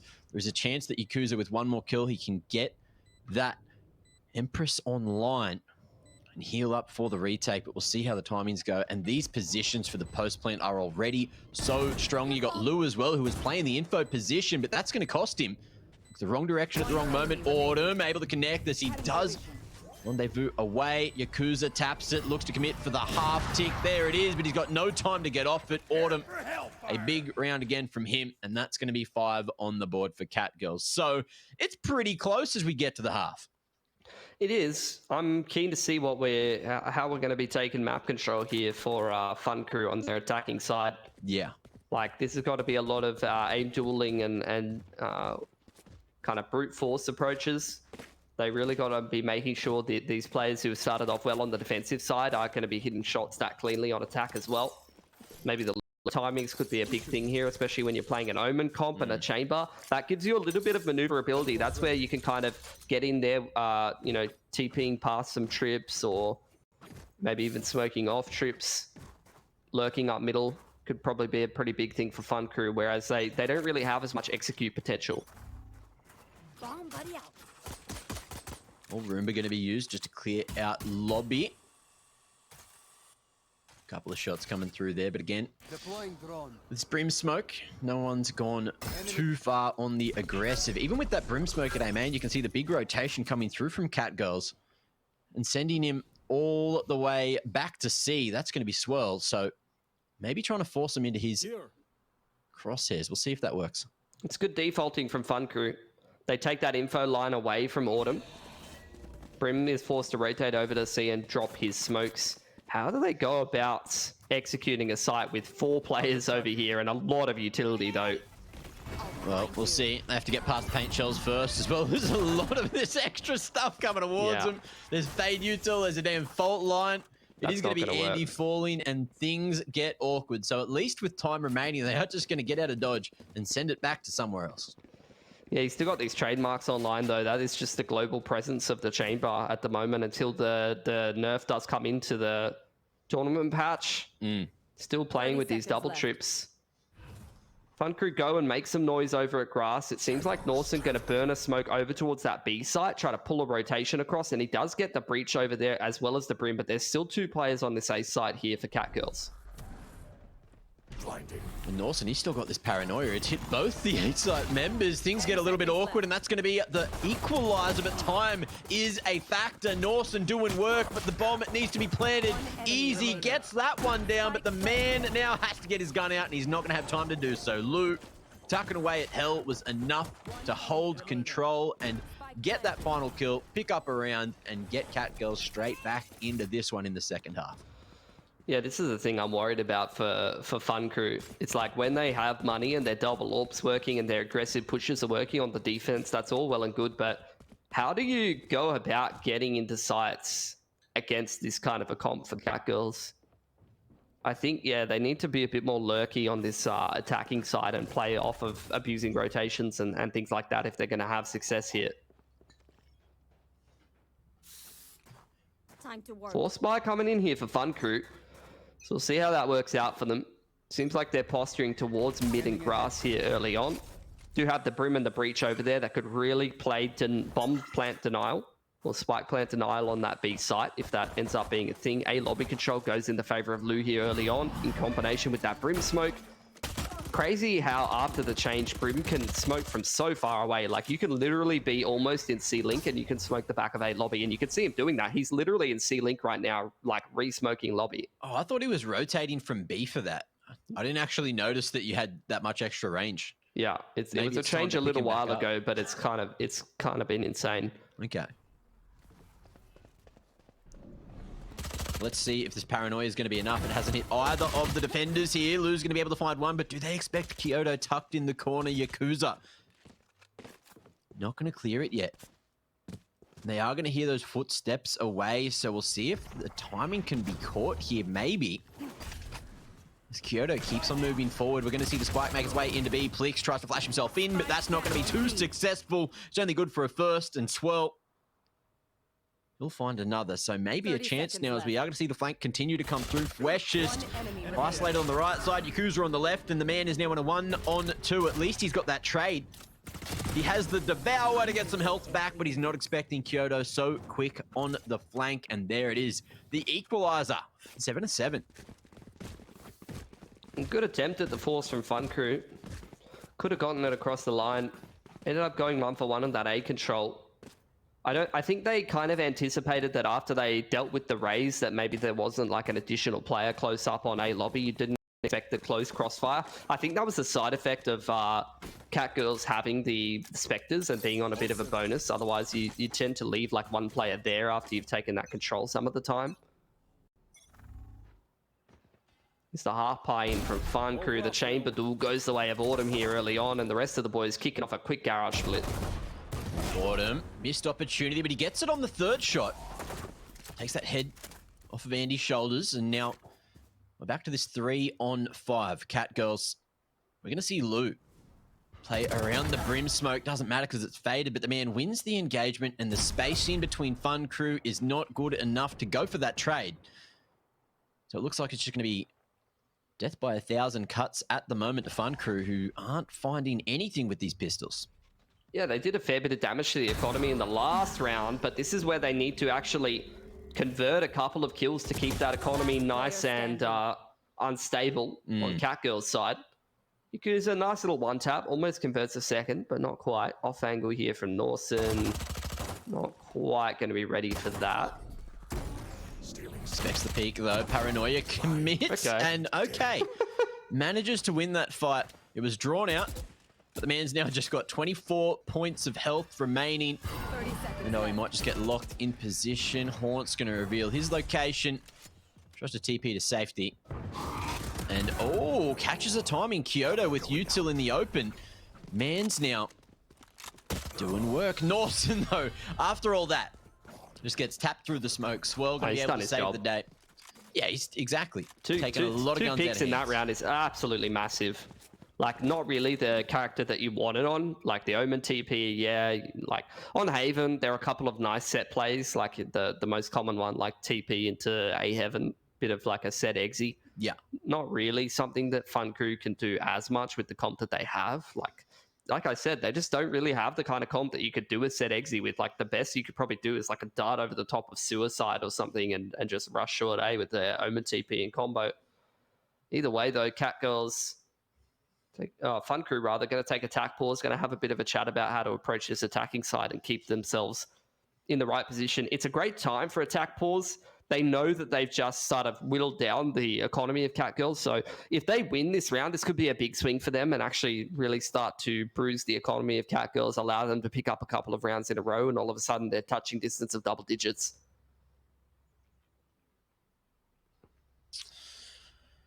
Well, they found the lead. That's a pretty good start. So we'll see what happens after this tactical timeout. Looks like there's going to be a bit more aggression displayed over towards the mid side of things for Fun Crew. We'll see if Cat Girls are going to be ready for this. Looks like they might even go aggressive down mid themselves. Yeah, this is one of a bunch of ults here for Cat Girls that could really be big round changes. That's a great thing about their comp. They have a bunch of high impact ults. 4-man setup here. Very quick set play over there. Combination of the pull off the fade as well as the raise nade. Doesn't really get anything on grass side, and this is where this push comes in through C. Dart onto the back of the site. You get the Leer and the dash up top, but Autumn's already opened things up here with the push on towards their spawn. The Omen TP gets taken care of early. Okay, but we're back to this 3-on-4. Andy able to equalize for a moment, and again, just finding more coming around the corner. It is going to be Autumn here with the Headhunter. Unable to connect, though. He's still got the Operator, but he swaps out for the Vandal. Can't make his damn mind up, and it looks like the save has been called. He doesn't like his chances in the 3-on-1. So from a man down, that was a very good job done from Fun Crew. However, I'm getting ahead of myself. Autumn, he's just thrown the Operator far enough away that it's not a factor. Spots the top of the head of the jet. They're able to get that wallbang. Spots on top of the logs. And Easy picks it up. The late trade through the corner. But there it is, 8-8. Fun Crew on the board in the second half, and not allowing Cat Girls to run away with the game. Andy kind of filthy that his ponytail gets picked over the top of the box there. Yeah. It's funny, right? Because different agents, like, that doesn't happen. Yeah. There's all kinds of different things with the models for the agents. The ponytails, the hair, the cape, sometimes, of Sova and stuff like that. A lot of weird little things. Certain agents can get picked on certain lines. Grimmy's biceps too big, man. Yeah, it's a bit thick like you, mate. My boy. Now, let's see how Fun Crew navigate this one. We are going to see the Blade Storm invested. But that Brimmy smoke just slowing things down in Gary. You got a lot of ults here for Cat Girls. And it seems like they might be setting up for a bit of like a set play over towards B or Gary. They're going for a bit of garage control in there, Lear as well as the dart, but they don't feel confident to push down yet. Good stuff from Flesh, just holding that aggression in towards middle. The operator for Catgirl is going to hit the deck. Yeah, great positioning. Just keeping all their bases covered. And it looks like it was going to be that Gary bus, but it slowed things down, created out some extra util. Plit's going to be tucked into a difficult position here on the short side. Able to deal with the Gary bust, but maybe not this push up C long if it comes. Still the trademark in the way to slow things down and help him. But at the same time, look, that's not going to matter because your boy Autumn, he's dead. Yeah, both smokes now online for Norson. The dart timing is there for Easy, so they're just going to keep things no nonsense, group up and go for this C split with that one player in garage. Well, Andy going to be able to get through the ult just in time. Spots Plix in the corner, but those knives, of course, unable to penetrate the boxes. We do see the trade come through from Plix, but Swirl on the back of the site. Man, he's got a couple of clips here on the C site of Haven, and he might just find another. No, Yakuza swings back to find himself the triple, but minimal time remains. I don't think he's going to have time to plant here. Has to cross. Lou knows that he's not going to be able to get this one down, so it is going to be a Cat Girls round for 9. Yakuza, he'll at least, you know, take the plant money, keep that Vandal alive, but now Cat Girls back in the lead again. Yeah, Fun Crew, unfortunately, they're not playing that double initiator style, so it's a little bit harder for them to go back and play that info denial game, go back and retake map control. You had Lou on that deep A long line, and that allowed Catgirls to stack towards C. I think if Andy hits those blades on the player, I think it was Plix up near close front side of C long. Completely different round, but obviously you just don't have that wallbang potential with the Blade Storm. Well, again, we are going to see the Boombot used just to clear out lobby early. And Smoke's going to be rotated at a couple of the extremities. You've even got Autumn playing in front of that top C Smoke, so he's got a world of info. Yeah, this is the 2 info lines that you have for Catgirls here. You've got Autumn on C long, you've got Lou on A long. Usually you'd see the Jet on that A long line, but that's allowing Catgirls to kind of centralize their rotates a little bit. They're leaning the fade back across. They know that the garage has been taken here for Fun Crew, so they're kind of adjusting their rotations accordingly, expecting Fun Crew to use the garage control, but it's looking like a bit of a set play towards B here. Just popping that haunt before it got the extra info, but look, when you pop it, that's info enough, right? Here where those bullets are coming from. Now we are going to see Fun Crew invest a bit of utility just to regain some A control, which has been given up early. I think they're just going A. It's 38 seconds to go here. This is going to be very difficult. The fade is kind of in the area. You've got the breach and the raise ult here, which they can rip as this exit comes in. Plix adds a full belt to util. There's a smoke on short as well. This is going to be very hard for Catgirls to get in, or for Fun Crew to get in, rather. Oh, he's just going to be popping the roll in Thunder. Things should get awkward now, but Lou's going to be able to hide in the corner, face for a few. And Plix, he's got those flashes again just to slow things down. The Aftershock even going to be able to find a kill now, and we are going to see the wraparound. Flesh just can't commit to a second kill. Not going to get too much value out of that tour de force this round, but it is going to be 10 bound from Catgirls. Yeah, this is where the power of the comp from Catgirls comes into the fray. Like, just complete denial on the entry into the site. Swell's doing a really good job of kind of drip feeding his smokes in. He's always holding one really high value smoke for the late round, and we've seen that a couple of times, like smoking front B or smoking C at the end of the round. That time, the smoke on short A was perfectly timed, just made Fun Crew so uncomfortable. And that hesitation means that the Rolling Thunder has so much impact. They didn't even have to pop the showstopper there to deny that A-side push. Now Fun Crew back onto another half bite. Trademark scouted out by the drone. Does get taken out here by Yakuza. And it's looking like it might be a bit of a C-site. Okay, the tailwind across. Andy gonna tap that one. Man's just waiting to go for the bust in through the smoke. Oh, catches the timing as well, has util in hand, but the defender's not going to be caught with their pants down. Sun's out, guns out, playing it safe. And Fun Crew in a bit of a rough way, but that's going to be a nice pick on the headhunt. The Fweshist keeping this one all potentially good. He'll fall down. And it's all down to Easy with the Sheriff. Dodges the fault line, but it's looking very much like a Catgirls round unless Easy can pull something out of nothing. Yeah, even one more kill here for Easy is pretty good. They want to try to chip down the economy of Catgirls, pick a few guns up away from them if they can. He's going to move his way through middle with the chamber dead. He doesn't have to worry about trademarks. So the middle of the map is kind of free real estate right now. I think he's chosen his timing pretty well. Unfortunately, Lou getting a little bit fishy about middle. Has a little bit of a look in towards top B at the perfect timing. That's going to be Catgirls with 3 alive. Should help them stabilize their economy. A bit of an even outcome overall. Catgirls should be a fair bit off some of those big impact ults for a little while, but they've still got the showstopper available, and they're 1 off the Brim ult. They're 2 off the Fade ult.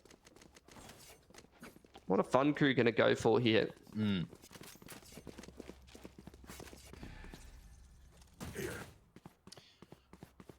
Haven's one of those maps as well where it's very hard for the defenders to, you know, play for that orb control.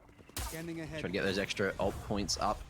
So we are going to see that aggressive push come through mid, and that's not going to stop Swirl at all, man. Not Swirl, rather. Talking about Lou, man, is just fast on the flank if he wants to. Big damage starting to come through, but Plix, he's whipped it. Good flash too, and Easy. Man just wants to keep on wrap, and that's going to be the A-site control found. A 2-man advantage, and maybe, just maybe, Catgirls. They're just going to call the save early. Yeah, I mean, they've lost guns along the way, picking up rounds here and there, so they can't really afford to go for this one, especially with the purchase of the operator time and time again. That's exactly how Fun Crew need to keep playing this, though, I feel. You know, just very, very loose, quick strats. That's where they found the most success, just off the timings. They don't have much of this util to clear lines and gather info, so just playing off the one big piece of util that they do have to kind of help smoothly facilitate entry into the side. They use the Sova drone and just try to get in there with a nice blind. I think that's kind of how they have to play this. They also had a nice round doing that on the C side as well on that timing. So I feel like if they're running the clock down or they're waiting for these rounds to get a bit closer, that's where they kind of get bullied out by the util a little bit more, unless they find a really nice timing to kind of push and pull the rotations. But it's hard to create those opportunities to abuse the rotations when you don't have, like I said, that guaranteed utility to clear the map. Like, if you can't guarantee take a lobby and push those A players off, that's going to be less opportunities, people kind of rotating through B off of garage and things like that. Yeah. Let's see if anything changes again. Trademarks going to be placed over towards the lobby, over towards C long, just looking to deny any aggression that comes those ways. But for the moment, you can see Easy, he's just droning up, trying to draw a lot of attention. And you got 4 members from Catgirls heavily over towards the C side of things. So maybe you're just trying to make the read that it will be the C split, but it could end up just being B. Yeah, they're chilling right now in grass. A lot of players over here for Catgirls, including that operator.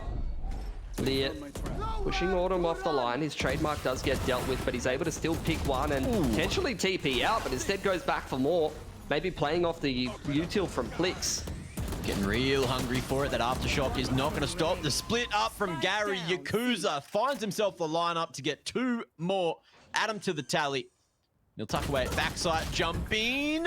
Still wins that engagement with Lou and picks up another for Fun Crew. 10-11. Fun Crew not going to be going down without a fight.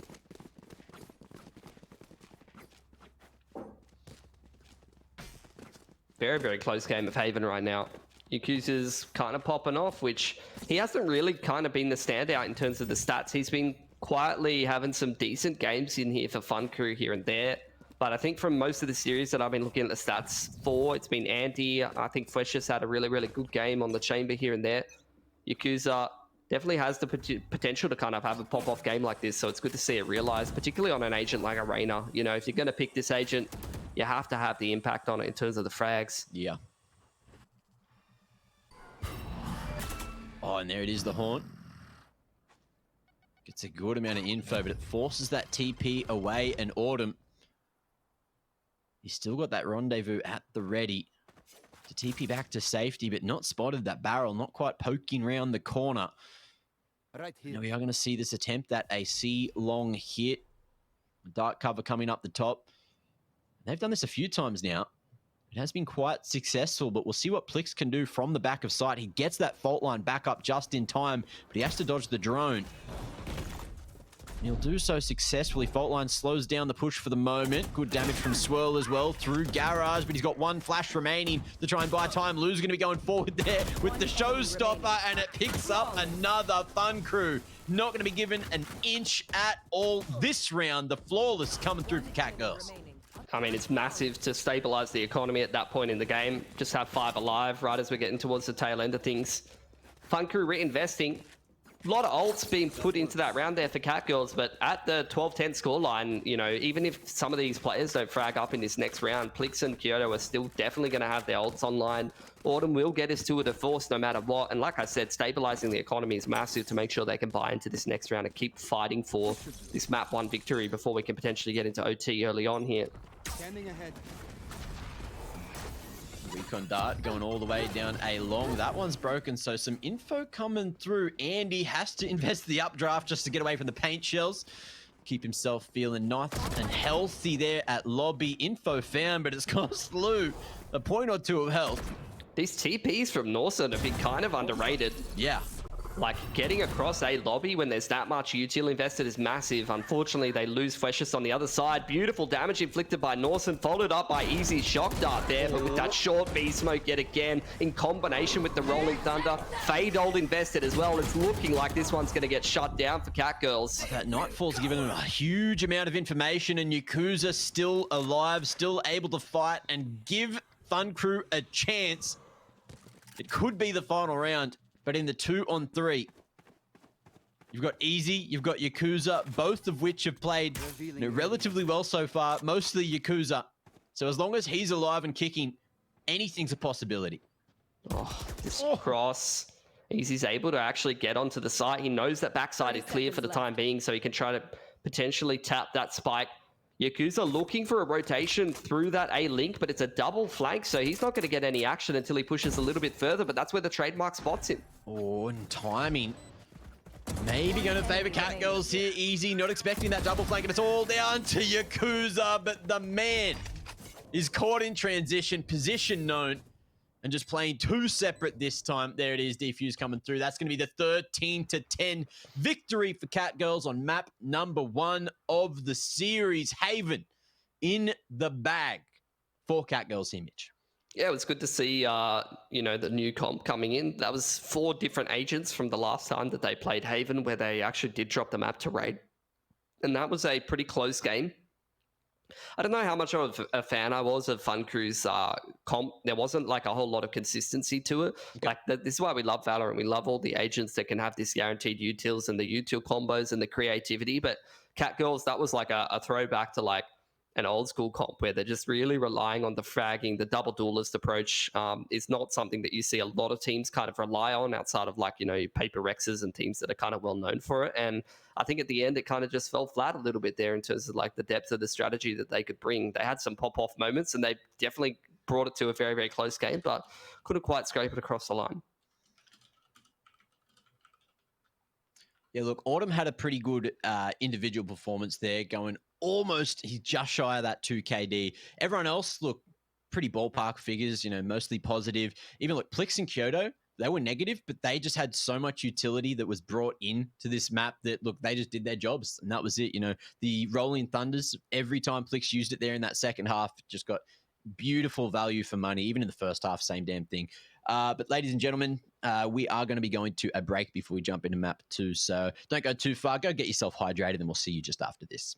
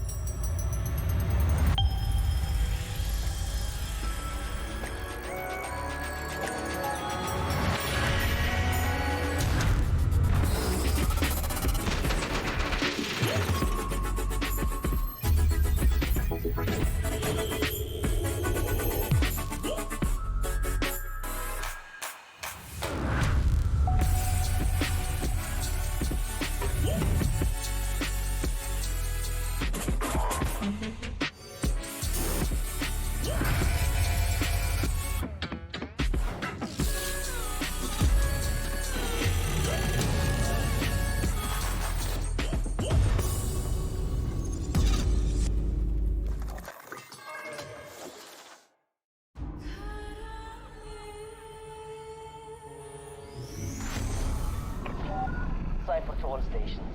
I have a signal. Our blackmailer is headed east. Leon, this is Sova. Confirm you have target visual. Yep, got him. Ground team, collapse and converge on Sector 4.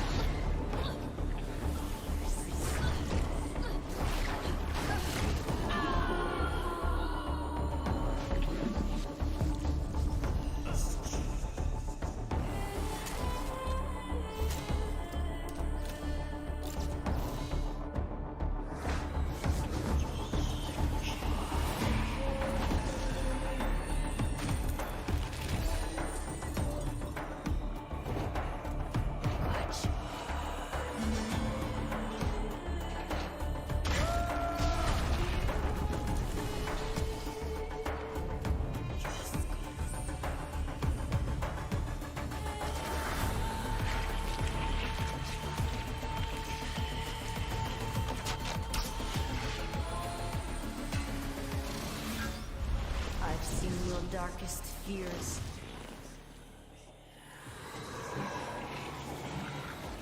Mine would eat them alive. Covering! Chamber, it's on you!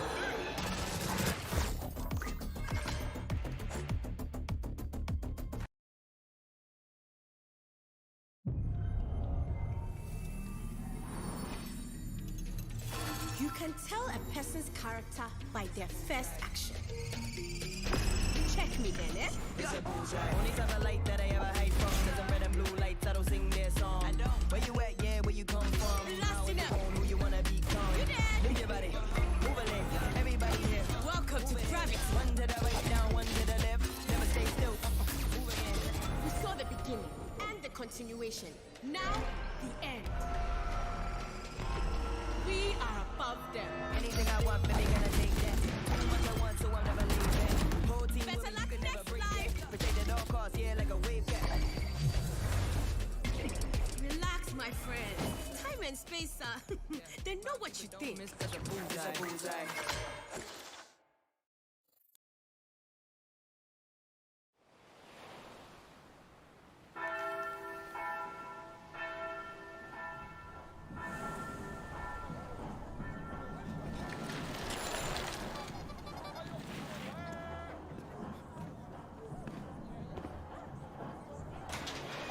É por isso que eu vou te botar no jeito hoje, viu, Binho? Ô, dó. Já passou da hora, né, pai? Vamos lá.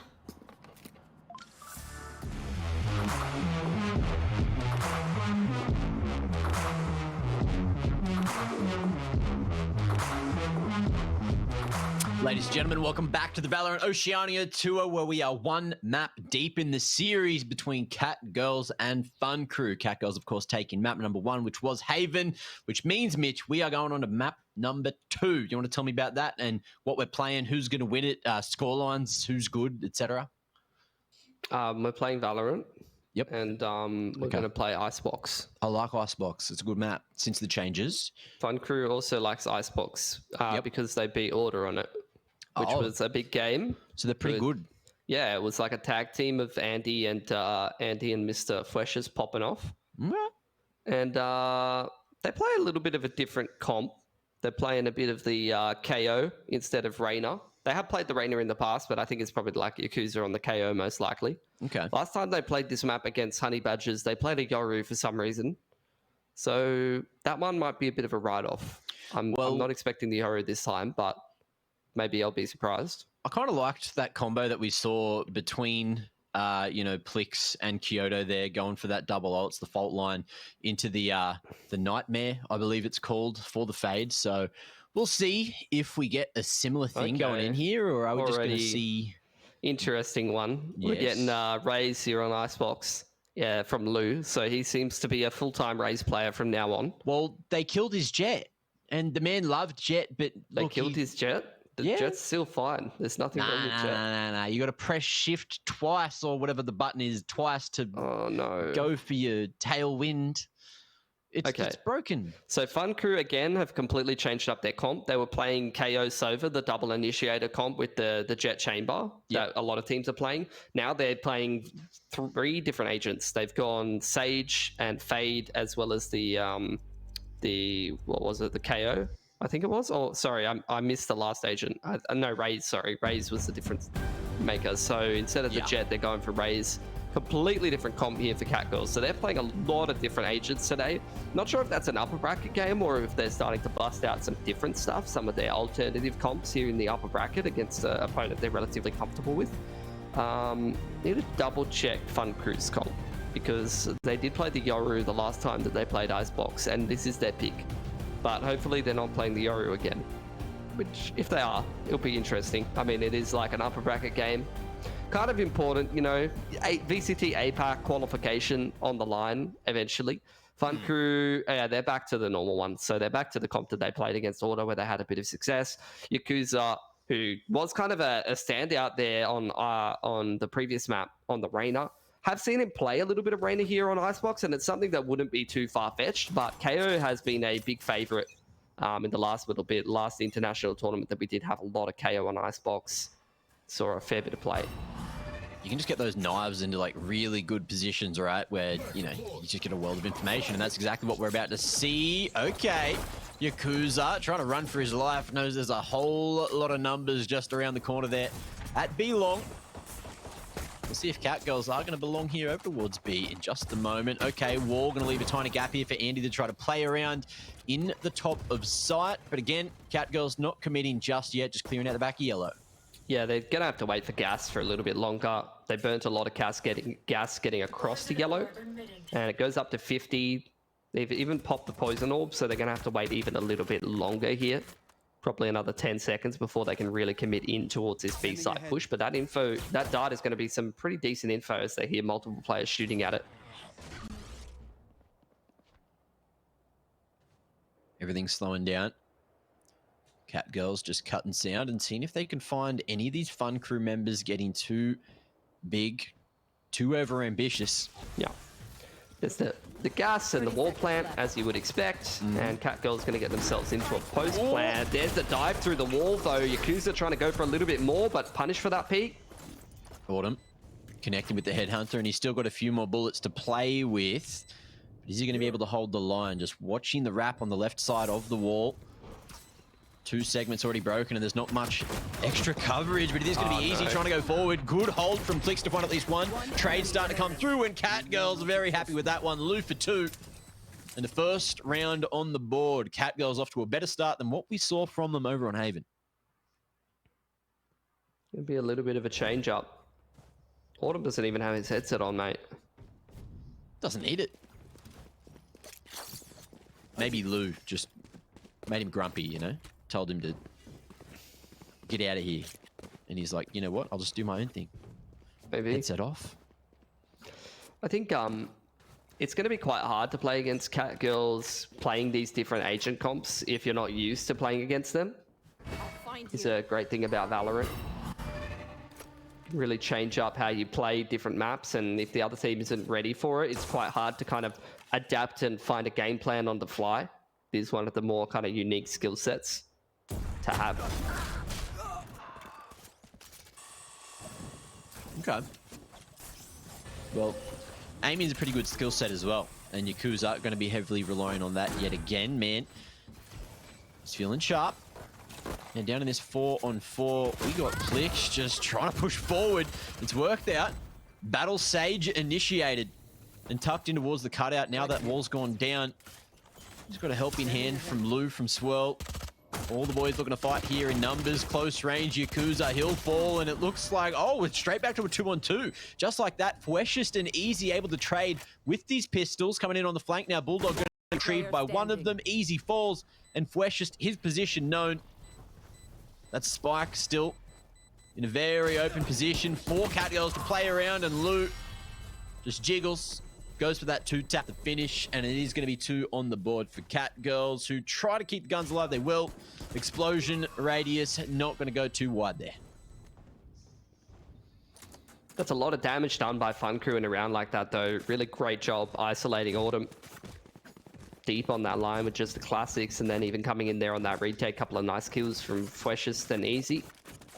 Really chipping away at that economy. So Catgirls now buying down to what you often see, like 1,500, 2K on this bonus. Just trying to even up their money before they go into the first gun round. Satchel to get up on top of the belt early on, and that's a beautiful haunt. Finds the position of Norse, and a very nice burst from the Bulldog does give the man advantage to Catgirls. Shock dart. Trying to get some traded damage, but no one standing too aggressively on the choke. Everyone just waiting for Autumn to lurk up a storm, try to find something here over towards Tube, but all he is going to find is maybe these trademarks and maybe even an Andy who's made a bit of noise jumping up into kitchen there. Got a deep info line here for Fweshest on B long, top of yellow. The issue for Fun Crew really is the fact that they've lost the Viper, so they're going to go for this mid-round aggression over towards the A side of the map.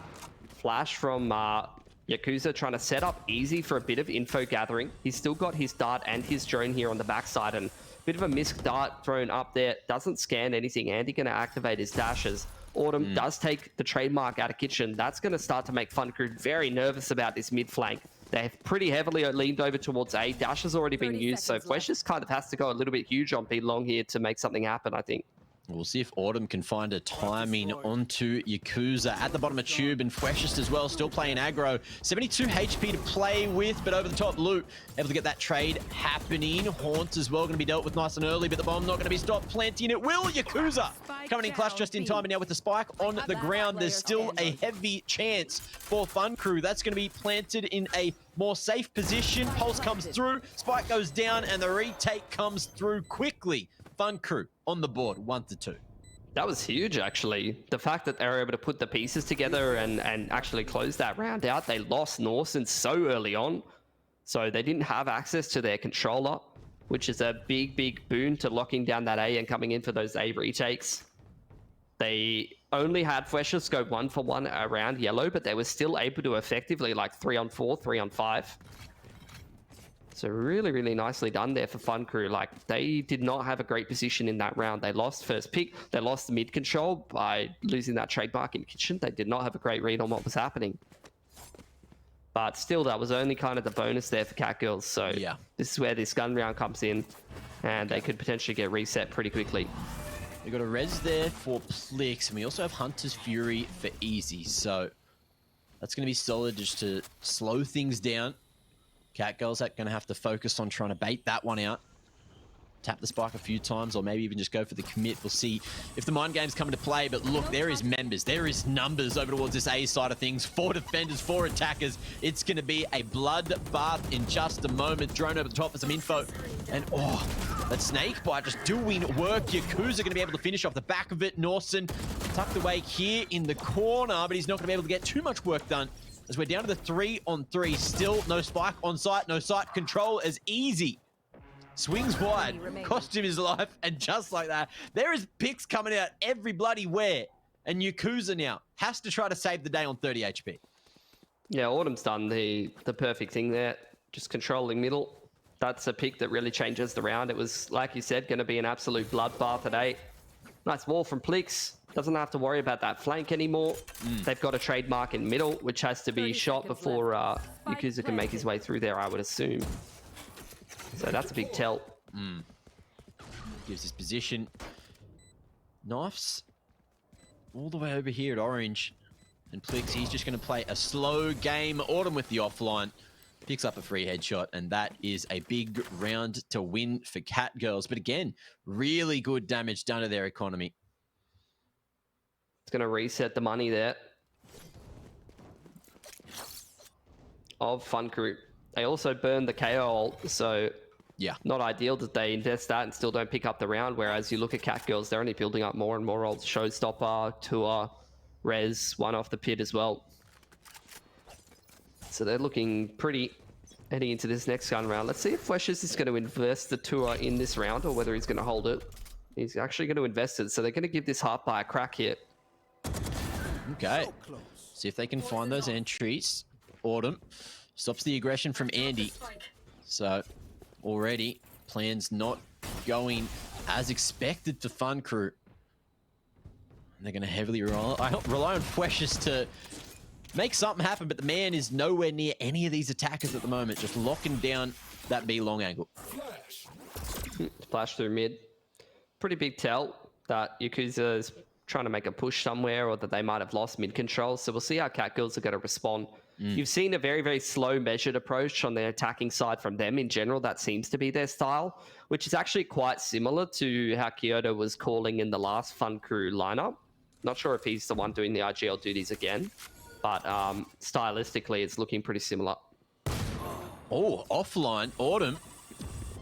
Gonna lose that fight close range with the Sheriff. Starting to put in work now. Easy gonna be able to get with his as well. And Norson Classic underneath there. Okay, Hunter Fury not gonna fully deny that res. Norson finishes off Blue, who doesn't check his corners. They were very invested in trying to find the Sova. And now Swirl, him versus the world on 20 HP, and he's not going to be given a chance at all. Thrifty coming through for Fun Crew, who pick up a second round when, look, you have the tab check. You look at what they brought into the round. They had no right in taking that one. Yeah, and the fashion that they won it as well. Like, it was a KO flanking and winning a duel he should never have been winning, and he ends up 3K'ing that round there, Yakuza.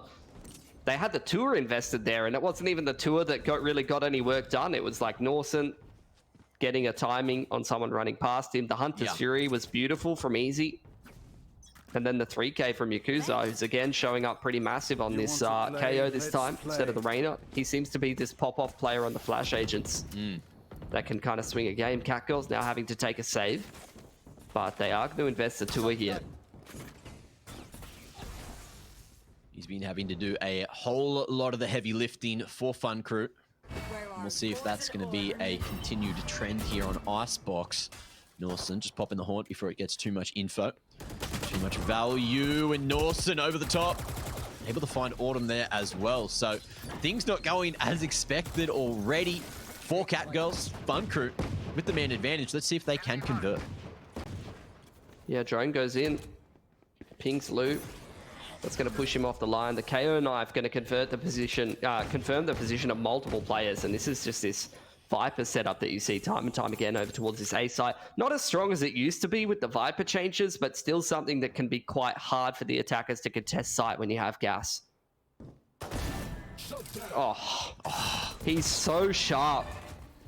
He really is. Just hitting those flicks. You love a good Guardian one tap on a good day. That was Vandal, mate. Was it?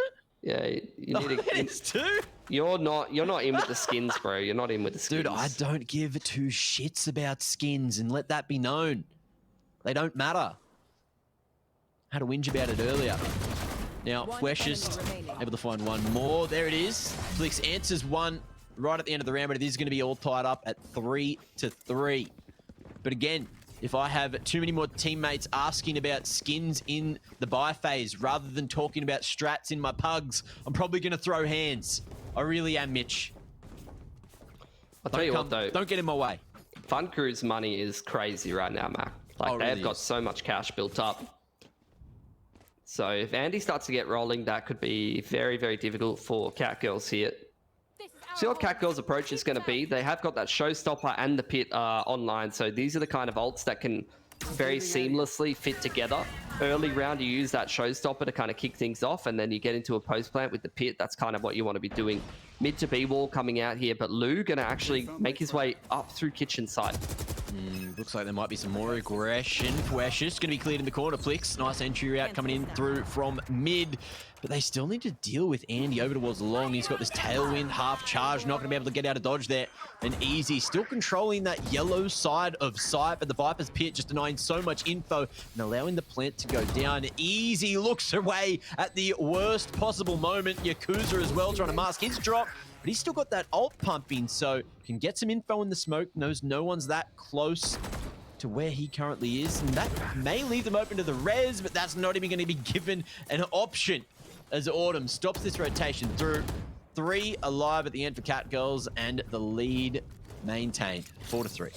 That's what you want to be seeing whenever you have like Pit and Showstopper online. I always just think of those quicker strats where if you can just set yourselves up nicely to create enough space to get that Pit down, then that's a good is done post plant. So good stuff from Cat Girls. Different variation on that mid to B in combination with a couple of those ults, really well used. Now they've got the Fade ult online, but again, they have to worry about Fun Crew just continuing to buy up, continuing to contest. Andy's going to get on a bit more of an aggressive line, not with the op this time. Good coverage as well from Norson to stop that Haunt from giving up Andy's position. Aggressive here, and he's not even going to be seen just yet. Wall over the top, mid Andy. He can keep on getting aggressive, just hunting for a line. Flicks though, spots him, but it's not going to matter. There goes the spike down at jail. And a big chance for another round for Fun Crew. Andy just taking bloody names now, and all he has to do is stop the cross to the spike, and that should be the round. Swell, what have you got for us, friend? It's him and Autumn.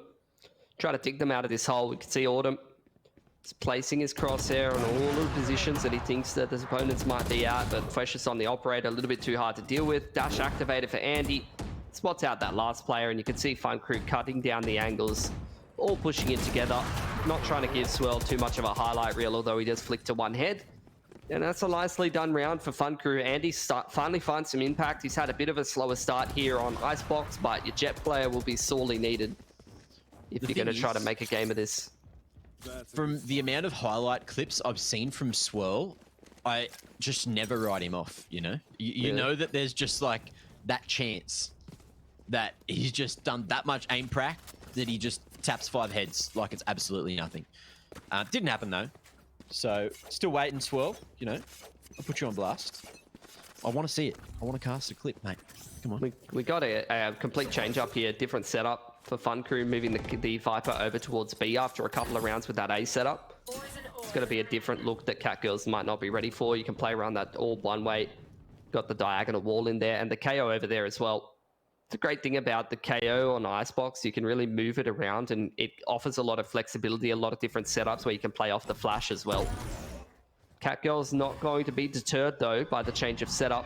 Are going to still use this Haunt. That's gone up on top of the crate. I'm not sure if that would have actually scanned anybody. Lineup might have gone a bit of a miss there.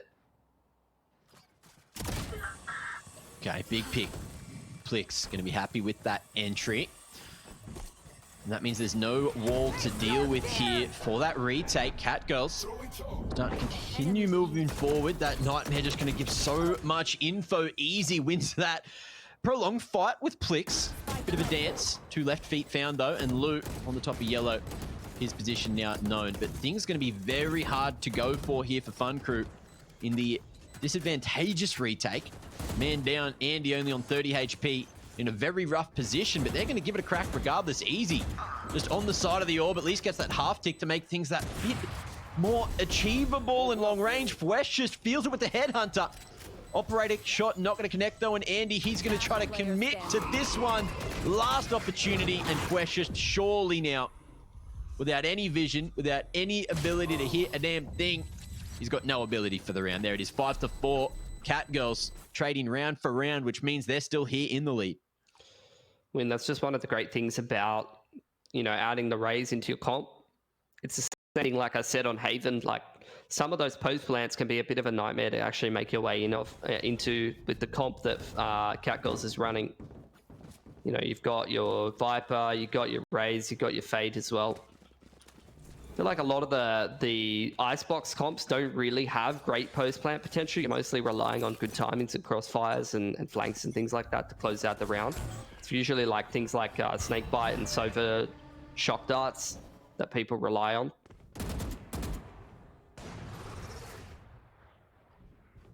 Okay. Lou just hunting for a line in, and he's not going to be given one at all. Andy picks him off there with the operator. And Fun Crew so far, when they get these man advantages, they've been pretty damn good at converting. So we might be on for 5-5. But the res comes through, and Swirl too with the Guardian. Able to take the head off of Norson. So we're back to a 4-on-4 just like that. Yeah, nicely done. Andy on the off angle here, over towards right side of rafters. He got easy. He's going to burn through the drone. Trying to look for some info. Does spot one player there. And Plix, I think, going to have to shoot that dart. Oh, he actually does dodge it. So they're still not aware that the Sage has lurk potential over towards rafters side. So Plix could kind of activate in the mid round, maybe pick someone on A. Flesh just on this mid line, able to spot that no one's kind of crossed for the time being, and you're going to start to get this creep over towards the B side. But that's where the power of the chamber comes in. This B trip just going to provide info to Yakuza that that play's coming in. Flix has been spotted over towards A side as well. Oh, nice line over the wall there, and Yakuza is going to invest the fragment to just stop a swing from yellow. Time is a factor, and Yakuza, he's clutching up a storm. Plix nowhere to be found, nowhere close to the vicinity. Just wanted to control that mid aggression, but it didn't matter in the end because the site was not controlled, and Cat Girls can't win it. They invested a few ults that time. A whole lot of control lost in the early round when it's a big one to be won for Fun Crew. Cat Girls not doing too bad of a job though. They're still trading rounds back and forth on the attacking side. Worst case, they'll get like this 7-5. Tactical pause here for Cat Girls. Might be a bit of a bathroom break, all things considered. Yes. Seems to be the case here. Now, quick stat check. Yakuza, again, really putting in work for Fun Crew. Man's 13-7 at the moment. Everyone on Fun Crew, I'm having a look at the ult numbers here. Yakuza 1 off ult, Fwesh's 1 off ult, Easy 2 off ult, and they got Andy there with the Blade Storm. Their economy is still looking okay, so they might opt to just save them. But at the same time, look, I'm really loving what I'm seeing from Andy as well. He's been so good at just cracking opening these rounds, just with that operator, right? Yeah, he had a bit of a slow start. A gift. But he started to get warmed up over time. I think it was like 1 and 5 or something. So he's had a couple of openers in the last few rounds. And this is where, you know, this is why the core of the Chamber of Jet is so popular. The potential for double AWP on defense. It's something that Fun Crew had quite a bit of success on the last map. Seems to kind of be their go-to. And they're going to give it another crack here.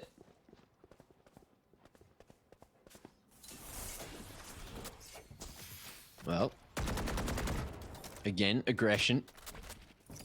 Trying to stop anyone from taking Cat Girls out over the top of the walls this time. And it looks like Cat Girls, they are in with a vengeance, in with a commit. Couple of snake bites just stopping these lines, slowing things down. But again, looks like she's going to be that 5-on-5 for the retake. Yeah, Norson starting to deal with this wall. This is where you're getting this util going in there from the fade, but still not good enough to stop Easy from diving onto the site. Yakuza and Norson also getting involved in the action, and now Cat Girls in a horrible position. 2-on-4, they lose Norson as well, and Andy able to clean up Autumn. So a really clean retake there for Fun Crew. Really understanding their timings. Norson keeping the wall and the orb up for quite a while, really slowed down that A play while Fun Crew gathered information over towards middle and B. And they're able to kind of rotate in for that retake and organize themselves well enough to really close that one down cleanly. And right at the end of the half here, they've actually kind of broken Cat Girls' money. So this could be a great opportunity for a 7-5 lead, especially looking at the fact that they've got all 5 ults ready to go. Well, yeah. If you thought that was a hard one for Cat Girls, it's only going to get worse this time. At least they have the Tour de Force online. They also have the Viper's Pit that they can invest if they do get some form of site control. So let's see if they opt to do that. But they also know that Fun Crew are coming into this one with 5 ults. And that's a world of info already with the knife early. Yeah, the ult, Hunter's Fury getting burned there. Does get a blind tick there. 2 players getting tagged up, I think. An opening pick on the operator from the Sova on middle. Not what you'd be expecting. Fun Crew really abusing the operators this round. Might even get a second pick here, but the jump spot for Kurta keeps himself alive. Sends that shot straight through his legs. And now the slow rotation back through mid, but Fwesh just teased here. He's got that Tour de Force online. Jump peak is perfect, and they will get this orb cranking. Still a tiny gap to play off, and Kyoto. Best Fweshist on that line. Yeah, the vulnerable really helps out there on the Bulldog. Still got this Viper ult to contend with, though, over towards the A site. Decent little wall for Norson to play around as well. Let's see if Prowler's going to be enough. Okay, it's drawn the attention, and now that's going to be the pit dealt with. Norson out of the equation. And the numbers favoring Cat Girls. A Viper's pit used by them as well. Spike planted. And Easy just waiting to make his move. He's playing a dangerous game, jumping in through the top. But now, he might be able to get all the way across on the ropes at that range. This man, he should not be able to hit those. Just waiting for the pulse to come in through the Viper's pit there, but it is going to be dealt with nice and early. Plix able to find one on the Yakuza who's down, who's able to continue getting this info. Shotguns not going to work. Lou able to pick it up with the classic, and two found quickly at the end for Plix, one of which was, you know, that kill on the Yakuza he already had, but just get that kill feed notification when the round's all said and done. But there you go. I thought Fun Crew may have been able to run away with a 7-5 half, but it is all even as we swap sides here. Yeah, another really close half. At least for the time being, these teams quite closely matched, putting on a good show for us. Cat Girls have definitely embraced the fade and thrown together some interesting comps tonight. Playing Jetless on both maps, preferring the Raze, and really pumping that fade instead of the Sova. Whereas Fun Crew kind of playing that more normal style we're used to seeing.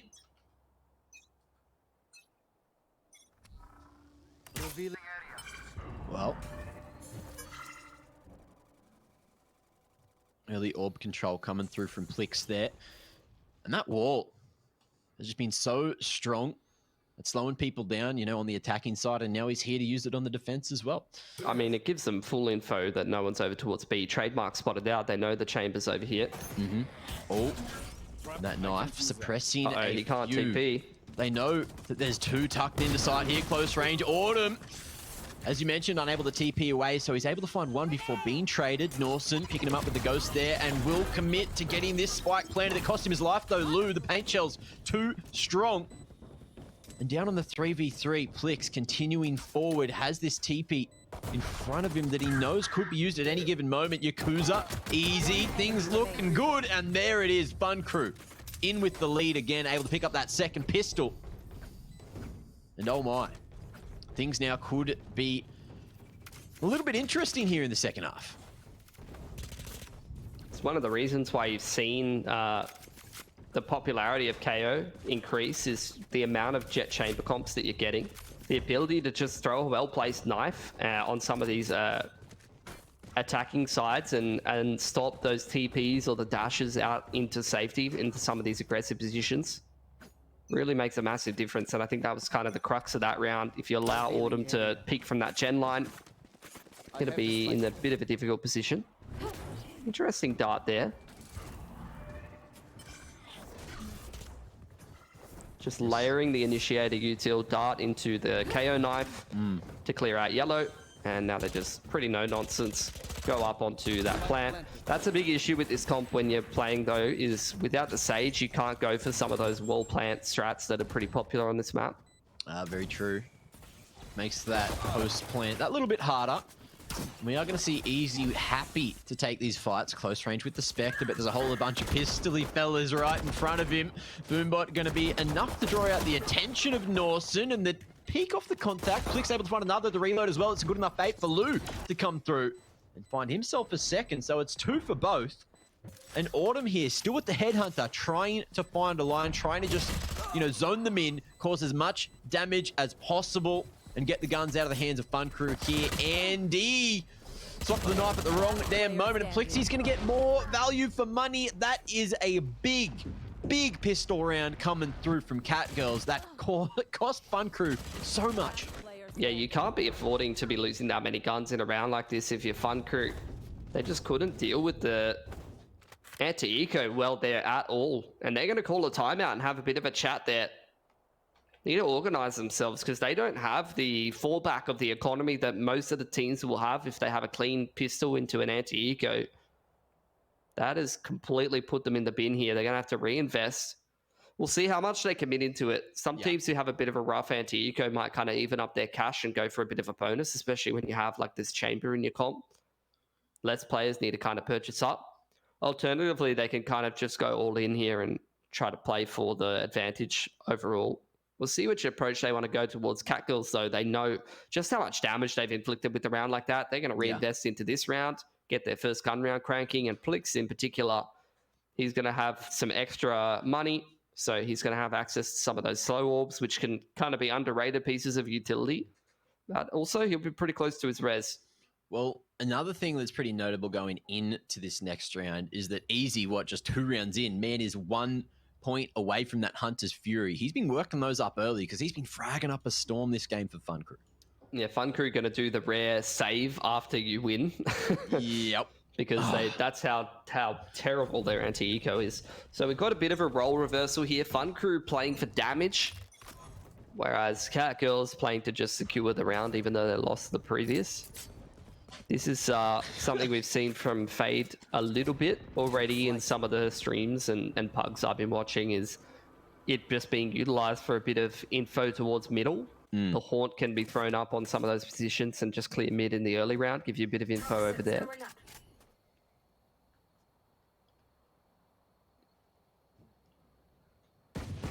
Well, everything going real slow, real quiet. This Fun Crew just creep up B long again, just trying to play around that Viper wall, get the spike planted. That's step 1. But to even get there, they've also just, got to get to yellow. Got to get somewhere. Kyoto, a good amount of util just to try and deny the plant. That's his job here from Snowman. Now we do see this lurk start to come through. That's held Autumn as Norson is going straight through the trademark, through elbow. Man might be able to catch himself for timing, but it depends on if he can get past Lou, who's swinging through. 30 seconds And it's 2 for Catgirls. Fun Crew. Maybe damage can be found from here, but at the same time, Catgirls have their number. Yeah, this is what makes the chamber just so powerful. Trips on middle, trips on that A choke point. Can never really get caught off guard by the lurk timings. Be interesting to see how some of these setups change now that once trademark gets nerfed in the tournament client. Only having 1 trademark to kind of clear out some of those angles.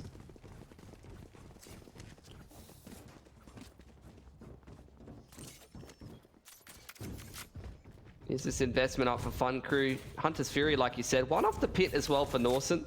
And, you don't just, with this comp, automatically throw spike to Sage, because that's kind of your planter. So I wouldn't be surprised to see Norson being the one putting that spike down, unless it's going to be on the lurk duties, which you sometimes see the Vipers on. That's an interesting wall for Swell. Nice little retake wall that doesn't go into B long, but instead kind of moves over towards mid side. Right in line with that new yellow box. Maybe they got something up their sleeves here. Either way, it does divide that B-long area, so you can clear one side first. So we'll see if that even becomes a factor, because we did see that other Viper wall going down for Fun Crew over towards A. And Viper, of course, tucked away. Starting to try and get aggressive. Fun Crew's done a great job on the early parts of this round, attacking round. They've cleared out the Sage wall. They have taken B-long info off the defenders. The Viper orb has kind of passively taken mid-info away from the defenders, and Lawson's been able to walk into A-main. So they've cut the map in half. Catgirls doesn't have any advanced info, and now they're going to walk into A. All grouped up.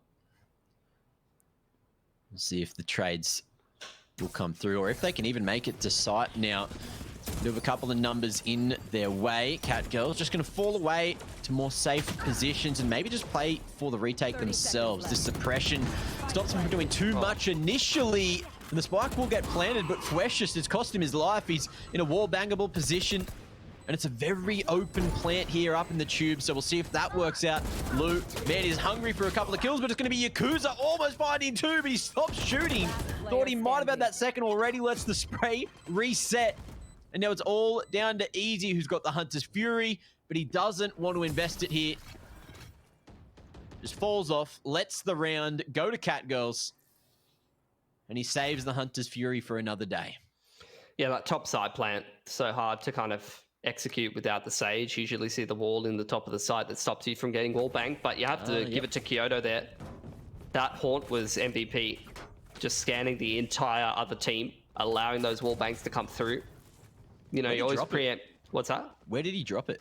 Didn't see. Again, Valorant, a lot goes on. Here's the shocky for Kitchen, but the trip, is the trip on the right side this time?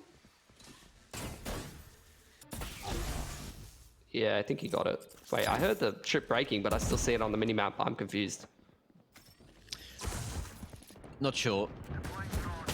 Look, we can take that one to Valorant Mythbusters. Either way, Andy able to get the opening kill there.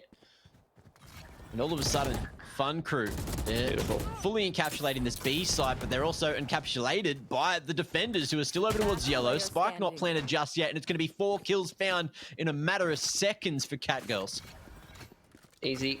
Gonna play this post plan all on his lonesome. All the eggs being invested in that mid to B basket. Easy actually going aggressive towards screen side. He's got time. Looking for a pick before he plants. Plick's gonna res swirl. Just gonna give them back that wall, which still hasn't been dropped. That could be helpful for the retake later on, perhaps. Well, Catgirls, smart decision as well. Although, Autumn thought he had the line there. Didn't expect him to come from A side of mid. Cost him a life, but at the same time, it's another round. So, you know, compliment him on, you know, staying together, close enough to trade, and happy just to play for the retake in the huge numbers advantage. That was a good call. Autumn now getting the cash rolling enough for the operator to become a factor. Fleshes going to utilize his tour instead of investing in the op. Even though Autumn has the tour available, he's going to go for the op first, which is interesting. I'd love to hear like the decision making behind that, because like in my caster brain, I think of things like, oh, I just want a tour to get maximum ult orbs, but when you get disabled by the KO knife, they might peek into you expecting that you don't really have the ability to find those opening picks. That was an opportunity, unfortunately missed by Autumn, but does get some info at least, and you're starting to see a bit more of a lean towards A as Plix pushes all the way down B. But he's given that second attempt. Won't be able to TP to safety this time as Andy denies him safe passage. So still on this 4-on-4, but not for damn long. Fwesh just able to connect with the tour de force to give Fun Crew a slight advantage. Andy, man, is ready to get aggressive. He goes up for the info with the updraft and will tailwind to safety. Haunt, again, good value with this ability, just getting a world of info. Lou as well, trying to commit with the showstopper. But Fun Crew, they get out, they get safe just in the nick of time. Yeah, beautiful re-rotation across. Easy's already through over towards B. You found the push from Fleshes in towards Kitchen side. He's got so much info here. Swell spotted on that angle, but can't quite deny the plant as Fleshes hears all the footsteps. He's got the middle of the map completely cut off. Yakuza helping out as well, and Kyoto doesn't even know really what to do with this round. Horrible position to be in, gets absolutely domed by Fleshes. Great mid-rounding by Fun Crew. Going into A there would have been very difficult. They got hit by a really nice haunt by Kyoto, and you could have seen that showstopper being invested by Lou, having a lot of impact, retaking in towards A, but they just call the audible and go back through mid to B. That works. Fwesh just catching that timing as well in Kitchen was just so strong for Fun Crew. And Catgirls had absolutely no idea of his position. Now let's see if anything changes going into round 19.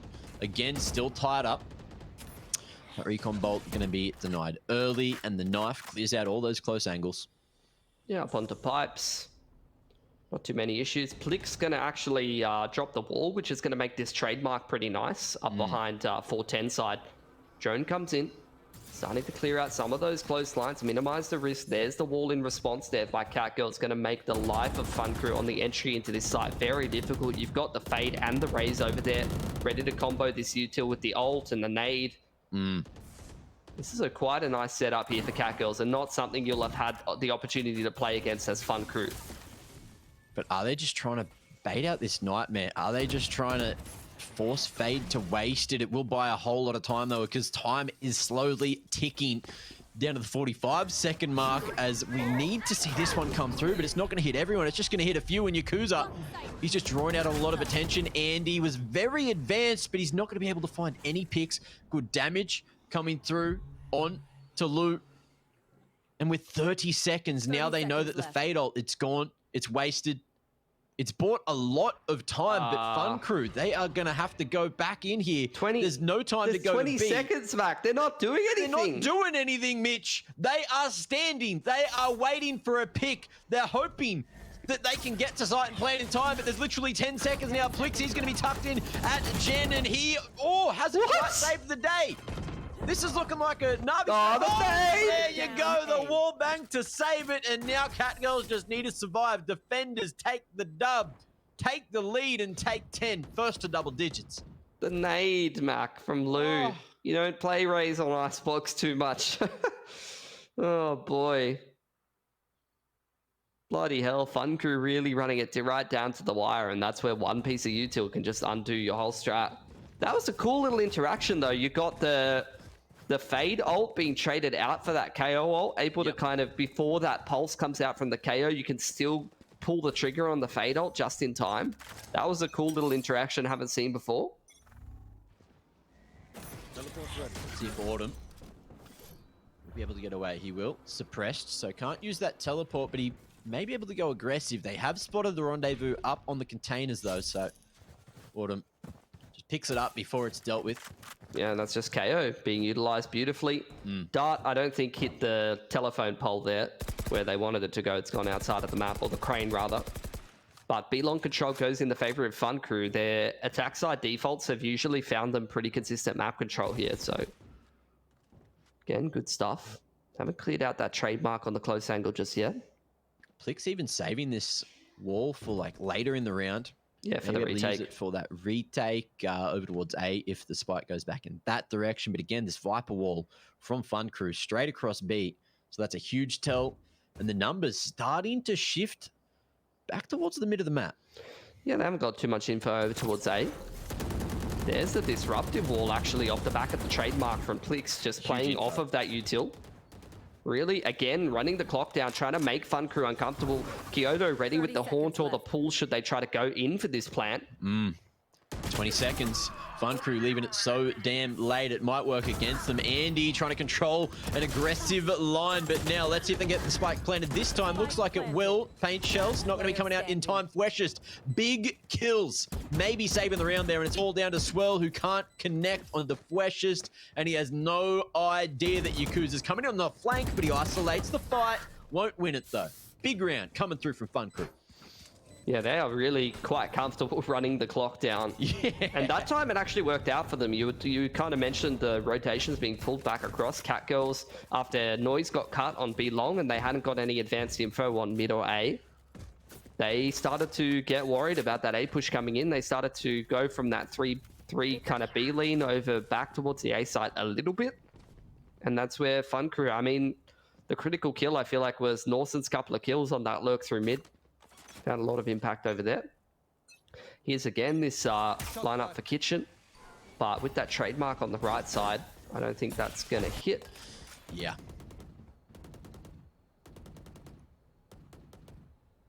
So, Kitchen still in control for the moment. Yakuza flashes forward to drop down. Tries just to deny that sound cue from going across, and Autumn happy to take that fight easy as well. Just trying to get himself a trade there with the Hunter's Fury. Tagged him up once, but Autumn able to survive. And Lou, again, the paint shells just to try to deny this spike from being planted.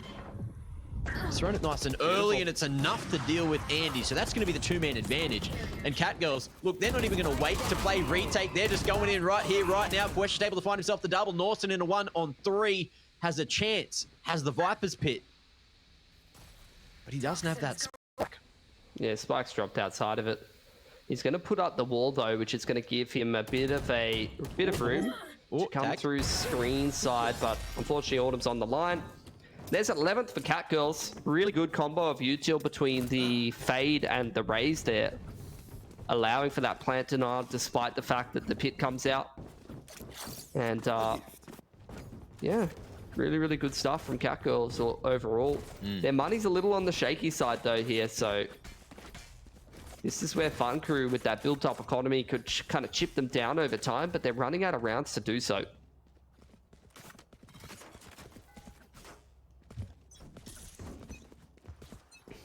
What do we got off the bat here? Easy. Going to be dropping that recon bolt, looking for early info. Haunt as well, going to be destroyed, and it's an approach through mid for Fun Crew this time. Under tube, top of tube. Just trying to find any line that'll give him that advantage. Andy, I think he might have spotted the toes of Kyoto here in kitchen. Plix able to deal with Andy before he has any more impact. And that's going to be the numbers, but it makes things awkward. Yellow control still there at the moment for Catgirls. Easy, able to trade back for one, but it's not going to get the job done, as it's 12 on the board for Catgirls, which means, Mitch, we are on match point, and they've got a few to play with here. Yeah, really good shutdown from Catgirls to that mid to B. That's something that it's been popularized for quite a while now, mixing in these quick mid to B plays, or even mid pressure. And it's something that when the other team has jet knives, it's not too uncommon to see them mix in, even though it's not something that Fun Crew actually popped there. The dart, it's kind of a big tell that that's coming out, and Catgirl's doing a really great job of shutting that one down. Pit on the backside of A this time, the swirl. And he's going to throw an orb on the right side. You know that the Viper Wall's been invested in. Sova dart up the top of the A site. A couple of tells here that this is likely going to be an A site play. You've got that deep wall across B from Plix yet again. That hasn't really been contested. So Catgirl's going to start leaning towards middle. Looks like the Fade going to grab some info with that Prowler as the walk down tube comes through. So Catgirls really have the whole map while Fun Crew trying to set up this post plant. Good control of the site at least, and Andy, he really wants to get a couple of those knives to connect nice and early. Andy able to find one. Not going to be able to tailwind away just yet, though. He'll fall. Swirl doing his job. Has to go for the reload, and him and Fwesh just an awkward fight in the pit for the moment. Yakuza on the top of 410. He'll fall as well.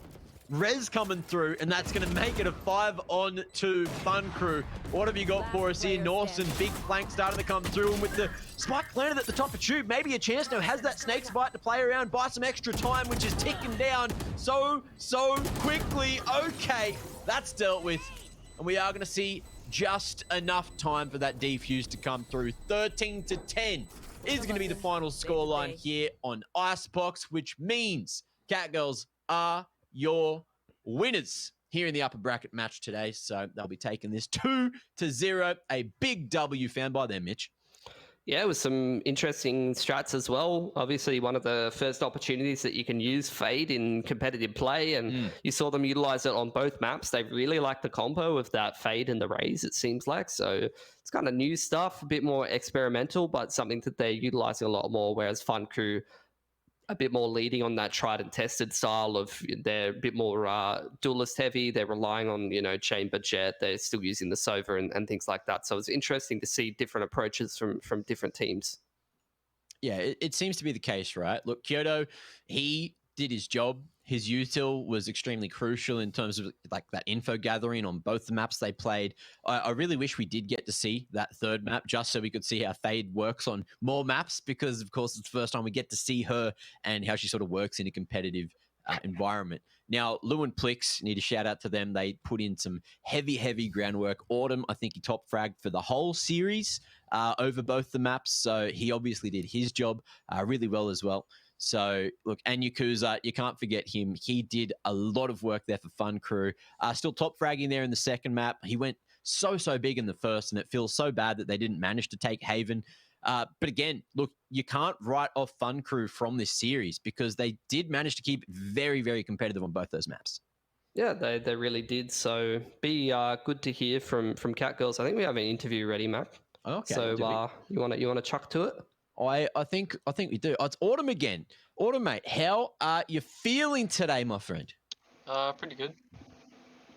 Very good. Now, you want to talk to us because we saw you had your headset off for a little bit of that game. Are you playing with in-ears? Yeah, I have in-ears now. Okay. Well, look, talk to me about Fade. Kyoto was playing that one today. Are you enjoying how Fade sort of works in a competitive environment? That was our first time playing it.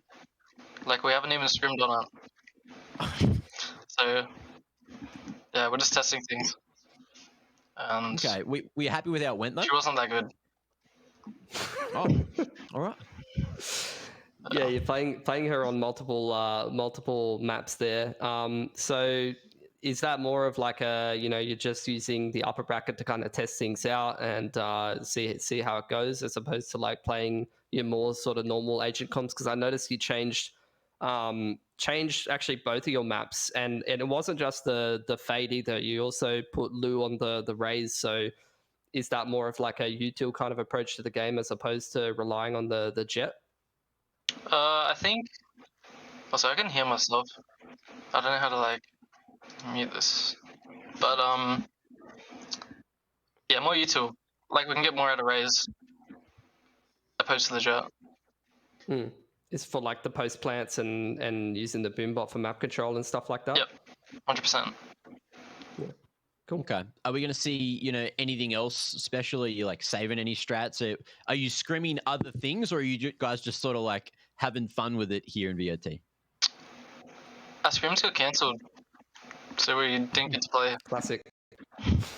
Yeah. Well, that sounds like Oceania. So hopefully they don't get cancelled and you can get some more reps in with the team before you get into the deeper echelons of the tournament. Now, are you happy going up against Order? That's actually going to be your next match, right, in the upper bracket. So that'll be a bit of a tester.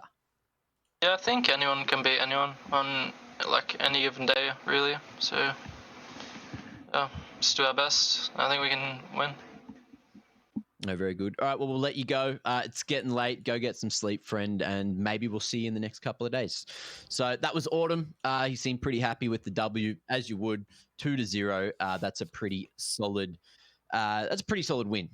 Even though they did lose a fair few rounds, Fun Crew really pushed them in certain aspects. We did also find out that was their first time playing Fade in competitive because no one would scrim them. So that's a bit unfortunate. Now let's have a quick look at the bracket. We'll see where everyone is after today's games. Order, of course, got that forfeit win, 2-0. Honey Badger didn't turn up, so we don't even know how they're looking going into the playoffs, but they will be playing Fun Crew down in that lower bracket. As you can see, Order and Cat Girls, as I mentioned before, both the winners from today, are going to be going head-to-head later on in the week. Mitch, these next couple of games coming up, we got Bonkers and Rain, we got Mindfreak and Bobo. How are you feeling about those games? I think Bobo, like I said, have a pretty easy time in that side of the bracket. I feel like Bonkers and Rain could go either way. I don't think I have a lot of faith in Mindfreak given their current form. But we'll see if they can make a bit of a surprise run in playoffs. We've seen that from teams in the past have a pretty poor group stage because it's mostly just for the seeding, and then they kind of warm up a little bit more as time goes on. Even seeing some, even with this double elim bracket, some of these teams using it to hide strats or test some comps. Already seen multiple teams potentially engaging in a bit of that during the groups and as well here in towards playoffs. So it's an interesting couple of games that we've got coming up. I think Honey Badgers and Fun Crew could kind of go either way. That's a bit of a high pressure lower bracket game, and then a juicy game early on between Cat Girls and Order, because that could kind of be potentially the game for the Apex slot. Those are two of the better quality teams in the competition, so it's always good to get a little bit of a look at those two teams playing each other early on in the semi-finals and things like that. Okay, so you're already touting that as like one of those teams, whoever loses the upper bracket match has to make that lower bracket run. Yeah, most likely they will.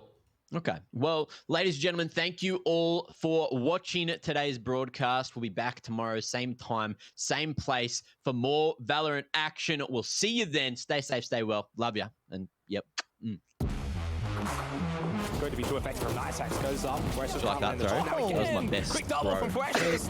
Just came over the top, has a nice line. There's the ping. See you later, sicko. And another as well, Cloxy. Texter, another frag to be found. Cream, he's in such an awkward spot, but he's going to light up the collateral. That's a tag coming through from, I think, a camera. Oh, what is this?